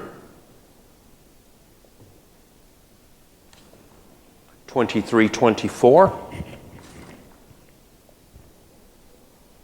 And 24-25. So, Mayor and Council, I know that we just ran through this like in 30 seconds. and I realize it looks probably, if you added it up, it's probably $20 million. So I do want to let you know that we are going to have a workshop just on the capital improvement program. So the good news is a lot of what you've had today, a good primer, you're going to come prepared based on today. These are really in the outlying years, and as you saw, we really don't have a lot of revenue that are really going to be able to cover a lot of those, except for maybe if we have the opportunity to bond. So with that, without really going into too much detail, unless there's any other questions, we can move on to the next item. Just one quick question. Each year we go through the future years and what's projected. Have any of those items that were supposed to be in the future been moved up so that they're this year or next year? For example, in the past, if you said 23, 24, has anything moved up in importance? The only thing I will tell you, we're going through a process right now. The Pedestrian Traffic Safety Committee are aware of this. We're going through the Maricopa Association of Governments. I believe it's a $2 million grant that we're trying to get that flows from the federal government to MAG. And so these, small, and they're not small by any means, but $100,000 that we're doing for sidewalk infill, we're going to hit a bunch of those at $2 million a pop, at one time. So that's an example where we're likely, we're going to go through, if we get approved, which we're anticipating is going to happen this spring, we'll go through and do the design next year, and then in 23, 24, I believe that's going to be the year that the construction of those sidewalks will happen. Right? Correct. And we will share with you as we move forward that we have applied for, and we believe we're in an excellent position for some incredible grants and opportunities that will be beneficial to this community in the outlying years. I have a quick question. Rachel, I think I saw going by the pump house, replacing the pump. Would that replace the pump house? It wouldn't be the actual structure. No. It would be potentially replacing some of the mechanisms within the pump house. Oh, okay. Because that pump house. Yeah. We'll get to that if we make it to item 16. Okay. Thank you. Okay. We had a study that was done, an analysis of all of our capital facilities other than streets. That was done back in, I believe it was 14, 15. It was back when Kim Buchanan was the town manager. And as a result of that, we have this study identified all the different assets that we have in town and when they need to be replaced or repaired. And so part of that facilities replacement program is we set aside so much money per year. Now, it's identified, this reserve study identified about $1 million of need a year to adequately save for these items and when they need to be replaced. So we really have not been able to do much more than, I believe, $500,000 or $600,000 has been the most we've been able to do in any one year. We started off, I believe, $100,000 for the very first year, and then we've ratcheted that up. I'm going to go ahead and turn it over to the staff who's going to go into what is actually contained in the facilities replacement program and recommended for next year. Thank you. This is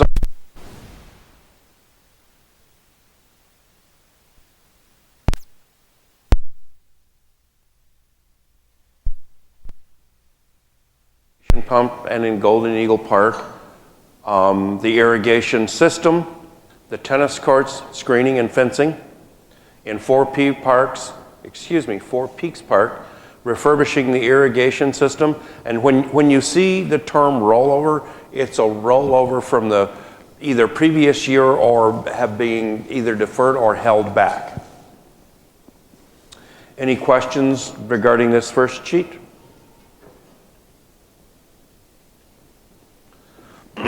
This is the stuff for Town Hall. So the balcony repair, which is underway right now. The council chambers, which we had discussed in great detail earlier, and the lighting retrofitting in the council chambers, which we had also discussed. The next one is the community center. And if I may, Jay, it's not a good description, but what says balcony repair is really the roof repair. Over the judge's chamber, there's been a constant leak every time we have a storm for the last 4 or 5 years. And so that's really just making a roof repair. And we believe we got it with this most recent repair. It has finally fixed it. So he's very pleased. We had a 1-inch storm right after it was fixed, and it did not leak for the first time. We are fortunate enough to have a representative here from that area. It's been very noisy, but it's really exciting to actually have it fixed because it leaks in my office and really in his, but we've been having lots of plastic over things just to make sure nothing gets damaged. Thank you. Thank you.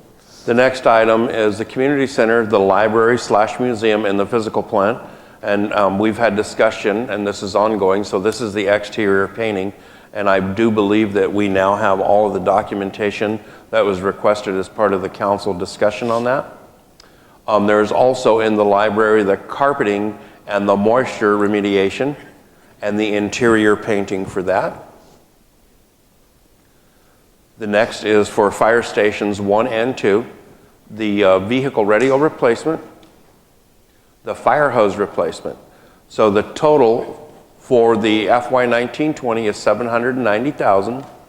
The estimated year-end balance, if we are able to accomplish all of those, is $1.2 million for that facilities. The next one is the outlying for next year, which is Fountain Park, shoreline repairs, Desert Vista Park, the bench and table replacement and the shade screen replacement, Town Hall, which is the exterior paint and coating and the interior painting, the carpet replacement in Town Hall, the community center will be carpet and moisture remediation, and the fire stations will be the personal radio replacement and the AED replacements. We're still in the same fiscal years. For the Palisades and Shea Fountain, the pump replacement is estimated to be $30,000, and that is the end of FY 2021. The proposed total is $618,000. The estimated year-end balance for facilities replacement would be $1.1 million. Item 15 is the council policy on financial reserves. Welcome back, Mr. Pot.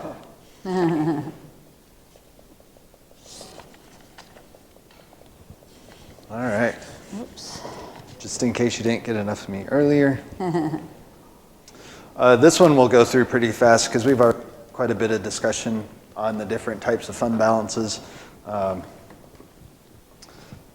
just to give you a little bit deeper information, you'll notice on this slide that there's actually one more category of fund balance. We left it out of the earlier slides because it's basically unusable, right? It's money we've already spent. It's inventories and prepaid items.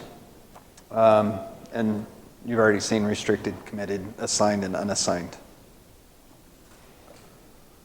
All right, so the current policies right now for the rainy day fund, the town will maintain a committed fund balance in the general fund of 20% of average actual general fund revenues for the preceding 5 years, indicating stable fiscal policies. That's the current policy as it's written. As of the end of June, end the last fiscal year, that rainy day fund is fully funded with $3.1 million. And then just a reminder, rainy day fund balance can only be used in specific situations as directed by council. And when it is directed by council, it has to be approved by 2/3 of the members. All right. Do we make interest on that? Excuse me? Do we make interest on Absolutely. Yeah, that's in our investment portfolio. So, as far as assigned fund balance, the town, as it's written, the town will maintain an assigned fund balance in the general fund of a minimum 10% of that same average actual general fund revenues for the preceding 5 years. That has basically that portion of the assigned fund balance of the general fund is 1.5 million as of the end of last fiscal year. It was intended to be used for pay-as-you-go type capital expenditures, which you just heard about, like facilities replacement, that type of thing. When the policy was actually written, the vehicle replacement fund and the facilities replacement fund did not exist. So we're basically doing the same thing in two different areas. As far as excess revenues, the policy states by resolution the town council has allocated general fund surplus funds to be transferred to the rainy day fund, transferred to the assigned fund, used for pay-as-you-go capital expenditures, and to prepay or defease existing town debt. And then you can see what the specific quote is as far as the surplus being transferred to capital projects. Councilman? I assume it would come back to council, but I would caution against prepaying existing town debt, given the situation. Absolutely. And considering that we don't have any to speak of right now, that's pretty easy. July. But actually, under the new IRS rules, when the last tax cut package went through in 2017, there are no refunding basically being allowed at this point. So it's kind of off the table anyways. So this has had some unintended consequences, especially since we have those two replacement funds now. GFOA best practice says that we should maintain a minimum of unassigned fund balance to be able to continue day-to-day budgeted operations. We've had a decrease in the amount of resources available for those day-to-day type operations. And there is a possibility that we would have to report a negative unassigned fund balance in general fund if we didn't have enough resources that were not in those more restricted fund balances. So we have some proposed revisions. No change to the rainy day fund. Leave that at 20% of those average 5-year general fund revenues. However, that 10% of assigned fund balance is redundant since we have those two replacement funds. The replacement fund totals 3.3 million, and we have about 1.5 in the assigned category. So we've actually got twice that amount already being assigned for the same purposes. Establish a minimum unassigned fund balance requirement per best practices, and then clarify the conditions necessary to transfer excess revenues to capital funds. So you're not changing the nature of the assigned, but you're saying we don't need to have a minimum anymore. We don't have to have the minimum assigned fund balance that's in the policies, since we already have the other two replacement funds. How do we fund the assigned again? Where does that money come from? That's done, so both of our replacement funds are funded by transfers into those funds from, like our vehicle replacement at the beginning of each year, depending on the department's use or division's use, that gets transferred into those. But this separate one here, so this assigned one, are you kind of looking at it going away? As part of the general fund, yes. Okay. The 10% that's, I don't have that slide back, but Yeah, yes, that when we had that split out in the assignment. So we're not it going to had take any 10%. special care to fund anything except for what we've got, the two funds already, and this will eventually just get absorbed, but because we have those two others, which are even more. Exactly. Okay.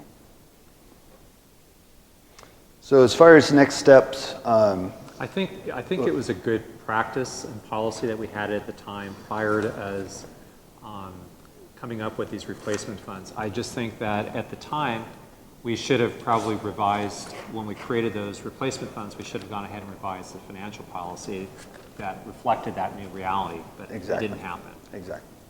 So is that going to free up like 1.4 million then? And Amazing, yes. huh? It will actually become unassigned fund balance at that point, which would Did I blow your big? I'm out of here. You blew the lead. No, that's all right. That was this big surprise. You let the rabbit out of the hat. Yeah. It would become available for other uses. Basically, it's going to help to maintain, in bullet point number 3 there, if we added the unassigned minimum fund balance, which is the best practice, at 20%, then it just becomes part of that. If you remember, we're expecting to end this current fiscal year at 13.9%, so it's going to take a little bit to close that gap. I'd also like to add that the financial policies do not have a section in there for the vehicle and facilities replacement. I'd like to insert a section that addresses those so that it would become the new quote-unquote 10% assigned fund balance. Would just be in 2 different places. And then once those are policies are revised, obviously the council would have to take action to adopt them. So I think that's it for that. So if it's Makes sense. agreeable to council, I can put together those changes and revisions, and then we can have that at a future council meeting. Yeah. Makes sense to me, the changes, so. All right.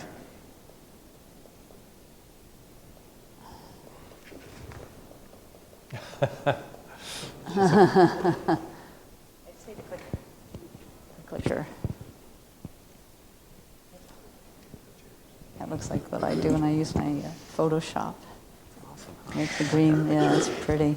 Okay, I'm going to move through this as quickly as possible, too. There's lots of pictures, less numbers on this one.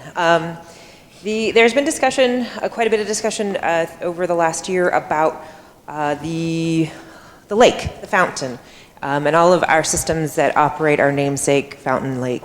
It is we know that it's turning 50 this year. We know that the lake liner is turning 20. We know that there's a bit of upkeep and maintenance that we need to start looking at and anticipating. So here she is in all her glory. That is an overhead shot of the fountain. It looks pretty neat. I think it's kind of cool.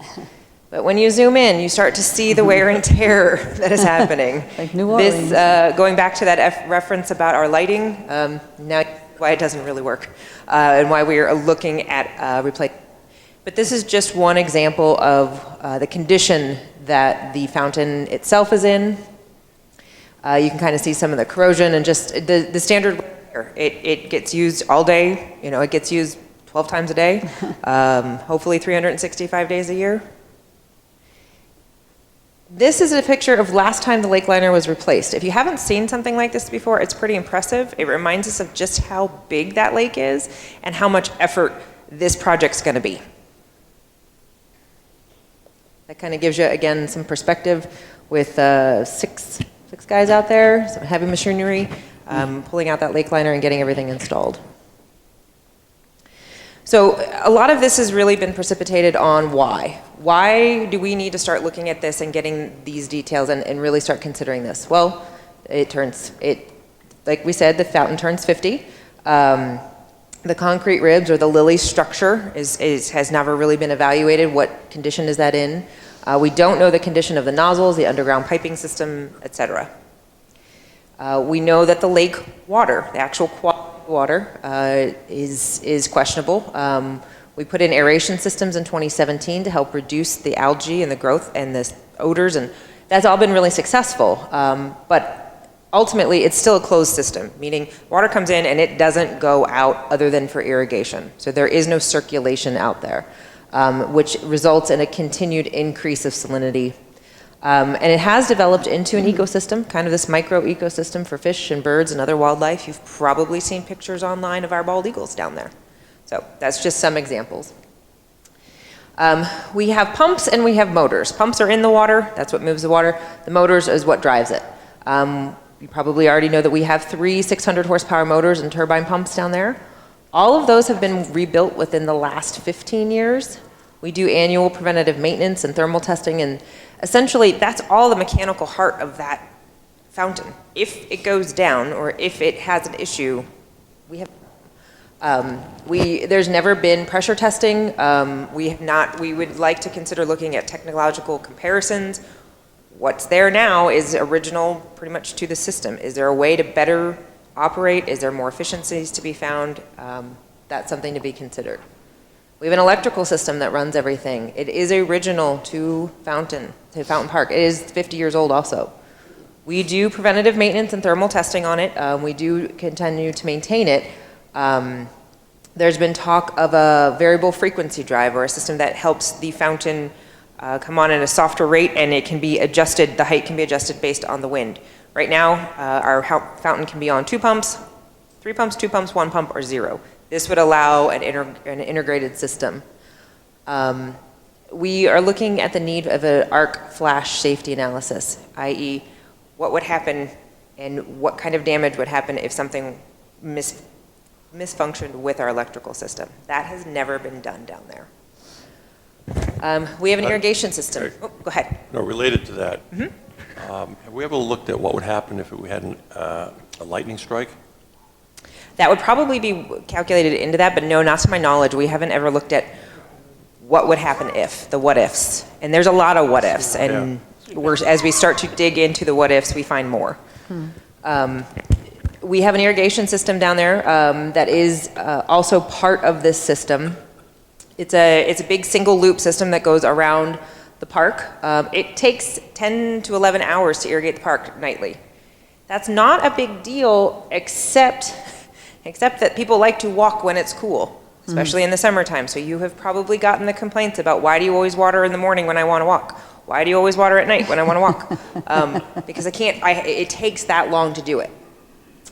We also know that it's pulling water from the lake, and that water impacts the grass quality, our plant life, etc. We have consistent clogging, so we would like to consider an advanced filtration system. And then there's also the consideration of a water storage option with the sanitary district and their advanced water treatment facility, i.e. a better, cleaner water source. So all of these things are out there. And then you have the liner itself. Again, it's 20 years old. It's expected to last 20 to 30, so we're nearing that last third of its life expectancy. We don't know what the current condition is. You can't see the liner. Question. 20 years doesn't seem to be a very long time. I assume there's been some exploration regarding materials and so on that would make it last much longer than that? So the life expectancy is based on the manufacturer's recommendations. When it was installed in 2000, it was from what we can find, it was the second highest quality product that could have been installed. So we got, in terms of our research, everyone says that was a good choice. The only higher quality usually goes into nuclear power plant storage. So that was a good thing. In terms of life expectancy, we're going off of that, but it's a guess at this point because we don't know the condition. I think with the high salinity of the water, though, I do think that it's cause of concern as well as the temperature and the heat. I'm sorry, I didn't mean to interrupt. I think he's asking, anything new would be better. Yeah, exactly. Technology changes. When that was put in, it was the second best. Have we explored, or will we explore something that would be better than what we're putting in now? We have started down that path, and it's been just a minimal amount of research has been done. And that's, if you look at the outlying CIP, you probably saw the number of 5 million. And that's where we're looking at it. That's what everything's indicating. Once we get the idea of when and where and how we want to do this, that research obviously would go much deeper. But we just sort of did an exploratory level. A lot of people have asked and suggested, and I've taken quite a few phone calls, I know Kevin has too, about the idea of bentonite being the solution to this issue. Bentonite is a product that you can put into wells and small lakes and dams that help, essentially it settles into the cracks and crevices and helps solidify them. Based on ADEQ, that's not an option for us. Our water quality is not of a high enough quality for that to be approved. So that's not us. We all know when this happens, when we're ready to replace this liner, there's a lot of steps involved in it. More than just identifying what the best liner replacement is, but there's a process. There's the removal of the water. There is the waste at the bottom of the lake, whatever sediment and other stuff is down there. There's the environmental impacts, i.e. there's fish, there's turtles, there's wildlife out there that use the park as their habitat. There are odor and pest mitigation issues. There's a water output impact for the sanitary district, meaning once the lake is drained and it's not in use, where are they going to put their excess water? There is questions about public access to the park. There's a public information efforts, there's event impacts, there's a lot of things, there's a lot of moving parts to this effort. One more question, if I may. The 500,000, does that include piping the water long distance? For the... in order to put a new liner in? He meant the 5 million. Oh, the 5 million? 5 million, I meant. No, it probably does not.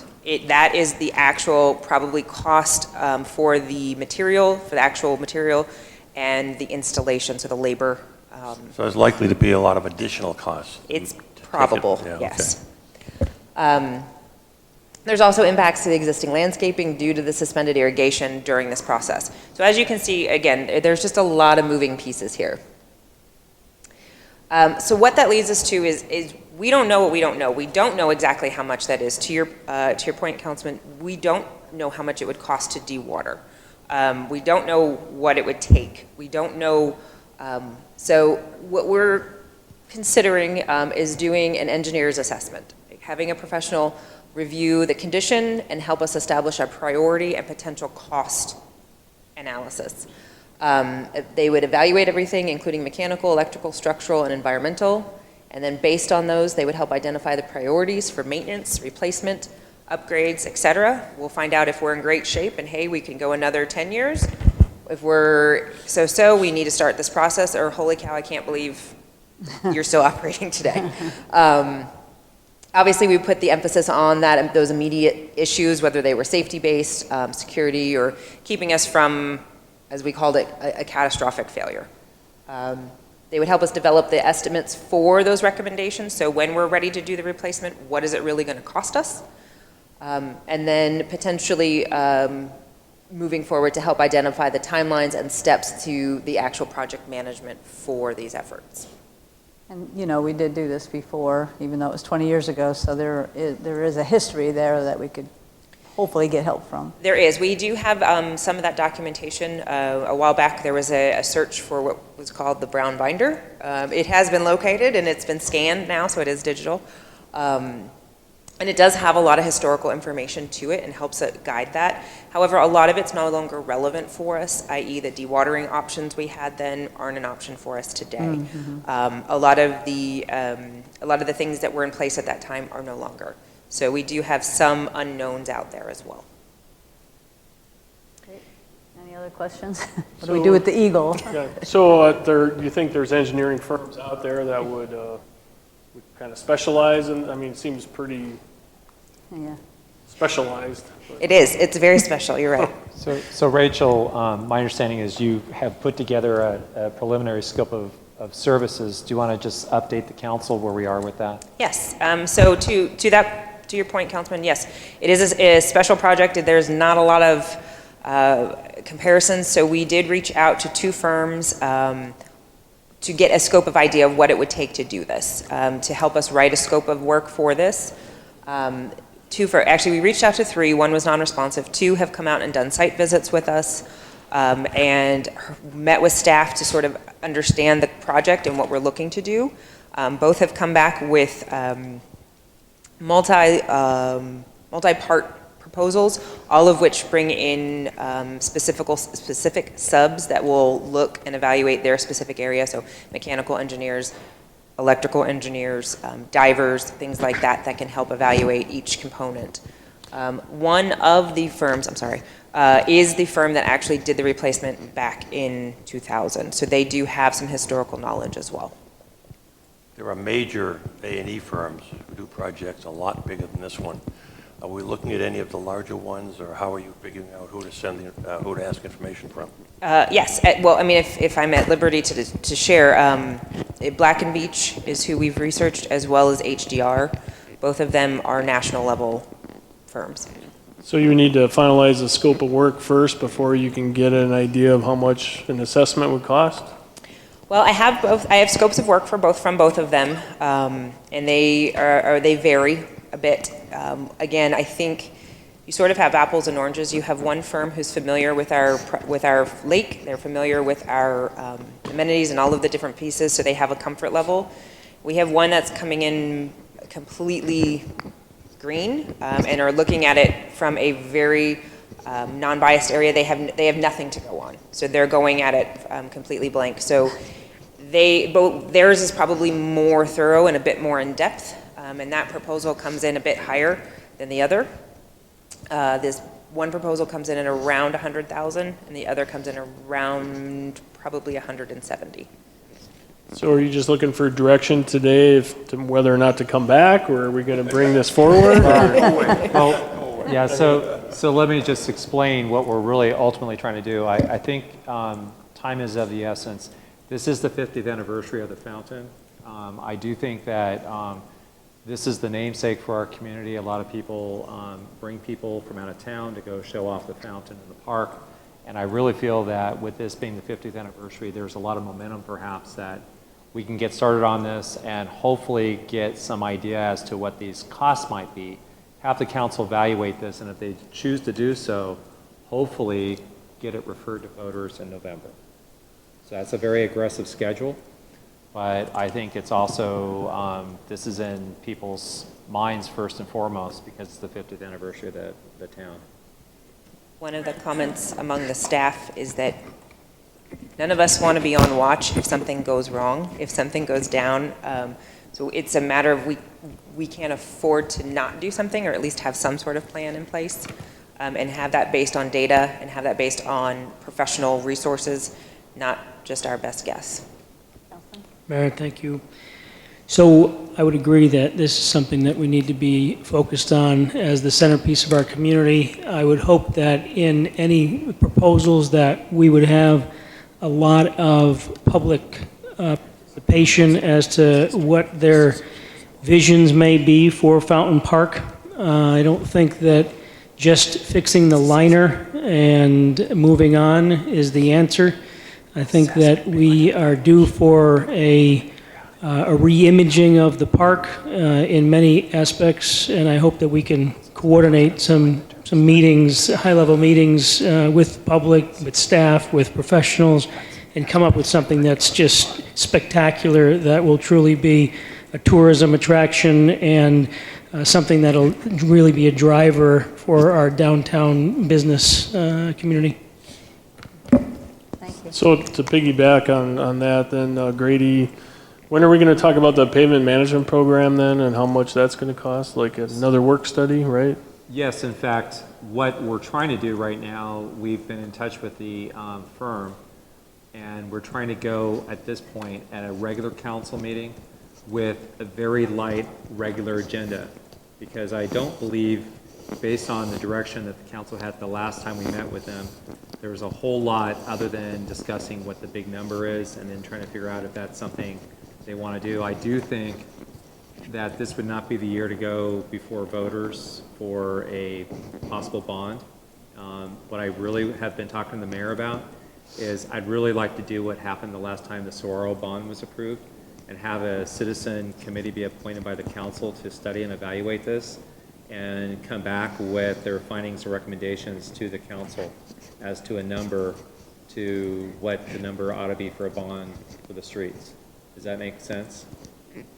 So if you do that process, then you're looking at another bond election in 2021 then, or 2022? Yes, yes. The concern is if you have both of these at the same time, I think one would go down and the other one not get approved. And also in talking to the superintendent, I believe there was also some overlapping overrides and other things that the school district was doing. So there's other factors to also consider.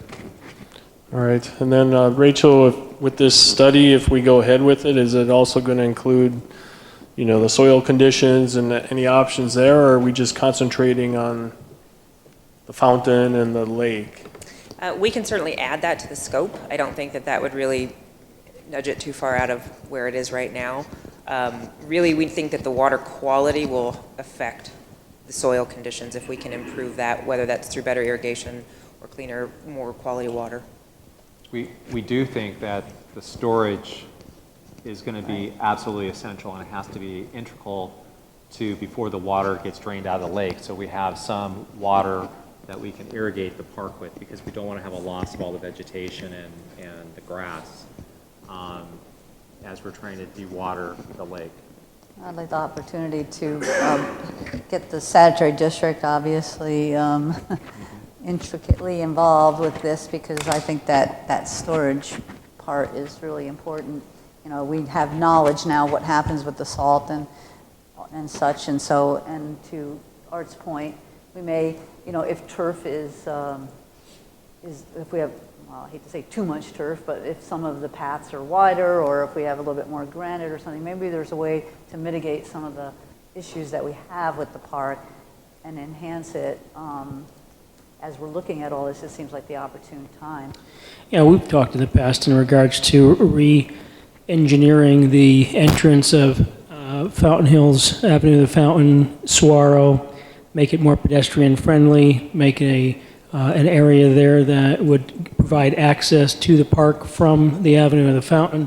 We've talked about a lot in the last 4 years, and if you go back even longer than that, to the Schwabach strategic plan downtown, there's a lot that we can look back on that we can really make some dramatic improvements and help the businesses, the residents, and capitalize on the fact that we're paying off 2 bonds, and we now potentially can go to the voters and ask them to approve a park improvement bond, and it really would have very minimal effect in regards to the costs associated with the community as a whole, because these are bonds that we have been continuously paying for, that now we won't have them.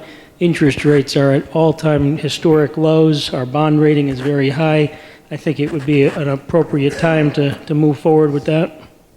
And to that, our challenge, and that's to Mike's point, though, is that we obviously have a everyday infrastructure issue when it comes to the streets. So as we go forward with this, we have to make sure that while we're putting off, if we do put off a bond for any street, that we are addressing the approximately $3 million question per year. So I think we have to show probably a lot of responsibility in how we move forward with any of this, and make sure that folks are engaged and are seeing everything for the next 5 years, that kind of thing. Yeah, no, I was just going to say that I think something else that would positively impact the situation is if we make sure we go with 20-year bonds, not 5-year bonds. Correct. For the assets. That can make a big difference to the taxpayer. Yeah, somebody, the people we've talked to on the outside are financial experts, and other folks in different cities are just shocked that we did 5-year financing. I understand that was an easy way to sell it, but when you consider that the population should be paying for the streets, not just today's population, but future population for those improvements. Yeah. Also make it more affordable. Yeah, because sometimes you're thinking in terms of yourself. You're like, well, I don't want to pay interest, but then you're like, okay, but how many more people might live here in 10 or 15 years and help share that benefit? So, thank you. Anything else? I do look in that direction. Yeah. Okay. So we got 10 minutes. What do you think? Should we do the ASRS thing real quick? So if I could just say real quickly on number 18. So this was put together on the agenda before I knew that we were going to have a little bit of a discussion at the last council meeting, and then we're also going to have Audra Thomas from Maricopa Association of Governments speak at the next meeting. So. Oh, you're talking about that? Yeah, I'm just saying, I was just going to say maybe we just not do that Okay. today. So if the council's okay. My only question with that is to make sure that we're aware that the projects that we talked about, the widening and the other one I forgot, the Yes, Shea and. Shea Boulevard and Fountain That Hills those are Boulevard. for 400. Those are now. Those aren't our big projects for the 500. That doesn't even come into play for 5 years, so. Well, right, but 500 would be what we have unfinished for Shea and also the widening of Fountain Hills Boulevard. I see, I thought those were still in 400 for the next few years. Fountain Hills Boulevard never made it into 400, so it was never part of 400. Okay. Just Shea. Okay. So, Dave, you're going to go do your presentation. Okay, thank you. We are here to kind of round it out here today, is what I'm hearing, and on a very exciting topic. It's to talk about possibly beginning the stages of having employees, full-time employees, be entered into the Arizona State Retirement System. And the reason for that is the bottom bullet point there. The town today is really at a disadvantage when we go out to recruit and we hire for positions. And we'll go into a little bit more. But currently, full-time staff are in our 401A. The town contributes 11% to that 401A, and we match that. Or the employee puts in 11%, the town matches that. Years ago, the town opted out of Social Security for those employees that are full-time. So we don't withhold or contribute on behalf of those employees. That saves the town 6.2%, but that's also sometimes an issue in recruiting for new full-time employees. So as we look more into the Arizona State Retirement System and some of the characteristics of it, it's different from our 401A currently in that it is a defined benefit plan. And what we find is that a lot of municipal type employees, state employees, they want kind of a sure thing. That's what they give up, some upside on their salary for this, this idea that they'll be taken care of later on when they retire. So a defined benefit is simply when you retire, you know a definitive amount that you'll be getting versus 401A, which is, you know, a defined contribution. You know how much you'll put in every year, but at the end, it can vary with the market and things like that when you go to retire. Just running through these slides, it's a big decision for the town because once we opt in, it's an irrevocable membership.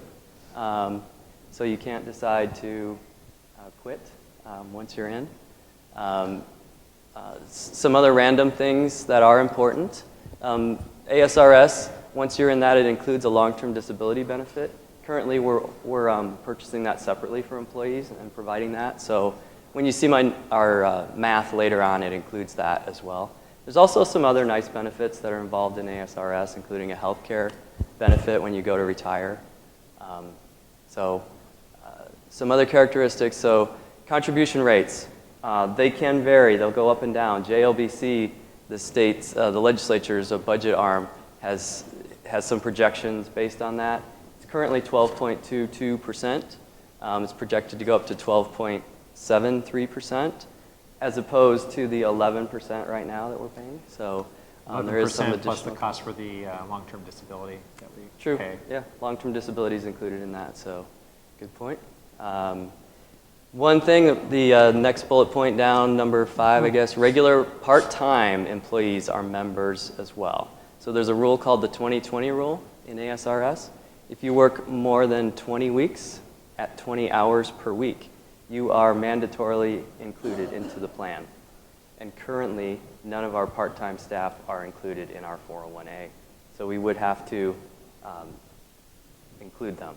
And that universe is about 15 members that would currently be automatically in ASRS that are not currently in our Mayor, plan. can I ask a question based on that? Sure. Of those 15 who are part-time, if they work more than 20 hours, they have to be part of the plan. How many hours, are there any that are working 15, 17, 18, 19 hours? Of that group, no. We have another 10 or 15 that are in that category that you're talking about. They're working less than 20 hours. But how much less? It really varies. Our park attendants can vary. Our staff that works this building vary greatly. In fact, they're called non-regularly scheduled employees, so significantly less. Okay, because the reason I'm asking should become obvious. Don't want to take advantage of staff people. Don't want to have a situation where they're working just less than 20 just so that we can save money. I think that's unfair and frankly immoral. And so I want to make sure that we avoid doing that. Yeah, and that's a good point. I just want to let you know, since for like the last 5 years, we've been able to actually do some parity with benefits for our employees. As an example, at our holiday party, everybody gets the same, the same $50 that, whether you're part-time or full-time. It used to be they'd only get half of what everybody else got. The other thing is our paid time off that we provide for the part-time people. Now they're getting a pro rata share of what the full-time equivalent would be for that. So we do as much as we can to make it as equitable based on the hours people work. So we've done a lot to really improve that for those people. The other thing we're looking at on this, on the Social Security, is to see if with the 218 agreement, which is on file, if we can use for those people who are 20 hours a week, I'm sorry, 20 hours a week for 20 weeks a year, if our contribution into the retirement system would be a substitution for them continuing to participate in Social Security. So we're looking at seeing so there's an offset potentially for those folks. Right. Yep, and you'll see that in some of the math next. So it's a really big system. It's a professionally well-funded, run system. The board is appointed by the governor. It's a statewide executive professional management. What I'm trying to say is this is not, and I'm glad Larry left. Oh, there he is. So we talked a lot earlier about PSPRS. This is not the PSPRS. So it's well managed and well run. And there's 500,000 plus members, and the bullet right below that. So this is what we're getting to. So 79 of the 91 cities and towns in Arizona are members, all the counties, all the state employees, school districts, university employees. Fortunately or unfortunately, a lot of our workforce comes from those other cities and towns. And we see that. We see some examples of that in the room today. Right? So, and it's always a question mark. It's always a roadblock. It's always oh boy, let me think about it. I'm not sure. Fountain Hills, it looks great. It's a great community. I'd love to work there, but I'm 2 years away from my retirement in ASRS, so it becomes a hurdle. Real quick. There's only a few more slides here. So, as I mentioned, 12.22 would be our percentage. That's what the current rate is set at. Bottom line would be, if the rate stayed at that, it would cost the town approximately $46,000 more over what we're paying for the 11%, including the long-term disability, including the fact that we would take the 15 part-timers off of Social Security, add them to ASRS, and I think that's it. I'm kind of reading my little notes down below. But those are based on the projections from JLBC. As I mentioned, JLBC looked at the worst case scenario at a 12.73 contribution rate. So it's expected to top out in 22, 23, and then it's expected to just ever so slightly and gradually start decreasing on that contribution rate. So right now, as I mentioned, we're at 11%. We have to go to up to potentially 12.73. Again, that's all based on the market, actuary projections to keep ASRS well-funded. And that is set by that board each year. So I don't know what else I have. Oh, these are just more about the math, how I got there. You can see At the near-term example, where we'd be to get to the comparison, talking about the part-timers that we would have to add, we would deduct their Social Security that we're currently paying at the 6.2%, et cetera. And then, again, I'll call it the worst-case example. If that 12.73 contribution rate stays and holds true, would cost about $67,000 incrementally more than we're paying now. Again, we get those extra benefits, but and then I think this is my final slide. Just to give you an idea, every other city and town and all the counties and state workers, these are the only cities and towns that are not in the system. In the case of Phoenix and Tucson, they have reciprocal arrangements with ASRS. Right, they have their own. But you can kind of see we're the only one around the valley, and those are our cities and towns that we see a lot of applicants. We've had applicants actually apply and come to interviews, and even though we publish it in our ad, we're not in ASRS. I really try to emphasize that now throughout the process, so that we don't get toward the end and then have somebody go, well, I thought you were in ASRS. What do you mean you're not in ASRS? So that's why we're here. We just, I guess, are looking to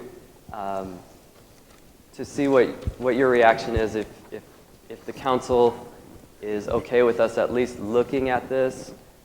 We intend to do outreach to the employees to make sure that they're on board with this. We'll have ASRS administration come in and do some meetings with staff, and that's the stage we're at right now, is just to kind of start this process and see where it goes.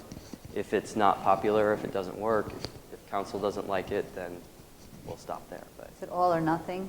Can anybody stay on the 401s? Would we have any sort of transition? So we were hoping that it would be maybe a two-tier system. People could opt in and opt out. Unfortunately, if we were to sign the agreement, it's an all-in. So if all the employees met the eligibility requirements, they would be mandated to be in it.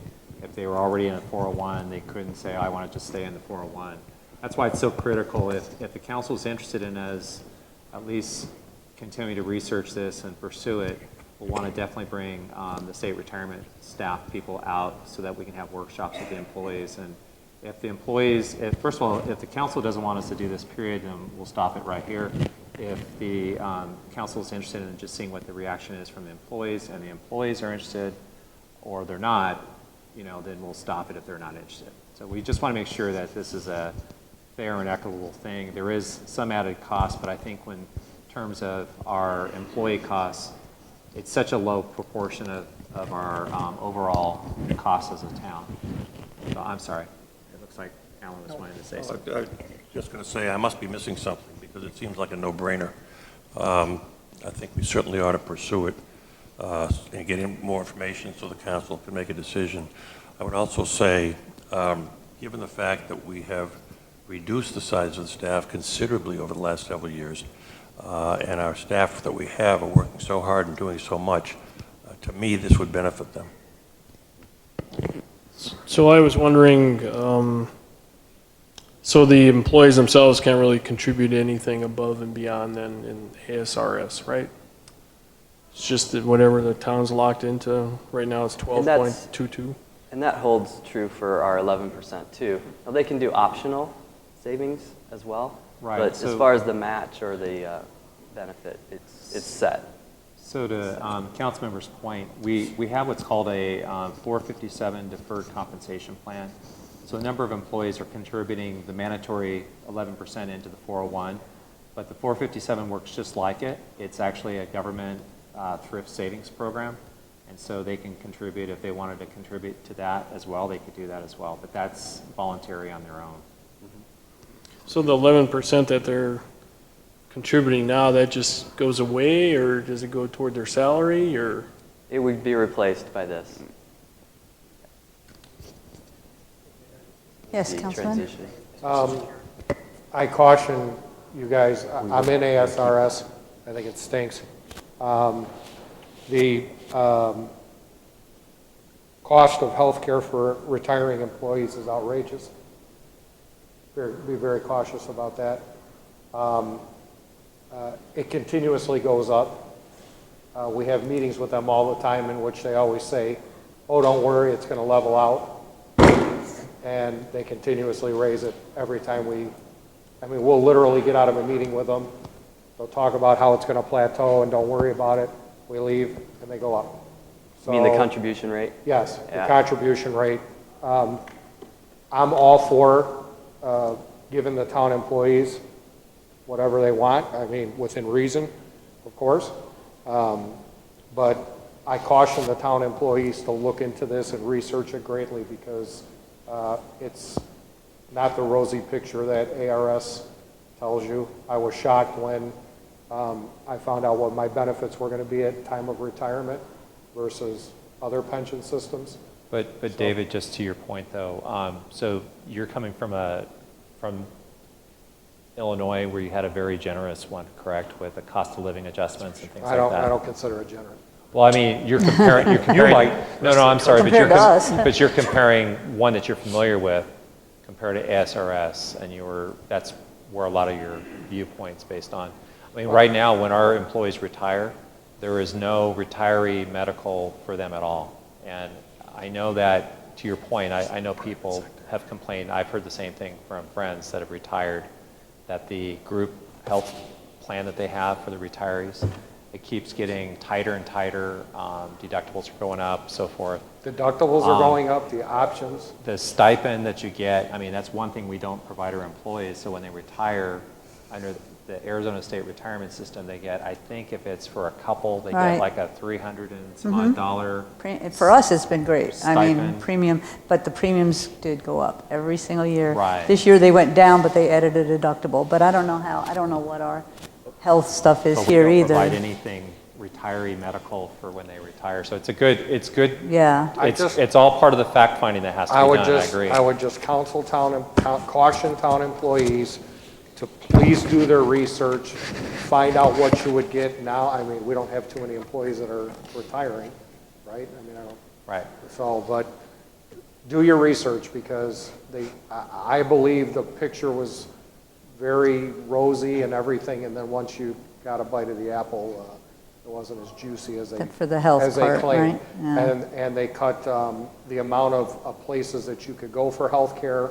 A lot of people's doctors weren't covered, and the prices just kept going up. So I just want to say that it's nothing against the town employees. No. I don't want to take it that way. I just want them to make a very well-informed decision before they jump into this program because it might not be what they want. I appreciate that, and I appreciate what I'm hearing is consensus for us to at least pursue researching this, and we will definitely do our due diligence before coming back to council. We definitely want to get the employees to get their factual information before we have any kind of decision, before we make a recommendation back to you. So thank you very much, and good job, Dave. Thank you, yes. Anything else from anybody for the? Yes. Okay, yes, sir. I want to thank staff for outstanding job they've done, both in terms of the physical setup as well as the presentations and so on. They've just done an outstanding job, and I want to express my thanks. Thanks. I appreciate that. I echo that. It's always a long day, but it's a lot of information, and we have now resources that we can go to. Again, thanks for all your help. Thank you for coming and hanging here with us, and if there's nothing else, I'll take a motion to adjourn. Moved and seconded, all in favor, say aye. Aye, thank you.